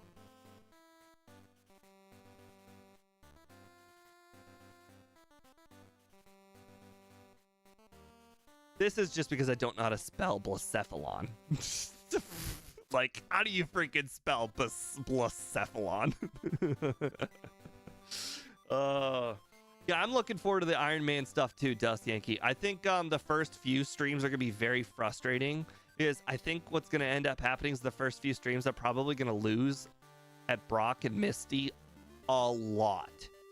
And judging by the Kaizo streams from M. Tiberius, he barely ever makes it past Misty. But, you know, because of the whole 6 Pokemon thing and the not fully evolved after level 30 thing, I think it'll be fine. We'll figure it out. The game, you need a handful of good Pokemon and you'll be able to do it. We'll have to go over the rules at some point. We might actually go over the rules on the stream itself. Oh right, Andrew, I said if we go over to community here. This I said Kaizo, but we're officially doing Ultimate Iron Man instead of Kaizo because Kaizo I have too many rule changes and I really should start with the easier difficulty and work my way up to Kaizo instead. But since I have you guys held captive anyways, let me turn these off real quick. All right, I'm going to end the stream for the vertical since people on... Oh, Andrew's on vertical. Okay, never mind. Okay, actually, Andrew, you know what? I'm still going to end the stream on vertical, but I'll give you the link to this page. This is the rules. The rules, we're going to be doing all the way up to Ultimate Iron Man here. So these rules. We're going to save Kaizo Iron Man until I beat regular Ultimate Iron Man a few times. Or once. I don't know how many times. But, like, the Kaizo rules, like, it's much, much harder. So, like, here. No random TMs, all right? So you can only use TMs from the gym leaders. So there's essentially 8 TMs in the whole game on the Kaizo rules. Oh, perfect. So, like, these are the rules we won't be following. We're going to ignore this one, except for the legendary part. This is fine. We're not really particularly worrying about this one either.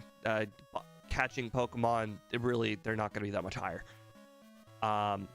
or no sleep moves, no healing moves. That one's gonna be hard. Again, this is one of the reasons why I actually think that it won't be that difficult to beat the Ultimate Iron Man, is because I will get access to Spore, or by Spore I mean like, you know, sleep powder, Spore, whatever, whatever sleep moves. We all know sleep moves are broken. It helped me win this run with a baby Pokemon.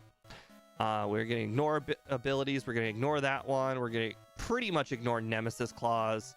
And by ignore, I meant like they don't really particularly factor into Gen 1. These are mostly Gen 3 rules.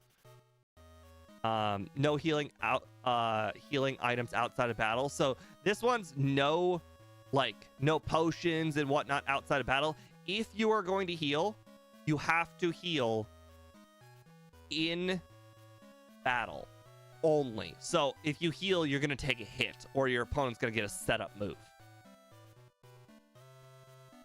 Nemesis is like, okay, like for instance, Nemesis. Speed would say his Nemesis is Porygon. So essentially, you can not, if you see a Porygon in the wild, you can knock it out, which is significant because you're not allowed training at all. You may never ever catch Porygon, you know? And if one of the 3 Pokemon in the lab is Porygon, you must take the Pokemon to the left of Porygon. See? And the reason why this matters is because you don't get to see what Pokemon are in the lab. You say, oh, I'm taking the middle Pokeball, and then you check all 3. And if one of them is Porygon, you have to change, is what I'm saying.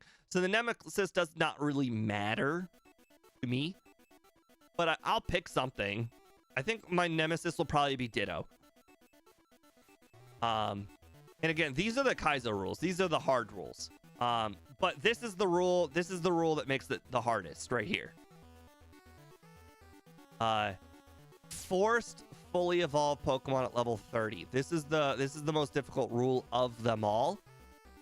The forced evolved Pokemon at level 30 means that no matter what, the Pokemon will be fully evolved after the early mid-ish part of the game.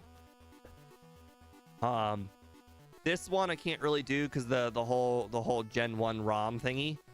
And there was another rule right at the very, very beginning. All Pokemon must be on the erratic level up group. That is something I can't do. So all Pokemon are actually medium slow except for legendaries, which legendaries are banned except for a different rule. Favorites rule. You can use a legendary if you make it one of your 3 favorite Pokemon. I think it would be a cop-out if I picked Mewtwo, because Mewtwo is just broken, completely and utterly broken. It would be utterly ridiculous to make one of my favorite Pokemon Mewtwo. That'd just be not fair. And here's the thing. In this version, or in the version we're going to be playing, the Ultimate Iron Man, we're allowed to use TMs. So if I made my favorite Pokemon Mew, perfectly fine. If we get to Kaizo and I make my favorite Pokemon Mew, Mew blows. Mew can only learn the moves that you get from gym leaders. Because no HM moves in battle. But anyways, we should probably just start over from the top. So, we're going to completely and utterly ignore this rule. This is the rule that makes it not Pokemon. This is the rule I hate the most. Movesets and stats. Movesets and stats should not be randomized. And it's not Pokemon anymore. It's just completely like stat randomizer. It's just like an Aerodactyl should have shitty moves. It's just how Pokemon works. An Aerodactyl has bad moves. It is what it is. You shouldn't be able to get an Aerodactyl and it just has, you know, like Thunderbolt, you know? Not fair. Also, Aerodactyl's a physical attacker.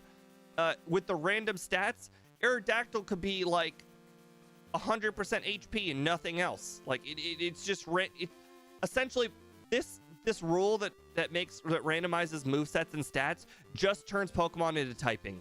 That's it. It just turns Pokemon into types and then stat limits. So essentially, Aerodactyl isn't an Aerodactyl. Aerodactyl is actually a Pokemon with like 540 base stats, and it's rock flying type, and that is it. That's what an Aerodactyl is. It's not an Aerodactyl anymore. So we're ignoring this one. We are still doing 50% wild Pokemon, 50% trainers. That's the hard part of Kaizo. That's the fun part. The catch one Pokemon per route, that's gonna be kind of ignored because we're doing Ultimate Kaizo, and Ultimate Kaizo is 6 Pokemon total. So it's 6 Pokemon total, and you can pick one from a route, up to 6. So it's catch one per route, up to 6 is what we're doing. Permadeath, that just means Nuzlocke. It's a Nuzlocke.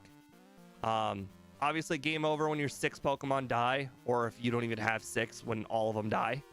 And considering it's 50% harder, and there's very few Pokemon up to Misty, there will probably be a lot of deaths. No shops, except for Pokeballs and Repels. So essentially no buying healing items. As you guys know from the later Kaizo rules, you're only allowed to heal in battle, but that's a later rule. You can heal whenever you want in these earlier versions.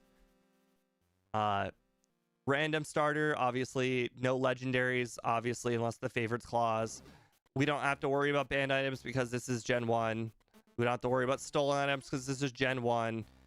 The accidental kills thing just means that if you pick the Pokemon that you're going to catch, and then you get pretty much 2 tries to catch it. You can read this if you want.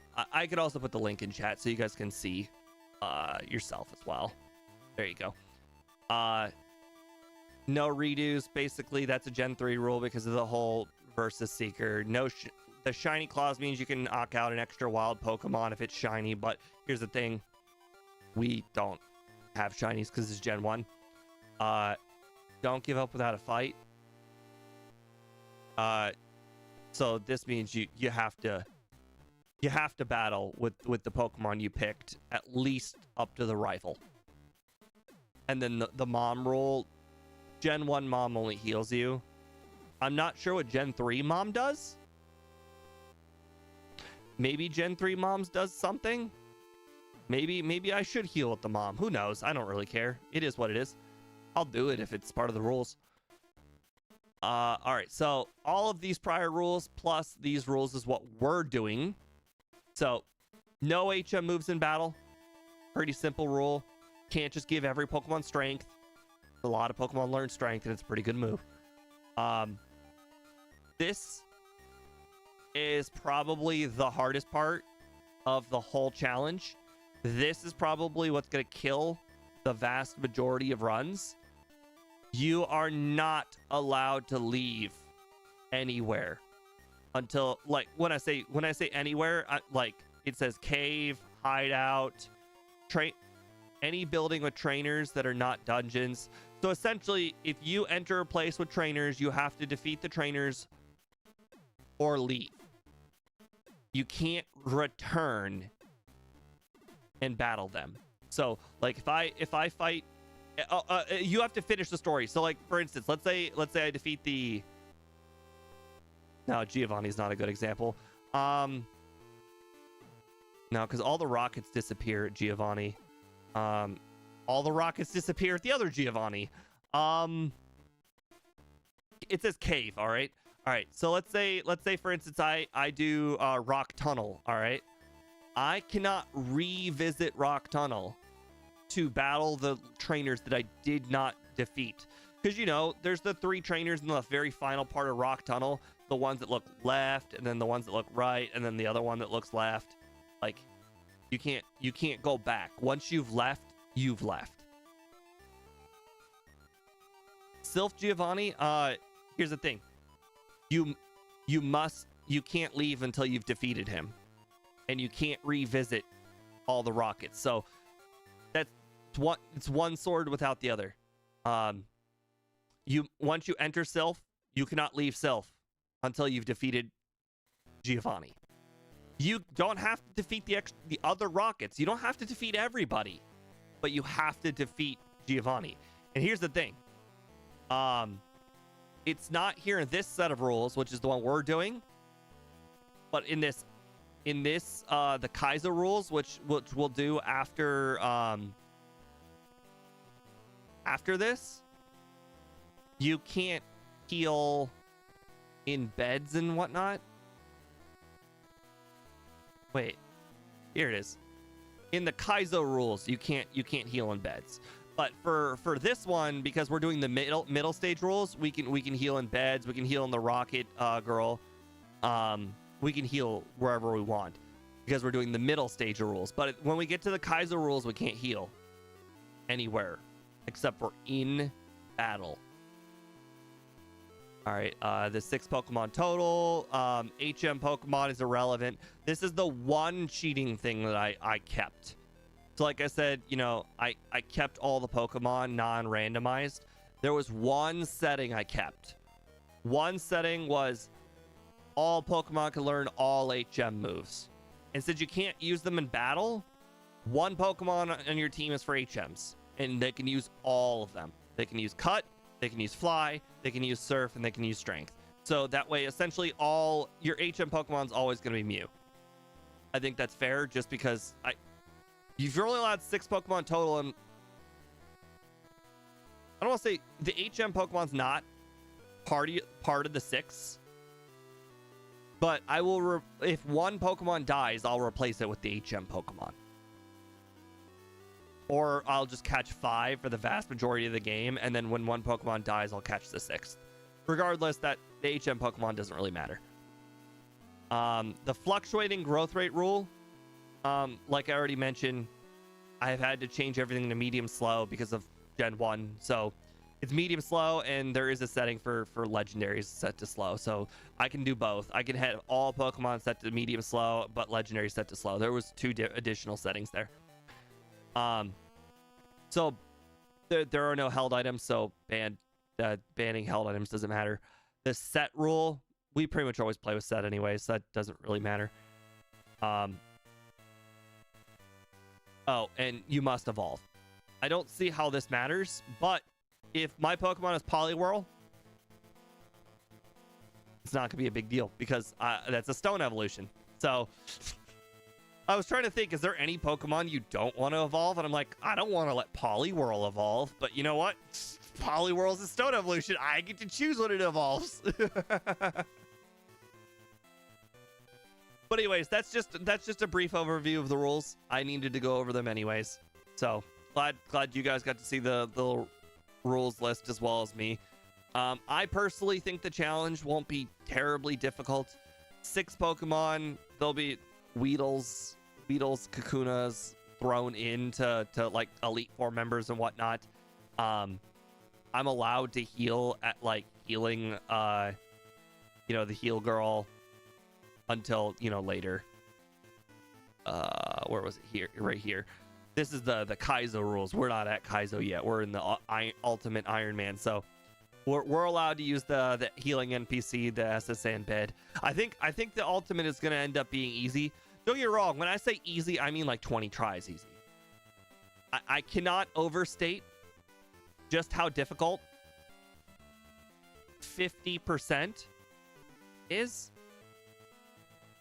50% increase means I think, I can't remember. I was watching M.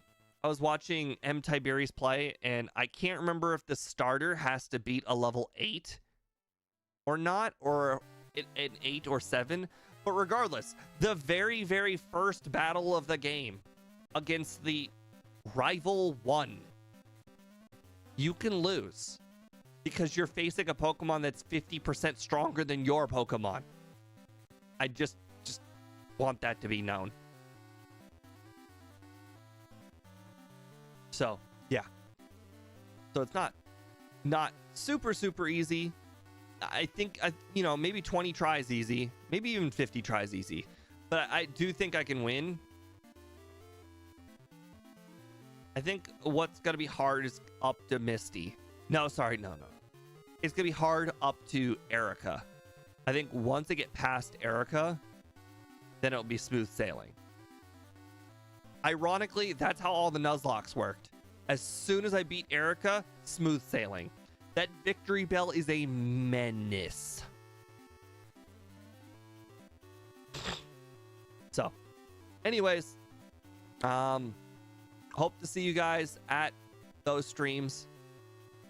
I think it's gonna be very, very fun.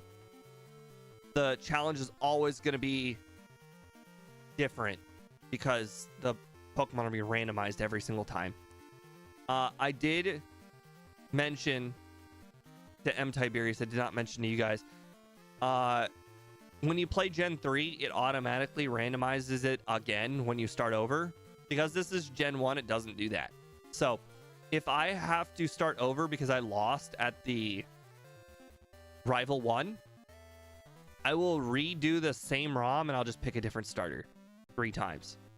If I lose all 3 times, I'll make a new ROM. But essentially what I'm saying is I'm probably going to have 10 ROMs made up, but I'm going to do all 3 of the starters unless I get past Rival 1. If I get past Rival 1, maybe all the way up to Brock, honestly. I'm not really sure. I'm not sure what the point of no return is. That's probably something we'll figure out as we play. But there will be a point of no return. Because when M. Tiberius has played 1,100 attempts, the ROM randomizes it for him. I have to do it on my own. I'm not making 1,100 ROMs. Even with the current rules that I just told you, that would still mean that I would have to manually make 400 ROMs. I don't want to do that. So, yeah, we'll probably reuse the same ROM multiple times, but we'll probably put a point of no return. It'll probably be Brock. It might be Misty. Who knows? We'll see how hard it is. But anyways, have a good night, and I will see you tomorrow. We're gonna be testing it out. Have a good night. It will be a late stream. I do not expect the stream to go over 2 hours because I think that it's gonna be a lot of play testing to make sure everything works and works right, and that I adhere to the rules and I remind myself of the rules. So it's gonna be a lot of figuring stuff out. Good night.